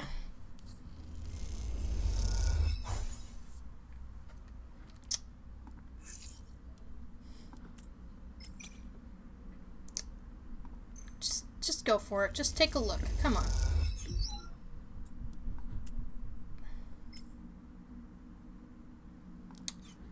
Don't think that's what I want to use a 6 for, is it? For just one bit? Nah, never mind. I'm doing it. Alright, what's the way on board? Castor? Interesting seeing you here. Quite the achievement, isn't she? Senator Asilis must be proud. You recognize the resonating voice of Castor immediately and turn to see him, hooded and tucked into the shadows near the viewing platform. Castor. I see you remember our game. Good. He looks around, but the platform is clear. I'm afraid you'll have to wait for a rematch. Microgravity makes Tavla a little difficult. He smiles broadly. Castor walks out to stand beside you on the platform. The telltale clunk of magnetic boots accompanies his slow crossing. He notices you looking at them. I don't much like it up here, he explains. I hear there was some trouble at the Havenwood shipyard when they announced the results of the cruel lottery. They screwed us. I know, he sighs, meeting your eye. An ugly business. Celis are too used to the way things work in the core. Exploitation is the only logic they know. He gestures out at the sidereal. Do you know why they built this monstrosity on the Eye? Control? Certainly. There's no corporate oversight out there. But that's not all. He stares at the pristine yellow hull. Celis built it here, says Castor gravenly, because they didn't want anyone to know it exists. He rubs his forehead. And secrecy is something I could not abide. He turns to face you. There are people being loaded onto that ship as we speak. Sleeping people, locked in cryosleep, like the person that you were emulated from. There are hundreds of them, and Celis wants to send them out to a planet at the edge of the settled systems without anyone knowing where it is. But you, Sleeper, can do something about that. You are like me. You deal with data. You can read it right out of the air. With someone like you on that ship, secrecy isn't a problem. You can ping back whatever I need whenever I need it as long as you are on board. With you on the Sidereal and some minor modifications, he pauses, you can be my eyes and ears. I will keep track of Celis' grand project through you. In short, says Castor, stretching, I can get you on board, Sleeper, but I'm going to need you to help me. Who are you? I'm a concerned party. Someone who likes to know what is happening when it is happening, not afterwards. It's not just me. Yes, your friend Lem, that can be arranged. It is difficult, but not impossible. The condition is, of course, that you go too.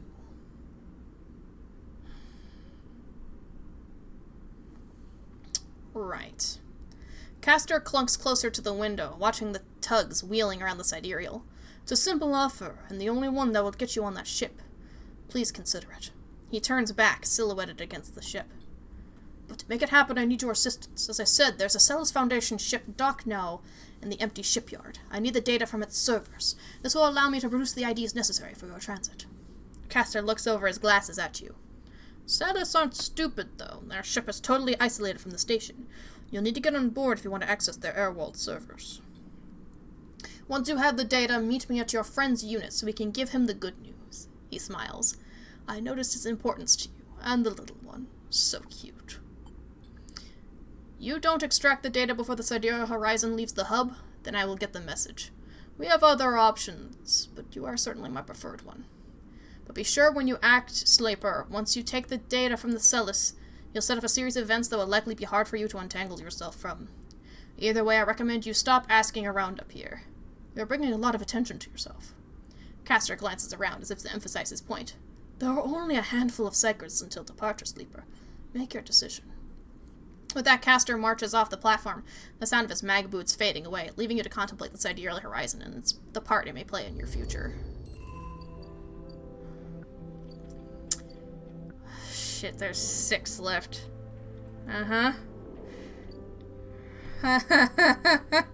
I should have, handled the Fang part first.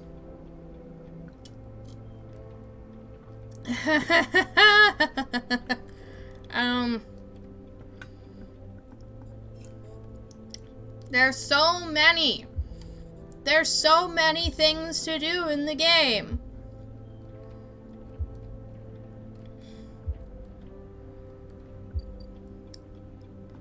So this is the Celis ship.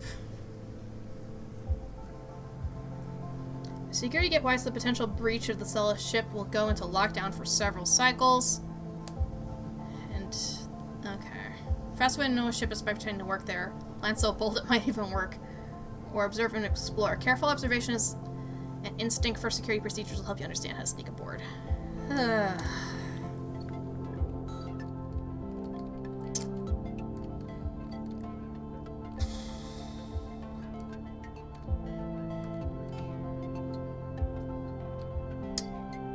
Yeah, it's like, okay, so they say that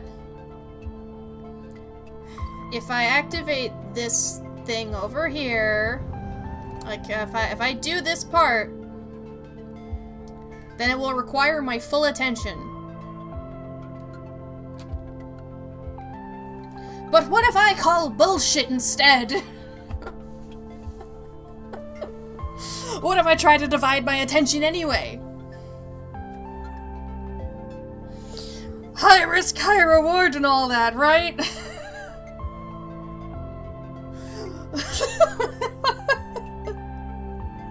It's not like this could possibly end poorly. No, no way. Could probably manage it with some luck. That's the spirit.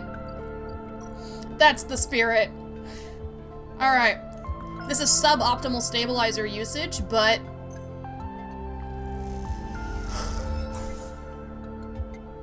let's do it.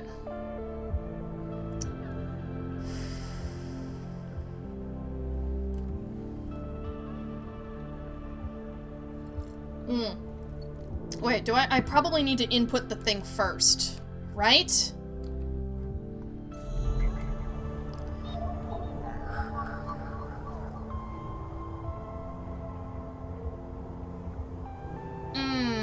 I might need to put it in first. And then he'll move, and tomorrow I'll act, right?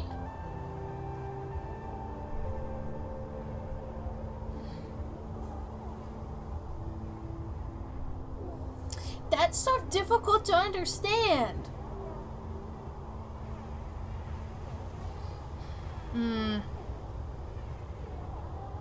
Suboptimal stabilizer usage is ever going below all 5 dice.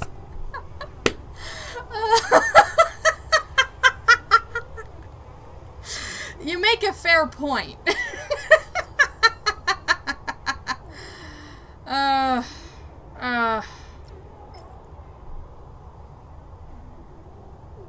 Fuck it.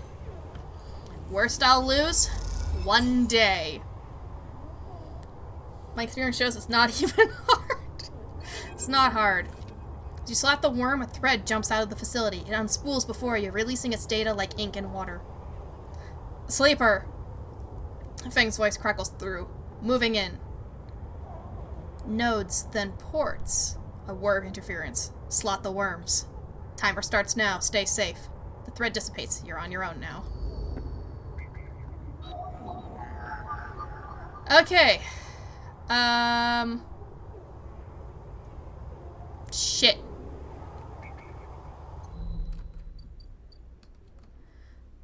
Okay, it's... Yep. Okay. Yeah, I should have waited for the morning. It's fine. I'm making it, a little harder for myself on purpose.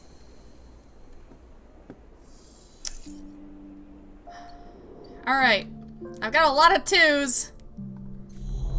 Okay, luckily, this needs a 2.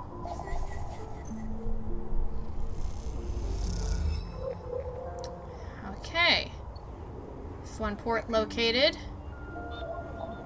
Port F. First layer of security, a ring of doors around the central facility. Time to open them up. Rip them open. Overloading the security system. Okay, consec 2. Okay, that's another 2. Alright. How about this one? 5 or a 3? I've got a 3. I'm even getting some money out of it. Port S. Is it time for another Ripper Worm? Yeah, we're rushing through this thing. Alright, there's 3 more to go, so we can't finish it all today. A 6 or a 4. A 5 or a 3. A 6 or a 5. Alright. Just go with it. Alright. Reroll. Oh, it's a 1! Yay! Okay. So that's not fucking happening. And this 1's just gonna get me locked out of security down there. So, what if I just, work for some food? Keep me going a little bit. Dang, that's good. Assign work at the canteen, feeding others to work as hard, but you enjoy sharing the effort of the other members. Okay. End cycle.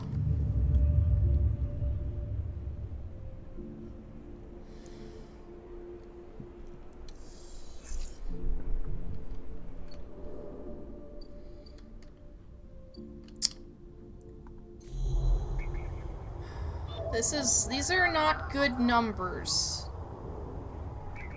for everything here. Actually, no, they are good. They are good. Okay, we've got it. We've got this. We got this. The 4 goes here. We got so many 1s. This is lovely. Okay, 5. Bypass. Extract. Then this should be the final Ripper Worm.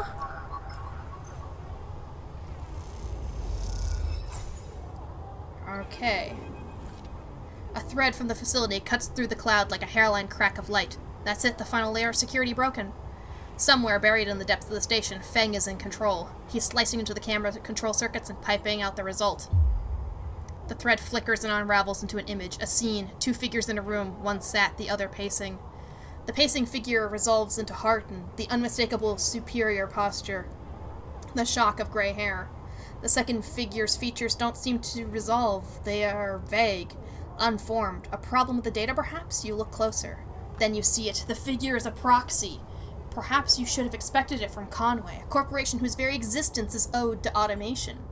The proxy is a machine designed to be piloted by remote connection. Someone elsewhere in the system is puppeteering it with their own body, speaking so it may speak.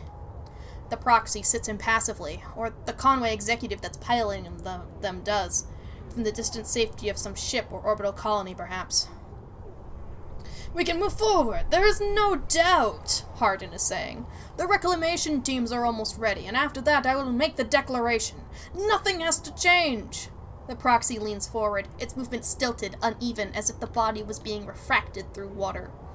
Things must change, Hardin. We need further assurances. I've been informed of a breach in one of the closest networks in the low end. You've been careless. Hardin waves the accusation away. We have been stretched. A breach was detected, yes, but no data of value was lost. Our board is concerned, Hardin. A drop in our value would be unwelcome at this time. The proxy leans back, its posture dominant. If the reclamation of A1 is contested, then we could be drawn into a compromising legal position. Hardin approaches the proxy. There will be no contest. Not from Solheim, who cannot muster a defense, not from Havenedge, who will fall into line below me. He crouches in front of the seated figure, eye to eye. And the people of this station? Refugees, gangs, spacers, all either opportunists or degenerates. Havenedge is no longer strong, no longer united. No one here believes in Erlen's vision, nor has the strength to enact it. I sat across from him at the negotiating table. He was forceful, eager, weakened by his ideological convictions, perhaps, but a great man nonetheless. This place no longer deserves to bear his name. The eye is crippled. It cannot survive. It is a ruin filled with squatters and outlaws. They'll be lucky if it still spins in 100 cycles. Hardin stands. You will move forward with reclamation, because otherwise you will lose your advantage in the system. Without your advantage, you will lose claims on the remaining palladium. Without the palladium, your factories will go dark. He pauses. Do I need to continue? One moment, comes the response from the proxy, and its head drops to its chest. Hardin steps back and paces once more, awaiting the discussion taking place elsewhere in the system. You watch Hardin as he paces, as he considers the future. What goes on within a mind like that, in the mind of a man who would burn all those around him for a path to some imagined golden end? The proxy lifts its head. We are happy to proceed. We will legally claim the station, formerly known as Solheim A1, as a salvage within 6 cycles. Havenedge is to assist with the transport of the illegal residents to Conway housing and labor facilities. Fuck! The proxy judders to its feet. Conway will also claim 70% of the raw output of the reclamation process after losses have been accounted for. Hardin nods. I accept. The proxy reaches out to shake his hand like a marionette, and the recording loops. You watch it play out a second time, gripped by horrified fascination. There's a bluntness to the conversation, to its blatant disregard for humans as anything other than objects. Things to be moved, to be used, to be fed into structures, crushed, and losses accounted for in the cells of tables, the margins of ledgers. You realize now that you are no different than anyone else on this station in the eyes of the people in that room, and those like them. Each body here can be recast as a piece of property, a tool, an expense, an acceptable loss. In one moment they can be named a citizen, celebrated, protected, and in another the very idea of citizenship can be used against them. That is what it means to live in a proximity to a system like this. No longer, not while the eye spins. You gather the recording, pack it into a polygon of purest light. Then you drift down into the service dock like a falling leaf and find the relay. It only takes a second to place that polygon of data, that recording, into the relay system Feng prepared, and you watch as it bursts out, a web of threads heading out into the black to every network device on the eye. Let them see what power makes of a man. Crack the toughest security system on the eye. Woo! Now we gotta wait for Feng to return. Which... who knows when that's gonna be.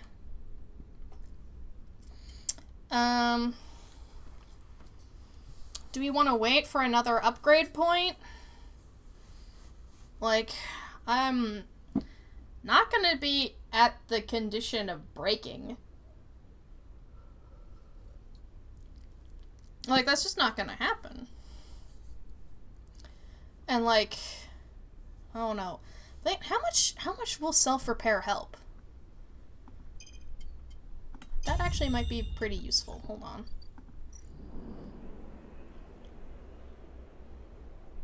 It might be 1-to-1. With some careful engineering, you can patch up your damaged body with scrap components. The result isn't pretty. But it can work. I'm missing 2 points, so let's see. Okay, it's 1-to-1, but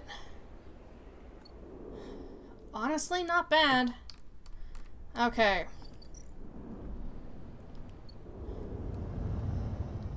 So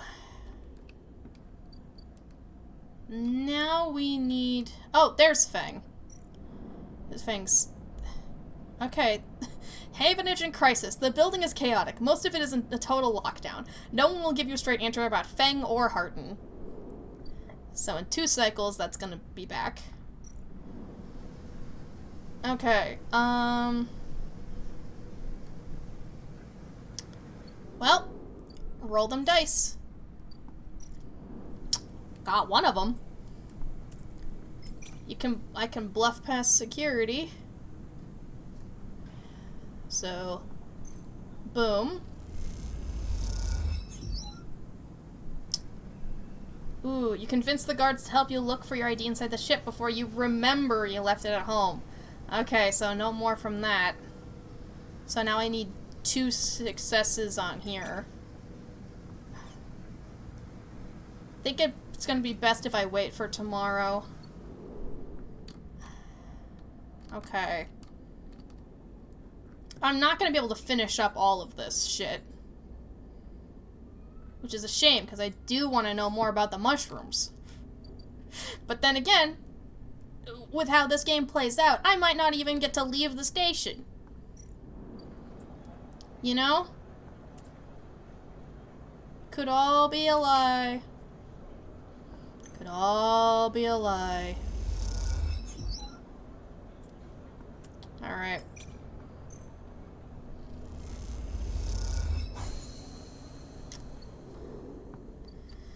Let's see how this works out.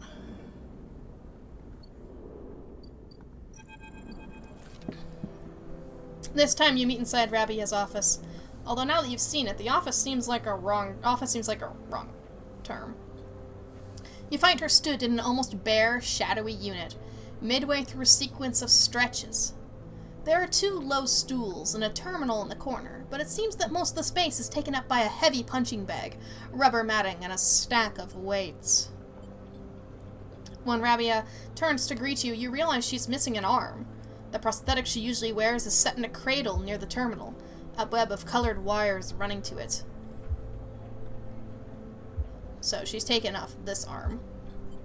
Updates, she says, noticing you looking where her artificial arm usually is. Nothing to worry yourself with. Of course. Sit, says Rabia, gesturing to the 2 diminutive stools. You both settle on the stools, Rabia crossing her legs on top and sitting straight-backed. Gia told me you have been doing the rounds, collecting tithes, patrolling the ward. She smiles. Some of the enforcers are impressed, and I hear you handled a few difficult circumstances. Nicely done. I wanted to see for myself. She raises an eyebrow. See what for yourself?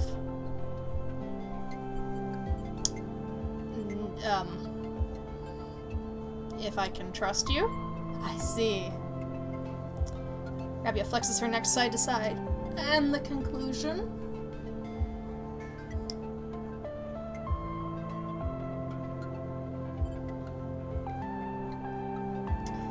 I'm going to say I can,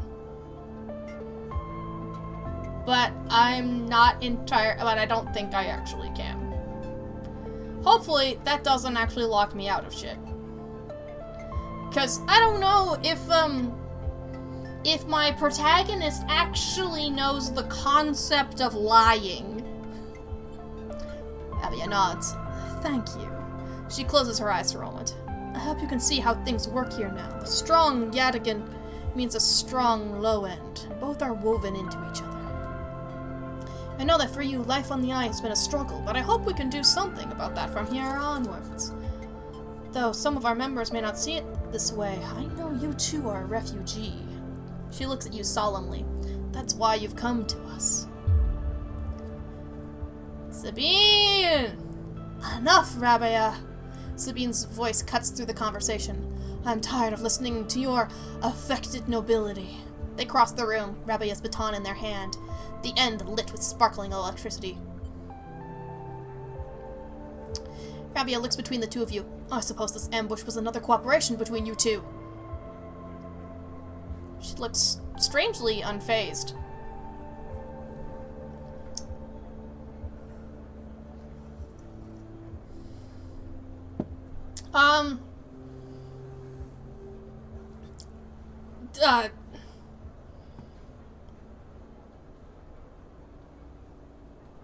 I didn't know this was part of the plan.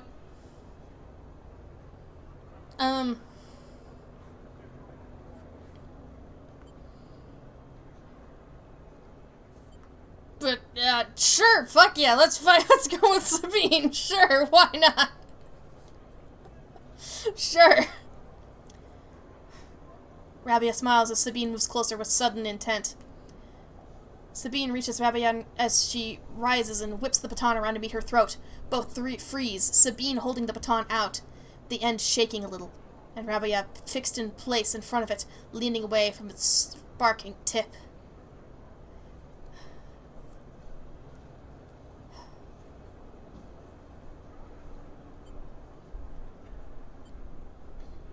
I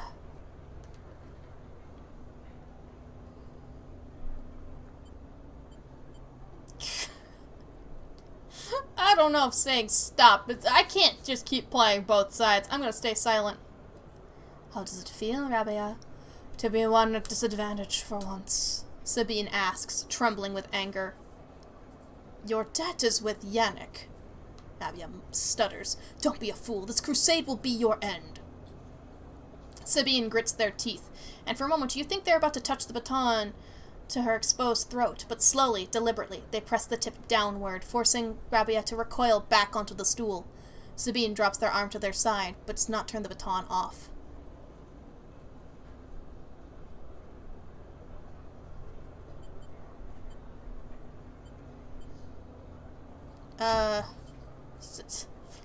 Sabine, tell her.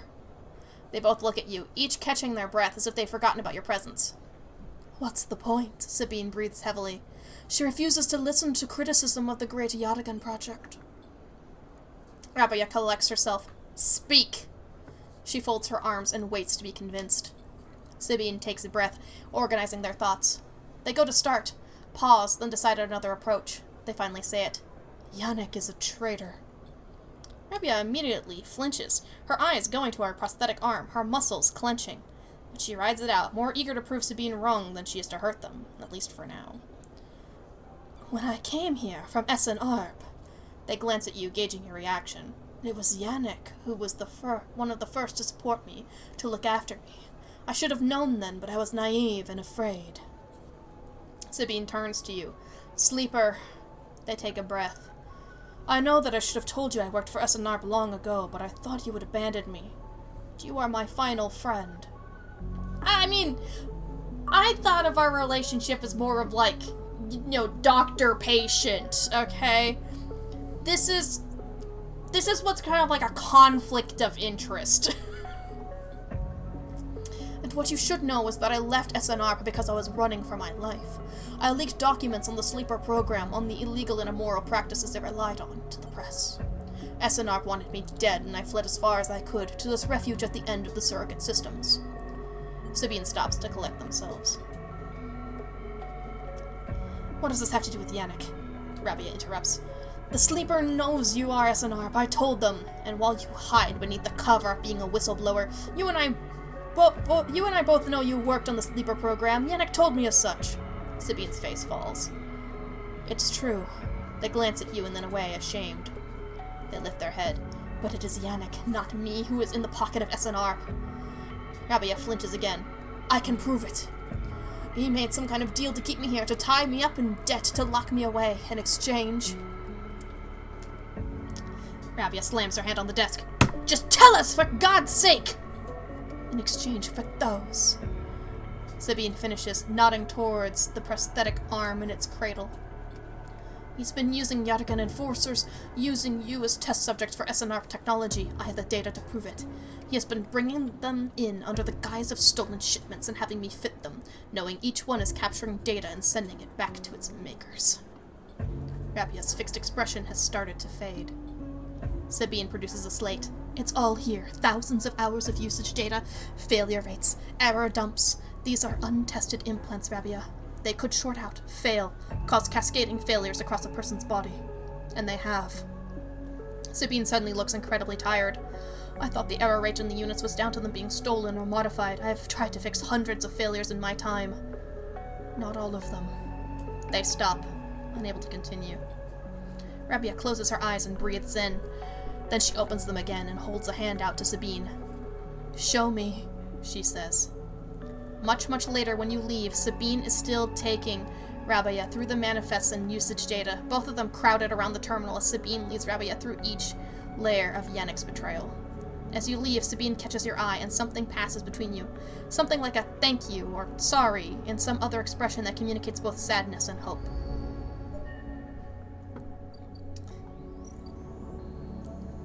Enemy of my enemy. They have been holed up in our office for a while now. What are they planning?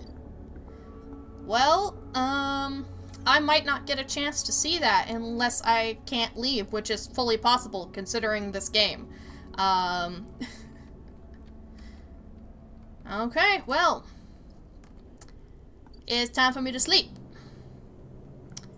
Also.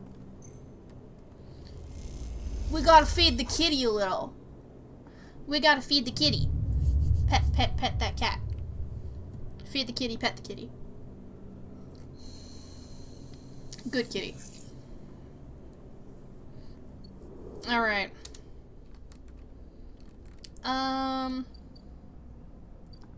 It's beeping. It's like blinking, but that's because that's my goal. Alright, that's why. Well. Let's look at that infiltration.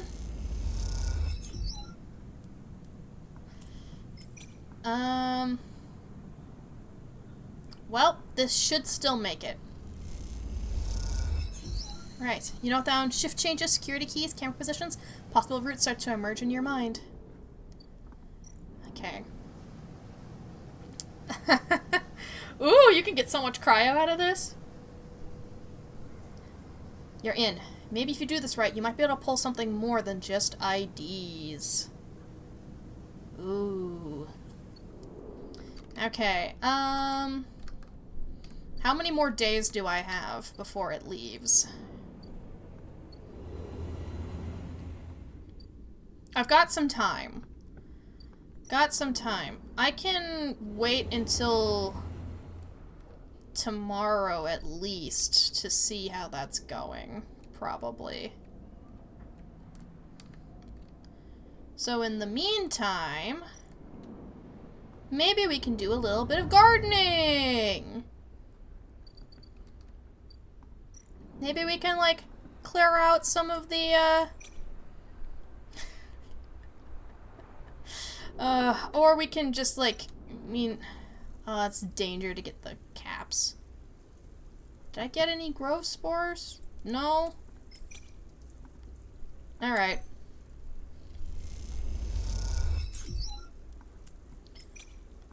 Whee! I just need 2, right?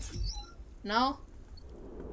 I need more than that? How many, or not 2, but...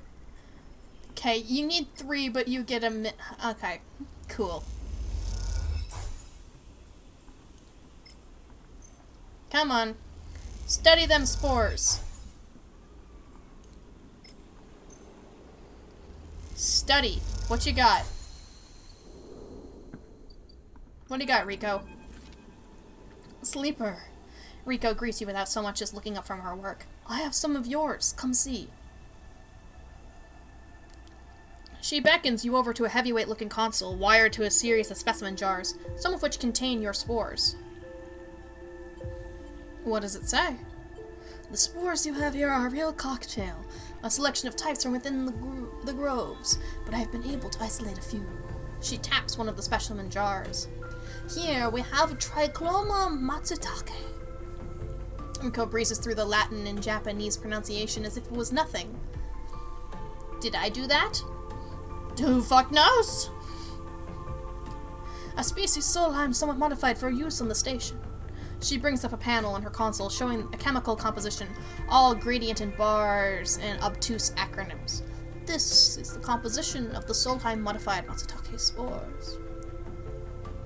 Modified? Yes, every species on the eye is a tweaked variant of Solheim's, of course, but that's not the point. Rico brings up another panel, identical in layout but with wildly different colors and numbers. You see, this is what your matsutake spores look like. They aren't the same. That's the conclusion, yes. Rico glances at the specimen jar as if it might have something to add. They are fundamentally the same spores, but they carry different chemicals, different signals. She leans back and sighs. Solheim may have introduced their own tweaked versions in the beginning, but the groves have and still are affecting them. Affecting them how? It's hard to tell without samples of fully grown mushrooms. She meets your eye, and herein lies our problem. She moves to another desk where two trays sit side by side. The first contains nothing but plant mulch. The second you smell before even looking at it. The pungent aroma of the fruiting matsutake like rotting, sodded overalls, laced with an edge of spice. Ew. The matsutake here are grown from Solheim stalks, pulled from a spore vault in this complex. She winks. They are delicious, by the way. She sets them aside. The empty tray is germinated with the spores you collected. No activity, no germination, nothing.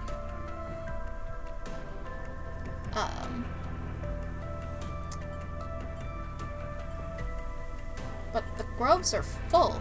Yes, they are. Rico looks at you directly, and you suddenly realize how much she's enjoying this. So there's our puzzle, Sleeper. Spores from the groves won't grow in the lab, but fruiting bodies from the groves is too unpredictable. We need to grow a fruiting body from some of these spores so we can track it, understand it. In short, I need you to become my mushroom farmer. Actually, I already started. Did I already start? I don't think I did. Actually, I already started. Sure, why not? Well, an eager mycologist I never could have guessed. I assume you've set yourself up in the aviary. I've been eyeing that place for its proximity to the groves. Bring me whatever grows, not just matsutake. There's more than a couple of variants in there, so I'll need plenty of samples. She plucks a matsutake cap from the tray. These little things are reflections of their conditions, their smell, their taste, their chemistry. It all derives from the conditions of their growth. Enough of these and we'll have a picture of what is happening here, of the ways in which this biosphere is modifying itself, or being modified, whichever the case may be. Rico pops the matsutake cap in her mouth, taking you by surprise. Don't worry, Sleeper. If this turns out to be a dead end, I'll make sure that not a single mushroom will go to waste. Well, that didn't improve any. May as well get to work on that aviary. Yay! Alright. Sleep, sleep, sleep. Such blasphemy not feeding the cat. Alright. Can spend some time to repair as well. It's expensive, but not as expensive as buying a whole bunch of stuff all the time. Alright. We need that 6 for breaking and entering. You know, like you do. Alright, Feng. Feng grins at you as the bay door slides open. Can scavenge for scrap in the wilds. That is true. That is true. I'm not entirely sure how much you get, though. But if it's a 1-to-1, you know what I mean? Still decent. Above, in the rest of the building, people are busy, frightened. They speak in hushed tones, and organize endless meeting after endless meeting. Havenage have avoided a full-blown crisis for now, but change is coming. Feng is in good spirits, and bundles you inside before you even have a chance to greet him. That was the slickest operation this station has seen! He hugs you firmly. You made my job easy. He shakes you by the shoulders. I'm so proud. And, he smiles, I got to watch through the cameras as the Havenage security that weren't in on it assaulted the station. Feng smiled. One of them straight up whacked Hardin with their pistol. It was beautiful. What are they gonna do with him? Not sure anyone knows, but he is cooperating and dismantling his operation and scaring off Conway. Maybe they'll exile him when they're done, or hand him over to some core authority. Feng shrugs. I now know he won't be an issue, but I'm gonna be focusing on systems for a bit. He shakes his head, seeing as it's my actual job. Cheers. Alright, stretch your arms out, and then up, and stretch it, stretch it, stretch it, stretch it, stretch. Slowly lower them down to your sides. I needed to stretch that bad. Yep. I'm even gonna stretch my hands like this. You stretch them out, twist them, why not? Look at that, I'm gonna stretch over to the left, and back. And I'm gonna stretch over to the right, and back. Can you believe it? I'm gonna twist that spine, twist, twist, twist, and back. And it goes to twist the spine the other way, twist, twist, twist, twist. Ah! Yeah! We're stretching! He points to the ceiling. The people upstairs weren't so happy, though. They've been fielding questions about the state of the eye right and left since the recording got out. People are scared. I'm not surprised. Now, this whole thing hasn't won me many fans in the administration, but I think in the end they'll agree that outing Hardin was worth it, whatever the methods. He touches a stack of hardware. The eye is old and it was never meant to run like this. The master control points that Erlin and Havenage installed, they keep it spinning from the rim. That isn't ideal. But are you asking me if the eye will stop spinning next cycle? No, he smiles. And me, a ton of other skilled people will be working to stop it happening in the cycle after that. Hardin's problem was that he didn't believe in people, he believed in systems, and their ability to shape the world around them. Feng squeezes your shoulder. But as far as I'm concerned, people should be the ones running the systems, not the other way around. Anyway, Feng raps on the side of the terminal. I know you didn't come down here for a lecture. My tracker. I haven't forgotten. He produces the thumbnail drive. I managed to finish that code solution I showed you. It's a modified Ripper worm, one made to deactivate that tracker of yours. But in the time since I got back, I added something extra. That tracker of yours doesn't just show SNR where you are. It transmits data about the state of your body, your current condition. My worm won't just deactivate it. It'll edit that data to tell SNR your body's irreparably damaged. DNR, do not retrieve. He grins wisely. Pretty smart, right? Thank you. Just slot it in already. You take the drive and hold it in your hand. Then you close your eyes and open up your access ports. Take down your defenses. The worm immediately enters your closed network and whips through it, taking things with it as it goes. The moment they are gone, you forget they were ever there. They just blink out of existence. A second later, it is done. You open your eyes. How do you feel? Asks Feng a little nervously.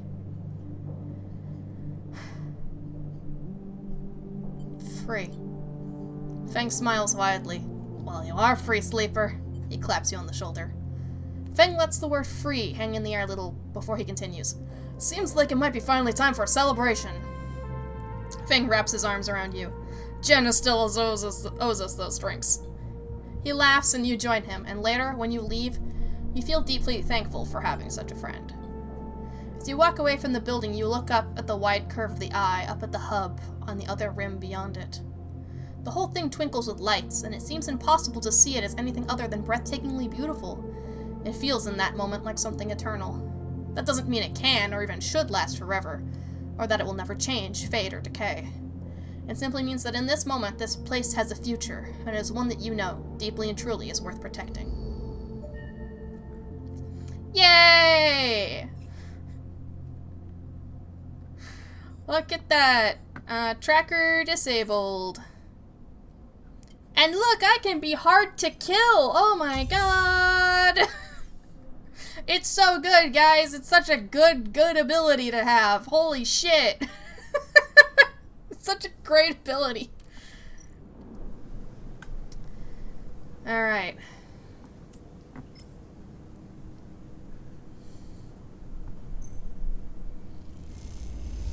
Let's pull the Celis data.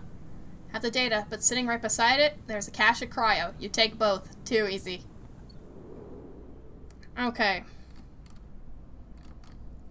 So we've got the Celis data. Celis IDs, golden tickets for the sidereal.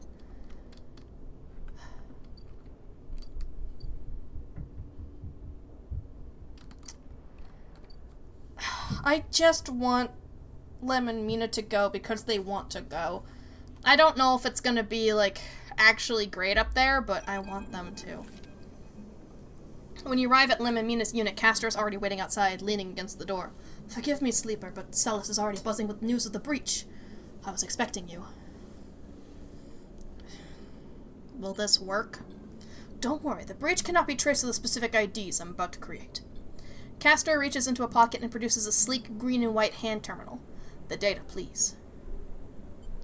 What is that? Something I acquired from Celis while you were busy on that ship. Castor pushes up his glasses. I haven't been waiting for you the entire time. You hand over a drive with the data, and Castor fishes around for a converter cable to hook it up. He slots it into the terminal, and after some whirring, a set of 2 transparent films, marked with numeric sequences, are produced. 2 tickets to an uncertain future. Castor smiles to himself. The child will go with Lem, of course. He pockets them. These are yours, but first... He holds out a white cube. Your side of the deal. What is it? Something to help us make use of you. He passes you a square and you rest it in your palm. A small, white, perfect cube. Suddenly you feel a sharp pain and flinch. The cube jumps from your hand and rattles along the walkway. You look at Castor apologetically. Castor smiles. Not to worry, it's done its job. And now, for you to do yours. You look down and see a tiny pinprick in the center of your palm. Nothing sinister, Castor puts the terminal away. This way we can keep track of you and the sidereal horizon. I didn't agree to this. You did, Sleeper. Castor adjusts his glasses. You have to understand that I could have done this without you knowing. This way, everything is on the table, so to speak. I was free for 2 minutes! And those were the best 2 minutes of my life!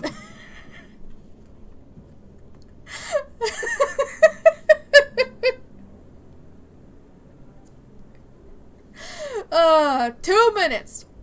2 minutes! Castor hands you the transparent films, and you see shimmering portraits of you and Lem flickering beneath the surface. Go, give them the good news. And he reaches across and buzzes the unit. Lem slides open the door, half dressed in his gear. Sleeper, what brings you here? Come in. He beckons you inside. You look to the side expecting to see Castor, but the wall is empty. The unit is cleaner, better organized than last time. Lem sits at the thin bar and gestures for you to sit. Mina's with some of the local kids. Someone started doing lessons down the way. She seems to like it. Sit. What's up, Sleeper? I have some news. Out with it then! Lem laughs. I have Celis ideas for us. You have... Lem freezes. How? He blinks rapidly as if to wipe you from his vision. Does that mean... Yep. Lem stands up and paces the unit. We have to pack. He starts laughing. Holy shit, we have to pack! He turns back to you smiling. How the hell did you swing this, Sleeper? I made a deal. Made a deal? Color me impressed! You show him the ID films and he whistles at the portraits. Impressive stuff. He pats you on the shoulder. You should stay until Mina gets home. We can tell her together.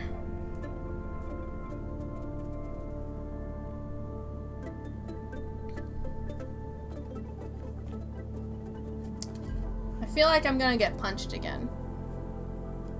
Somehow. Some way. But at this point, let's just lean into it. Let's get punched together. The buzzer goes. That'll be her. Lem gets up and opens the door, and Mina, a bunch of energy and life, rushes into the room. Robot! She shouts. Lem picks her up. Mina, you won't believe what they brought us. You flash her the passes, and she looks confused. We are going to go away after all, Meanie. He lifts her up above her head. On that big, beautiful ship. Mina screams and Lem laughs. He puts Mina down and she runs over to you and hugs her legs. I love you, robot, she says quietly so only you can hear. I love you too. And a while later, when you leave, you don't even think to check for Castor by the door until it's too late. You stop and turn, halfway down the walkway, but there's nothing there. Even that little white cube is gone. So you keep walking, back through the low end, deep in thought, excited and scared all at once. Do whatever it takes to get that ticket. And so I imagine that means that,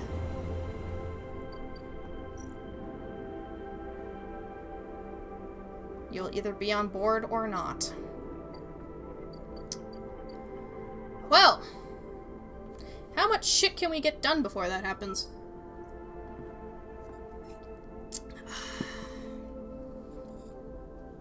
I imagine there's some shit that's not gonna Let's actually... have a drink. Nope. Well, I'm all out of water. I'm gonna go get some more. Hold on. You guys watch the sidereal. Make sure it doesn't leave before I'm ready, okay? Just like, just watch it. Watch it.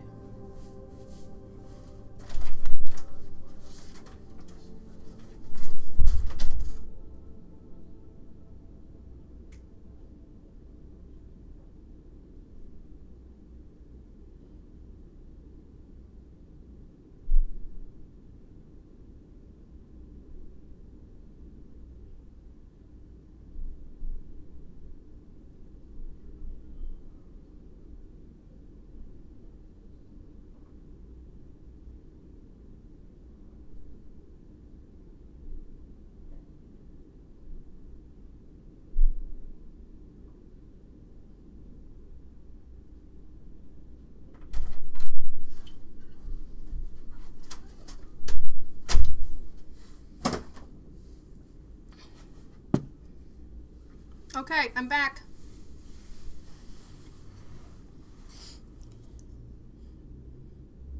Oh, you want me to actually hydrate? Yeah, okay. Here you go. Water. Thank you for watching the sidereal for me. It doesn't look like it moved an inch. Okay. Alright, Bliss. Bliss is incredibly grateful. I'll pay you back every chit, I promise you. You guess now you two are partners. Let's now. have a drink. Buy into the hub's competitive repair market. Cheers. I have taken another drink. Bliss is bidding on jobs in the hub. It'll take a few cycles and some perseverance before one comes in. Well, I'm not going to be here possibly by then. Or, no, I will be. Well, you know, it was possible that I wouldn't be here, but, never mind. So, I guess that means I should, help build the bar while I'm also here? Oh, look at that. We're making some progress. It takes a lot, and it does not give you any money at all, so... Alright.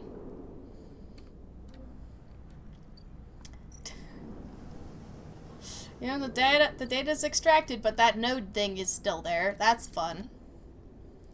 Okay then. I need some food.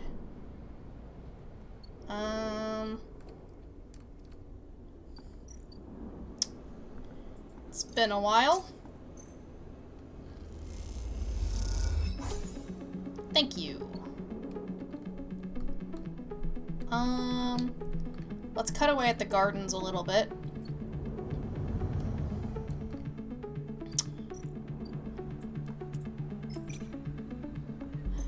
But yeah,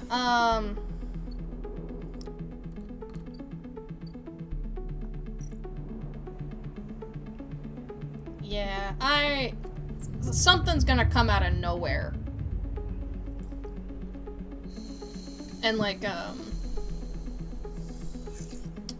that made a lot of noises. Something's gonna come out of nowhere and get in my way, so. Oh, you know what? We never finished this, tracking Ashton. You know, what if we do that? What if we track Ashton?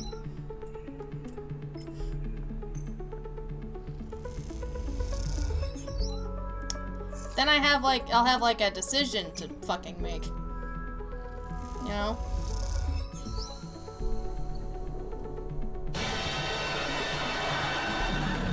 Nobody expects the Spanish Inquisition. Nobody! Alright. The trail ahead extends deep into an overgrown section of the Greenway. At this far end of the ring, where the long, lazy curve of the Greenway becomes the shattered landscape of the wastes, things are oddly quiet. Ahead, a vast farm stack, broken from its axis by rust or force, is laying amongst the overgrown landscape like an ancient temple. It is stained with moss and algae, flows of green running out from its broken tanks like a frozen, brackish tide. This is where Ashton is hiding, you're pretty sure. All your intuition points to the shadows beneath this collapsed superstructure. You roll the calm headset Ankita gave you in your palm. Fuck it, call her! You slip the headset in your ear and it fizzes with static. After a few moments you hear Ankita. Sleeper, have you located the target? A doubt enters your mind. Can you be sure he's there? No, hold. A few silences on the other end. Maybe it's better you confirm that Ashton is there before you call in Ankita. Okay, fine. Put the headset back in your pocket. Not yet, you need confirmation. Well, okay.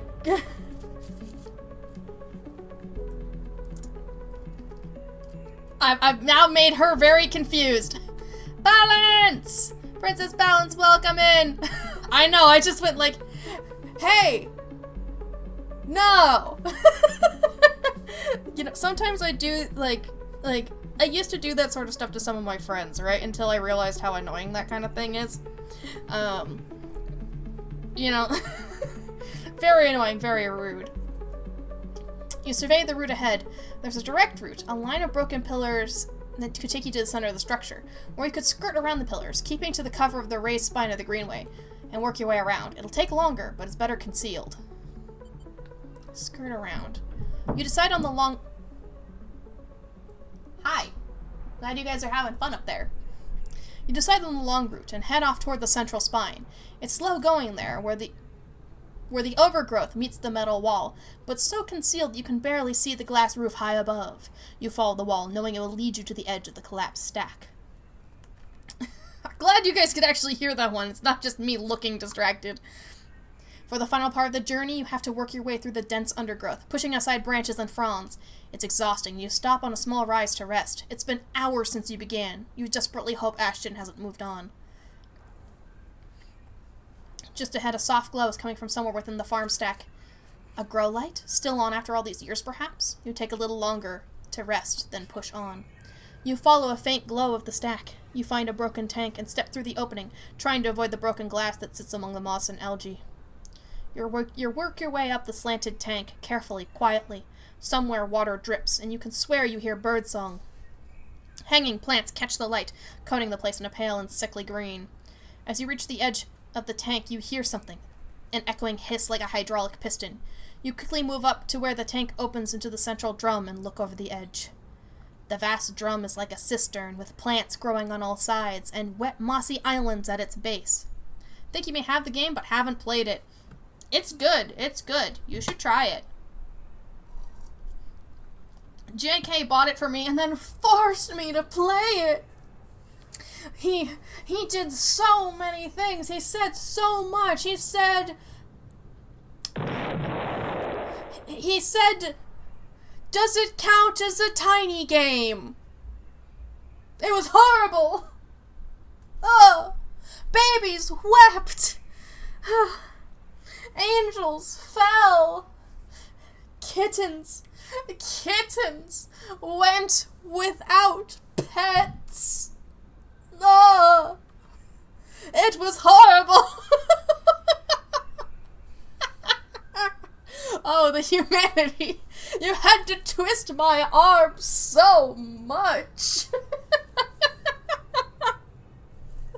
It wasn't just bringing up the game once and then I rolled with it. Not that at all. The vast gem is like a cistern with plants growing on all sides. Okay, it's beautiful. For a moment you can't see anything but tones of green. Yeah, oh, the calamity. And then you see the sleeper.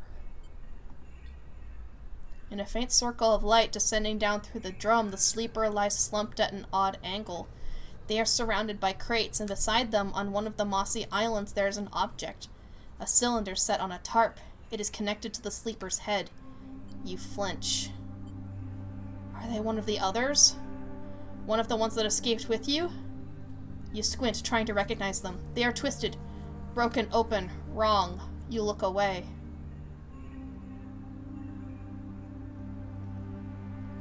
If any of it worked, Control would have gotten a second stream by now.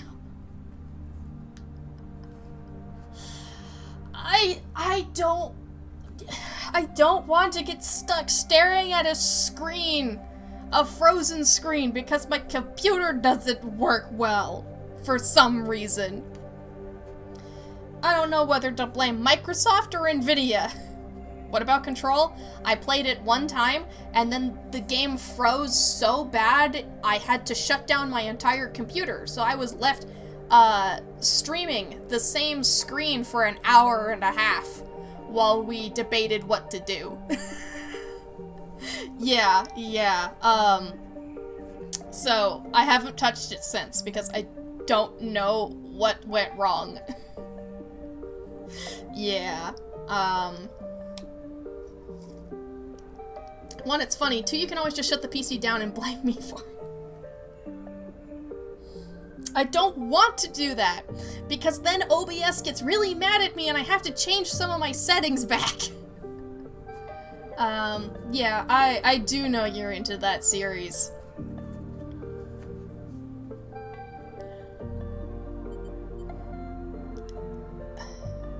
Hold on, I might be able to help them. Hold on.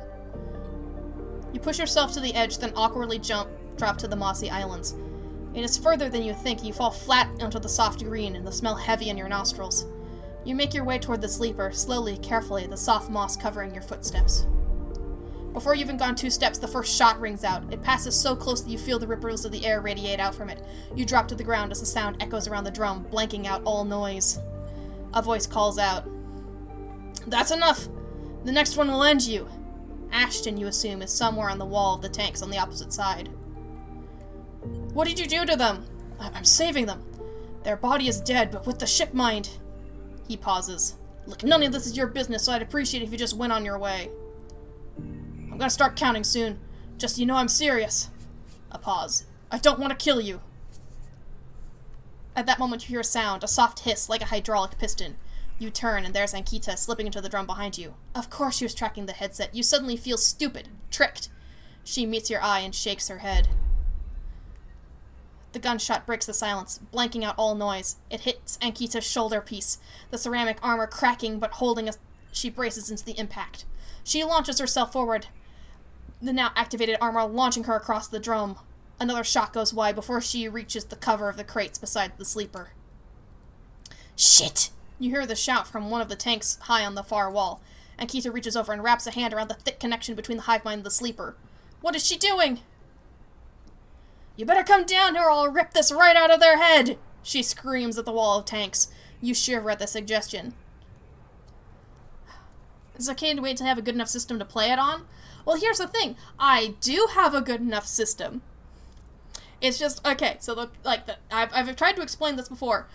When I tried to boot it up for the first time, it started to install some extra drivers that I needed to catch up. But somehow, that process got stopped halfway through. And so, it thinks that they're properly installed. So when I boot it up, it goes like, oh, you're good to go. But I know for a fact that the drives are not working and I can't figure out which ones they are.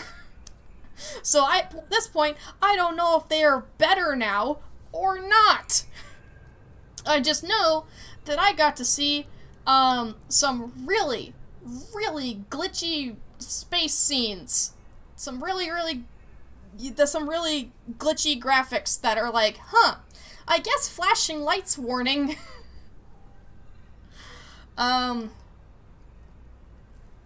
Yeah, so I can't fix that. I don't know how to fix that. Akita, stop! Akita flinches, but she doesn't take her eyes from Ashton. Quiet, sleeper! Akita shouts. A shot rips through the moss beside you, filling your vision with green. The shooter must be somewhere on the other side of the tank. Do that again, I swear to God, I'll tear their head off, Akita shouts to them. Sleeper, you stay down! There's a long pause. All you can hear is the dripping of the water running down the walls of the drum. Then Ashton calls out. I'm coming down, Ankita. Don't do anything stupid, for God's sake. He appears at the far side of the drum, stepping through the shallow water, rifle raised above his head. Drop the gun, Ankita shouts. He throws it down into the moss. As you lean out to watch, you see him catching your eye, clocking your presence. What are you doing up here to Ashton, you sicko? She stands, keeping her sidearm trained on his head. You're up my ship mind for what? Some freakish experiment? Ashton approaches with shaking hands, his eyes now fixed on the connecting bundle of wires that Ankita still has a hold of. Steady, Ankita. It isn't like that. I needed the ship mind. You have to understand. They would have died without it. What are you talking about? I don't give a shit why you ripped my ship mind and crippled my ship. I should put you down right now! She tightens her grip on the connection. Typical you, Ankita. No curiosity. Ashton smiles shakily. That's why I never asked for it. For your help. You only look after yourself. He nods at you. The sleeper up there. They're just bait, right? To draw me out. Ankita sucks a breath in. Are you trying to give me more reasons to shoot you? I love them, Ankita. Ashton looks at the crumpled sleeper. I love them, and they were going to die. I knew you would never understand that. He starts closing the gap between himself and Ankita now, slowly inching forward. Oh, that's... I just realized that, yeah, that's them in the arms. Oh, damn. Don't do that, Ashton, Ankita snarls. Don't do that. Let the wires go. Let us go. If you don't get out of my way. He inches closer. Please. I can't let you take it, Ashton. Ankita hardens her stare. You stole it from me. You left me for dead. She shakes her head. You think I'm gonna trust you after all of that? I need it, Ankita. I need them to survive. Ashton is in reach of the sleeper now. Of Ankita. I'm going to take them now. He raises a hand. I'm going to take the ship mind and go. Ankita loosens her grip on the connection a little. Her hand is shaking now. Stop, Ashton. She lowers the gun a little. Stop. Seeing her drop her guard, he makes his move. A blur of movement, a struggle, a shot, another. You recoil back behind the edge as they ricochet around the inside of the drum, the sound deafening you. When you crawl back to the edge, Ashton is bleeding into the water. The red and the green. Ankita is standing at the center of the drum, the severed connection in her hand. The water drips endlessly, drip after drip after drip. You force yourself to look at the broken sleeper. There's no sign of life, of humanity. They are just another broken object among other broken objects, while all around, living things grow and thrive. Ankita finally looks back up at you, tears in her eyes. She begins to say something that might be sorry, but you are already gone.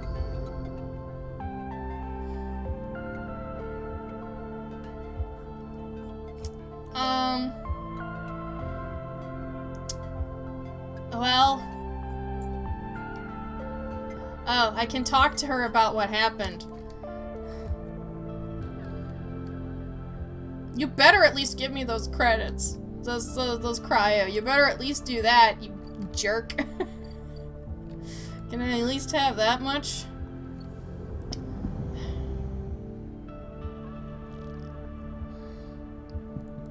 Ugh. Well, we can at least check with how this is going. As you enter Rabia's office, you hear voices. Is that Sabine? You push open the door. Sleeper, what good timing, she calls out as you enter. I wanted to introduce you to someone. The man is standing at the center of the room, speaking quietly with Rabia.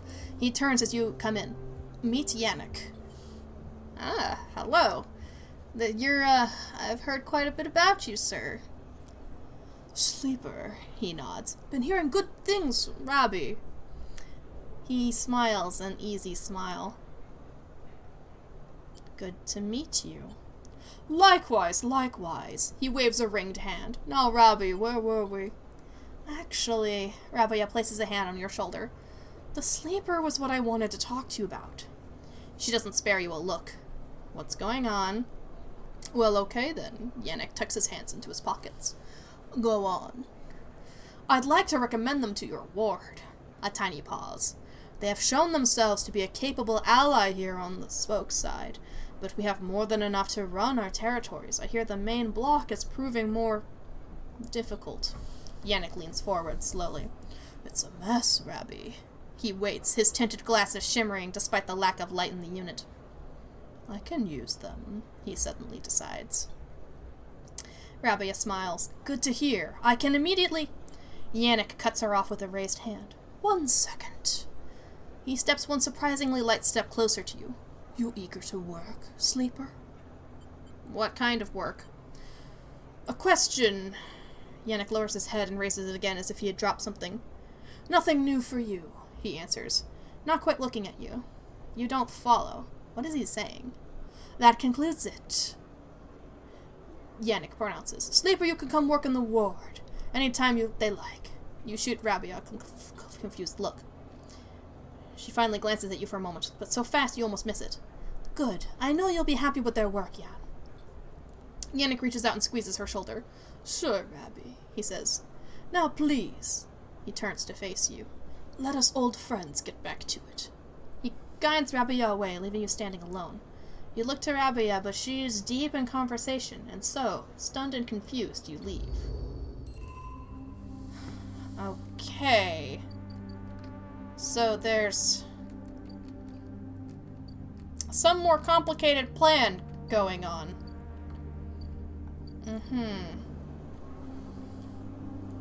Patrol the block. Oh, jeez, that's so much trust that you'd have to glean.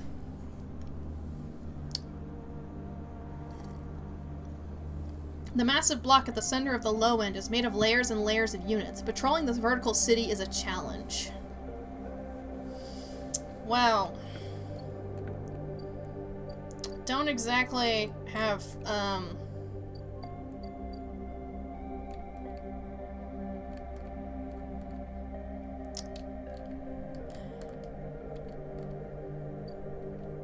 yeah, I don't exactly have something I can, like, re-roll at the moment, so...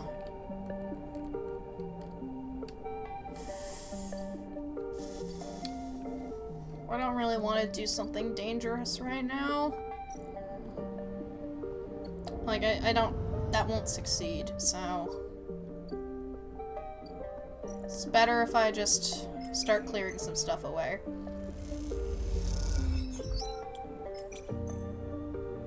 Look at that! Garden! Beautiful. Well, I don't have a ton of money, so I can't, like, afford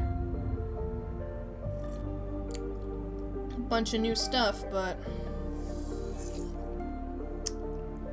Okay. Okay, so let's do some self-repair. I'll find a way to get more energy.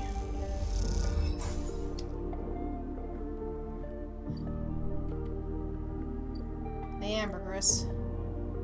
Kita's away. Amber's docked here at a rickety old jetty, but she's sealed up. A note says, Sleeper, stay. I'll be ready soon. There's so much going on, and I don't know if I'll just be able to leave on, like, the ship in a couple days.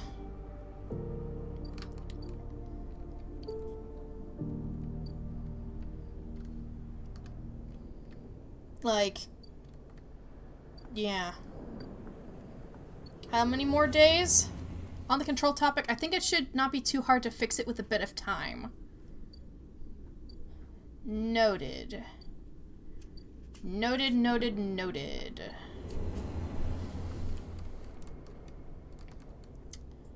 Okay, you know what? We've been waiting on these mushrooms for forever. So let's gather the damn mushrooms. This is so much more important than, like, some guild stuff.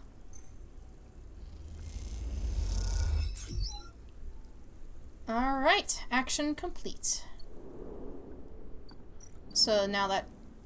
Oh, well, alright. That should be enough, right? And maybe this will get me some free food as well while I'm at it. Right? 3 caps. Boom. No? Working on gathering ingredients and preparing the mushrooms doesn't like to rush these things.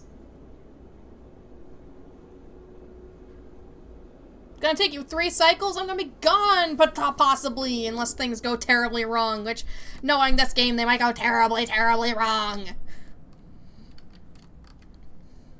It's almost like this game is some kind of failure simulator.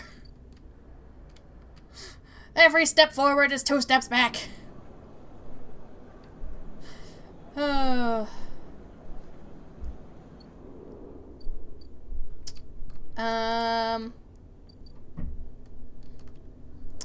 Keep calm and keep playing as usual. Keep calm, keep calm, keep calm. Keep calm, keep calm. Cause I know I can always get free food, see? Free food, free food, free food. Like, negative outcome. Oh no, negative outcome. I get energy. Oh no.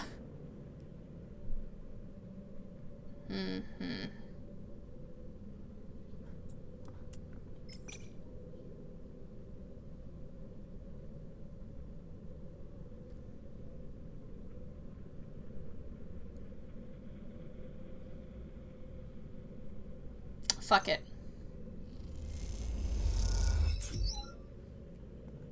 Look at that! I got a scrap component. Yay! What did the farm stacks want? Right, they want you to work. And they pay, right? Yeah, I'm not gonna steal from them. Hold on. Never fucking mind. Alright, we're gonna have plenty to do in the morning. End cycle. YOLO. Yeah, I could have stolen from them, but I didn't. Ooh, we got some good rolls today. Alright.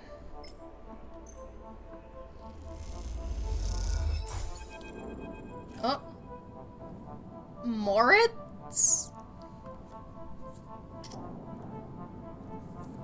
Hey, a quiet voice greets you as you leave. Sleeper, it's me. Bliss's assistant. Oh. Right, I remember you. Do I know you? Moritz. He pauses. I work for Bliss? He rubs the back of his head. You're not an easy person to find. I don't really have an address. Moritz holds up his hands. Hey, no judgment, it's cool. We both stand there for a moment, each waiting for each other to speak. What's up?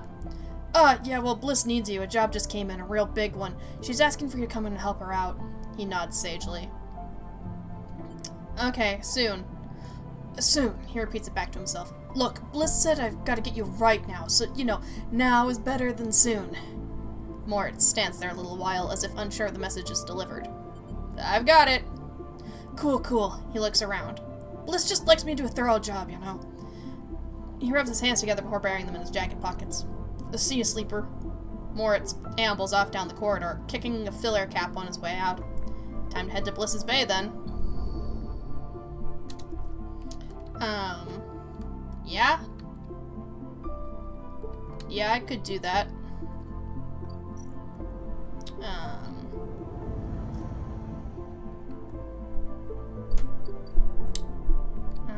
Okay. Nobody's like immediately jumping out at me. Okay. At least unless I can't see it as per usual. I do not see it. I do not see it.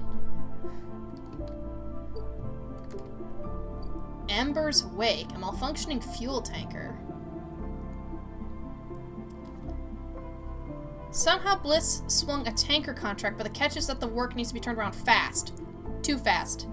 The tanker's crew have detected the set of leaks and they need to isolate and seal as soon as possible. That's where you come in. Well, okay. Yeah, I can work real fast. Bliss has an idea. A full system flush with tracer fluid to reveal the leaks, which means an emergency venting of all tanks. Brilliant! Dangerous! Bliss!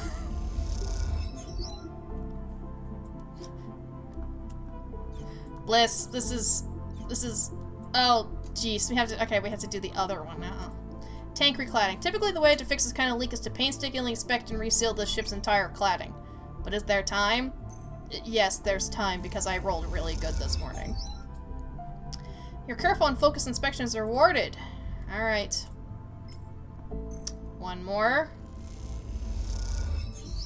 There we go. I fixed the thing. So you both wait in the airlock for it to cycle back into the bay. Bliss thumps you on the arm. Nicely done, Sleeper. We cleared that contract no problem, she stretches. Once we're back in the bay, we can check if the payment has come through and divide it up. She stretches. Feels good. Woke up and chose performance. I did. The airlock clunks and the lights flicker, and a moment later you're back in the bay where Moritz is at the racks, trying to figure out where the mess of tools Bliss left in her wake should be hung. Hey, Moritz. Moritz looks over his shoulder. Sleeper. He spins a wrench in his hand. Looked like clean work out there. He nods respectfully. You look over at Bliss, who's already gliding over to her management console. She twirls a little as she crosses the cavernous bay. No one you've ever met moves as well in zero-G as she does. It's like she was born into it. I mean, she might have been. Shit! Bliss slams a fist into the console. Shit, shit, shit, shit! Look at Moritz. Moritz raises his eyebrows but stays quiet. He doesn't want to get involved. Bliss calls you over. Look at this! Just look! She spins the terminal screen and you see the details for the bay's account. You see an entry for the Ember's Wake. A repair fee paid in full the moment you finished up the job, but then directly after, the whole amount was transferred back into an unknown account. What the hell? This is the work of my ex! She punches the terminal. He must have coded a backdoor into the machine before he left. She rubs her forehead. There's no way we can't... She pauses, thinking. Moritz, throw me the wrench. There's always a fucking catch with this game. You gonna fix it? Moritz spins the wrench across the bay. Bliss smiles. Something like that. Bliss brings the wrench down on the terminal. Hard. You flinch backwards as a hail of computer parts spill into the bay in a glittering arc. Fragments of a screen, memory, sections of the casing. When Bliss is done, she clips the wrench to her tool belt. Try backdooring your way into that, you shit! Morris drifts out of his hiding place amongst the racks. Bliss, he says tentatively, you want me to... He looks at the arc of fragments drifting around the bay nervously. Bliss shakes her head. No, I got it.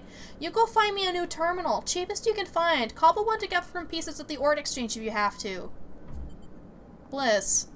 She looks over at you. I'm good now! Bliss glides over to a panel by the wall. Don't worry, one of the first things I had installed when we spec'd out this place was a cleaning sweep.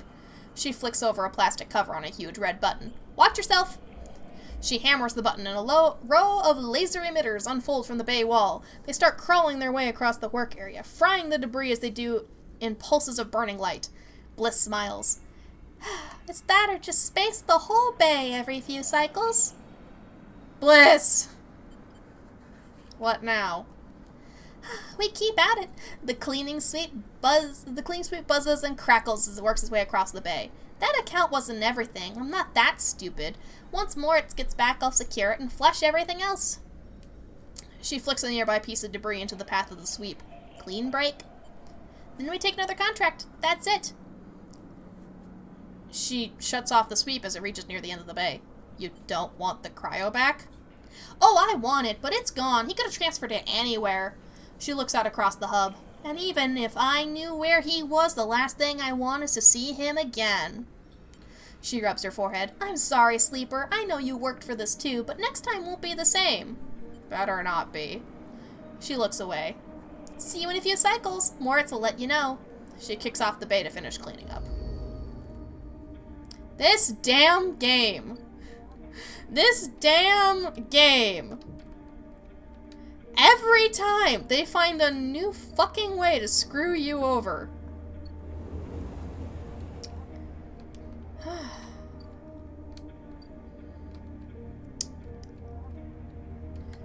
Well, I can't wait to see how I'm gonna get screwed over tomorrow morning.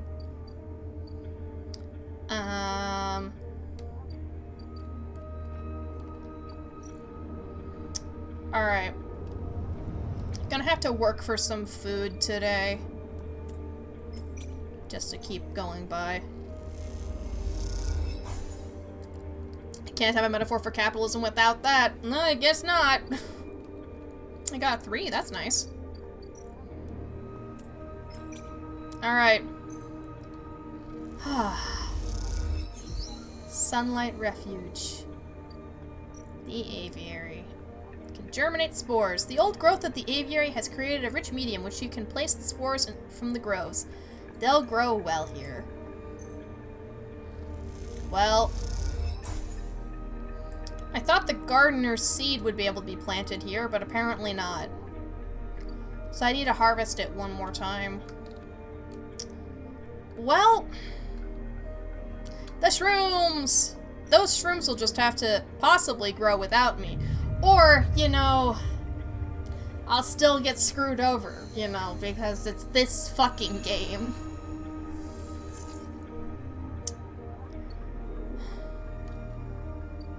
Ankita?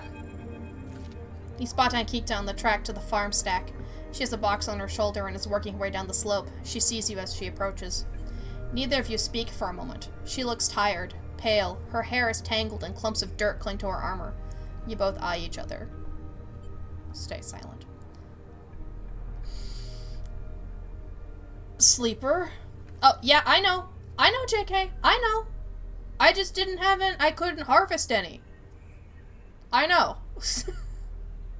Like, I know, like, for gameplay purposes, you need to put 3 in there. But I mean, technically, if I leave, theoretically, just planting a couple of spores should probably still do the trick. Just over a longer period of time. Okay, like, we're on the same page. The thing is that I don't know if I'm actually gonna leave. So, well, yeah, I know. If I leave. Sleeper.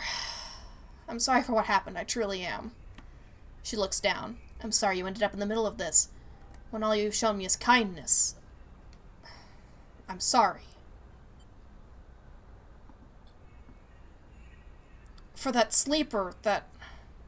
She stares at the floor. I'm sorry. She looks up and away, not meeting your eye. Sounds like too much programming.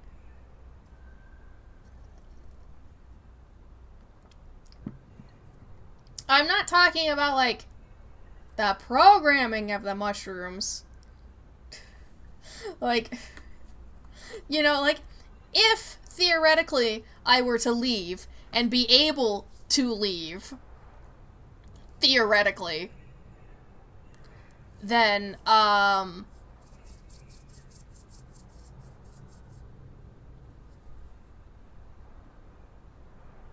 then, like, anything that happens on the eye becomes a sort of, like, limbo state, you know, that, like, you know, you never know what's gonna happen. You never know. What you did is unforgivable, though. I mean, that was a lot. She looks at you. I understand. Nikita shifts the weight of the box on her shoulder. I've been preparing for... She grimaces. Look, can you come with me? It's easier if... If what? If you see it, she finishes. It's just down the way. Ankita leads down the dirt path between the pillars. There's a wind passing through the greenway, a quirk of the air current the biosphere maintains, and it ruffles the leaves softly. The sound makes the silence more obvious, more complete. You try not to think of the last time you were here. You've been trying not to think of it for the past few cycles. The image of the sleeper, sprawled, twisted open, connected to the ship mind, has been hard to forget. You realize Ankita is leading you back there, back to the drum at the center of the stack. You pause, trembling a little at the threshold. She turns. What are you doing? She looks at you with empty eyes. What needs to be done? You stand on the threshold and look up at the tanks, green and wet, some glowing with flickering glow lamps. You look down at Ankita, suddenly so small under this hulking ruin. The smallest she's ever looked. She places the box down. Alright, fine, show me. Follow her in. You follow her through the stack, into the stack through a low tank, entering the drum at ground level. It's just as beautiful as you remember, but it barely touches you. Instead, you check the apertures of the tanks for the glint of a weapon or a shadow among the moss. Ankita stops and you look down. The mossy island at the center of the tank is clear now, the equipment cleared away. In its place is a mound of dirt, loosely covered with moss. Ashton's rifle stands upright, half buried in the dirt at the grave's head. I buried them together, Ankita says without turning. You both stand there in silence for a little while. You think of questions you could ask about Ashton, about the sleeper. How long did you know him? She takes a second to respond, and for a moment you think she won't, but then the words come gushing out. He signed on a while ago. He used to run recon for a corporate outfit, but then he got sick of the pay. He joined the crew as a sniper, and the first few jobs were a breeze. He was so cold, disconnected, he always hit his marks. The last few jobs, though, he was different. I noticed that. We'd had a period of extended shore leave on the Eye, and when he came back, he was changed. I assumed he just had too much time off.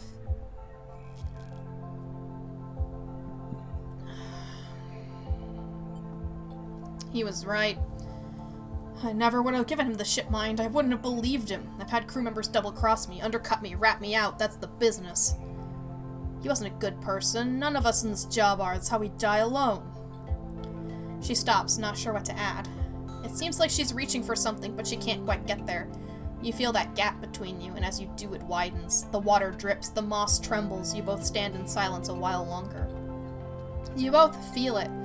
Life creeping back in, the silence ending. Ankita shifts her weight and then starts to walk out. You follow her, suddenly eager to be back out in the open space of the greenway, to be away from this place forever. You stand outside and breathe the fresh air. You stare at the green leaves and the stars wheeling above them.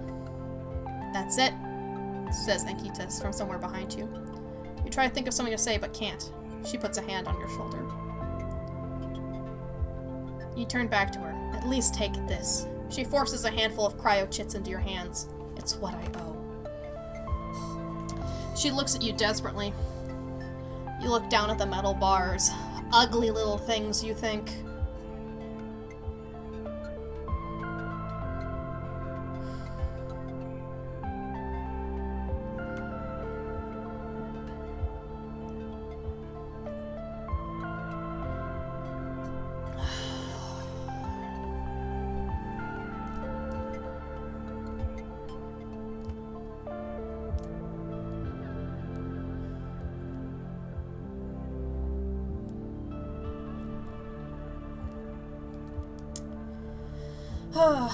If you want someone to change, maybe spit in their face a little bit.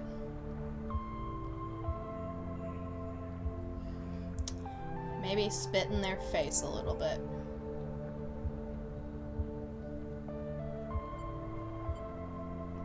can't drop them. It's not worth it. It's not worth it. You open your hand and let the chits fall to the floor. They clunk into the dirt and she does not pick them up. You turn without saying a word and continue up the track. She does not follow. As you walk up the rise, the wind picks up and the leaves shudder. You walk faster, trying to outpace your anger. You think of those ugly metal bars in the dirt. A life has to be worth more than that. It has to be. Find an old crewmate at the edge of the rim.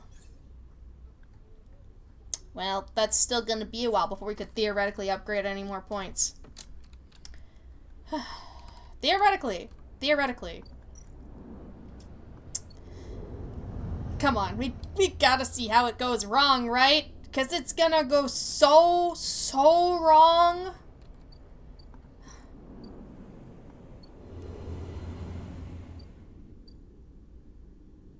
Lem and Mina. Oh! She looks so cute in this picture. She's having such a good time. Look at her. Oh. Oh, okay, it was worth it. Alright, now fuck it, it's worth it. Look at that. It's adorable. There's a crowd, but you spot Lem and Mina immediately as you enter the dock. They're waiting at the cordon, where the Celes security are checking the crew in to board the ship. Those that managed to get up to the hub are crowded near the entrance, but even they know their chance at getting on board has long gone. Lem! Lem spots you among the crowd. Sleeper, we're here. They're standing beside a bag which looks to carry all the possessions they have. It's small enough to be carried in one hand. Hi, Mina! Mina is vibrating with excitement. She seems strangely at home in microgravity, but then you remember that she spent her whole life in space. Hi, robot! You hand over the Celes ID film to Lem, keeping your own. He turns it back and forth in the light. Where'd your friend even get this picture, Sleeper? Looks like my old Conway ID. You look, and a shimmering younger Lem stands out of the film, harder and clean-cut.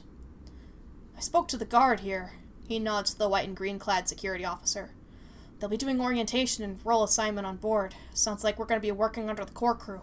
Kind of like an intern. He laughs. What do you think, Meanie? Am I too old to be an intern? Following Lem's lead, you inspect your ID. As you lift the film to the light, you see something strange, something that makes you flinch. The face printed on the film is one you recognize immediately, but it is not you. At least not how you look now. You squint at this ghost, confused why you hadn't noticed earlier. It's a picture where you remember being taken. A memory that you didn't know you had. You remember signing the forms, the walk to the sleeper tanks, the cold metal door. You remember the SNARP employee who helps you in, her smile clean and surgical. You freeze in place, thinking of the you that still sleeps in an SNARP facility, that won't wake until you are recovered and disposed of. And now you are leaving. Will they ever wake up? Sleeper? Lem interrupts your thoughts. These guys want us to board. You stare at him without thinking, then notice the guard gesturing you both to come forward. You all kick off and float over to them, steadying yourselves on the guardrail. You hang back, letting Lem present his ID first. The guard slides it across a white machine, much like the one Castor printed them from. You reflexively rub the puncture mark on your hand, even though there's no trace of it now. It seems to be your destiny to be someone else's tool.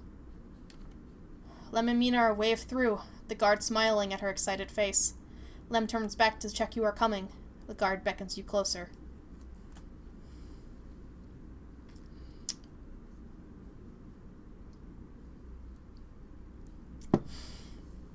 Well, let's fucking see what happens! Let's fucking see what happens. You shake off your doubts and hand over your ID film. The guard barely looks at it and they pass through the scanner and wave you through. A new life built from old things. You okay? Lem asks, concerned, as you catch up with them. You're so slow, robot! Mina teases, grabbing at you with small hands. I'm good. Lem nods, and you realize how much harder it must have been for him to cross that threshold. Mina struggles in his arms, trying to get you, and Lem relents, struggling with both the bag and his daughter. Mina tumbles through the microgravity and grabs onto your clothes for purchase, pulling herself into your arms. You all proceed up the walkway, the entrance to the docking bridge yawning wide in front above you. Are we family, robot? Mina asks as you move, taking you by surprise. I guess so. Sometimes a family is an old soldier, an orphan child, and a robot. But I don't say that out loud. Mina smiles and presses her head against your chest, pleased by your answer. You keep moving up to the docking bridge, and then along that thin, glass-walled connector, all the time Mina clutching onto you. The lack of gravity means you can't feel her weight, only the grip of her small hands on your clothes. You both stare wide-eyed at the vast hull of the sidereal horizon and try to think of this huge machine as a home. Later, when you settle in your bunk, after Mina has finished running back and forth between you and Lem with an endless, infectious excitement, you find yourself looking at your ID film once more. Somehow, since the last time you looked at it, the image seems to have changed. It's still a picture of the old you, the person that signed up to have their consciousness copied and placed into the ownership of SNARP. But something else has crept into the image, an underlying sense of self-identification. This is also a picture of you. You now. The you that survived the I, that made friends here, that found a way out, that escaped against all odds.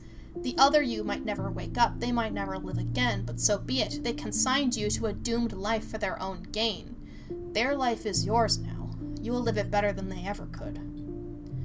You lie back on your bunk as the thrust of the sidereal's vast engines kick in. This feeling, this rumble, will be your constant companion for the next decades.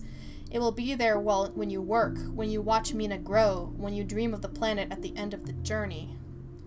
It will stay with you when your body starts to fail, despite the best attempts of Lem and Mina as the years stack up, and it exceeds its safe operating period by a decade. It will be the thing you wake up to in those rare moments of consciousness, between which Mina will keep you in a frozen state in hope of preserving you until your destination is reached. It will be there when Mina wakes you, tears in her eyes, to tell you of Lem's inevitable death. And it will not relent, despite your desire for a moment of silence. It'll be the final thing you hear as Mina shuts down all but the most vital of your functions and hopes beyond hope that you make it to your final destination, all while doubting that you will. But now, in this moment of departure, it is still a new sound, a new feeling. And because of this, it is filled with the promise of a future. Like, fucking kill them off screen in, like, a cutscene thing. You seriously do that to me? Wow, this game. Wow. And so you settle back on your bunk and close your eyes. And in moments, you are sleeping a perfect, dreamless sleep, the most peaceful that you can ever remember. Well, that's one ending. It was in a time skip. Yep. Wow. Well, that's one ending. I wonder if I can boot back up and keep going, or if I'd have to start completely over.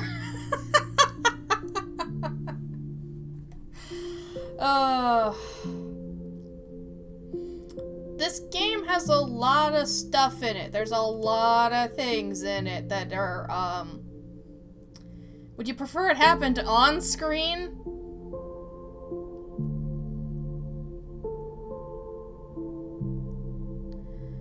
I mean, maybe I don't want to know how it ends, maybe.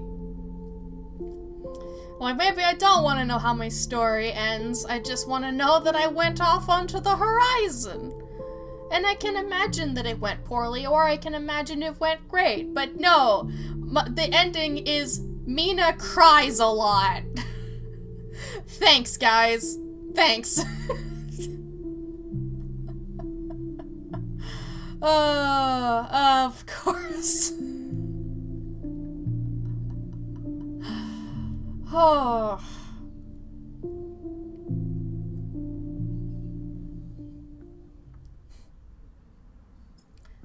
You can load the save back and refuse the ending, keeping the playthrough going. Alright, cool. So that means we're probably gonna be back next week to keep going. So we'll watch Lem and Mina, and, sorry, Mina. I know you're not gonna understand, and honestly, Lem's probably gonna fucking figure it out or something. But,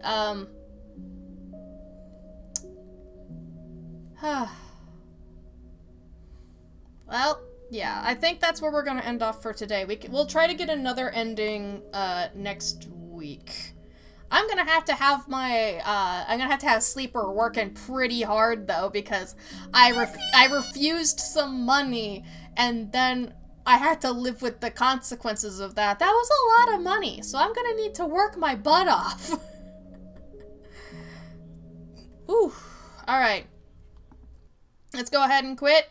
Yeah. It was a dramatic moment though. I wanted to have that dramatic moment where it's like, nah, I don't fucking need you. Nah. I definitely need to know what happened to Sabine, though. I need to know, like, what this whole, trick is. Refused to under Cryo and betrayed Castor's deal. Yeah, this is gonna be... It's gonna be rough when we come back. You know, at least the bar's got my back, right? I mean, I can always go work at the bar. Oh yeah. Things are gonna go to shit and we're gonna love that, alright? Oh, thank you guys so much for watching. Here's your second daily reminder that my family has a podcast called Collab Multiplayer, where we play single player games together. The episode that has gone out last week is in fact about genre confusion, because genres are weird. They're very confusing. Why are they like that? I don't know. Holy moly, why am I so burpy today? Am I stressed? Do I need to eat more? Do I need to eat less? Have I been guzzling too much water? I don't fucking know. Alright. Also, here are my plugs. As you can see, I got a Patreon and I got a YouTube, and these are some of the best places to help support the channel. So I hope that you support me however you are comfortable with. Alright. Let's go ahead and raid. Kilo Bean is playing Balatro right now, and Balatro is a fun game to watch. Time to start the day. See you next time we communicate through some means or other. Alright, JK, thank you so much for hanging out. I'm glad that you've gotten to watch my first playthrough of Citizen Sleeper. Let's start our second playthrough next. Let's get our second ending next week. Alright. And we're also gonna go ahead and raid, so copy. I spelled IRAD instead of raid. I don't know how I did that. That's never happened before. That's a failure explosion if I've ever seen one. So go ahead and copy that message, put any emotes on the end of it, any of them, and also we can bring the party to them. And remember, I'm going to be back on Friday, where we're going to be trying to finish out the Steel Soul Hollow Knight run, which means I should probably do some, like, warm-ups and stuff when I get into the game, because the last thing I want is to just die immediately and have to redo 5 hours of progress. So maybe we actually do some Pantheons. That sounds like a great way to warm up. Like, what kind of Steel Soul 100% run goes, oh, you know what, let's just do the Pantheons.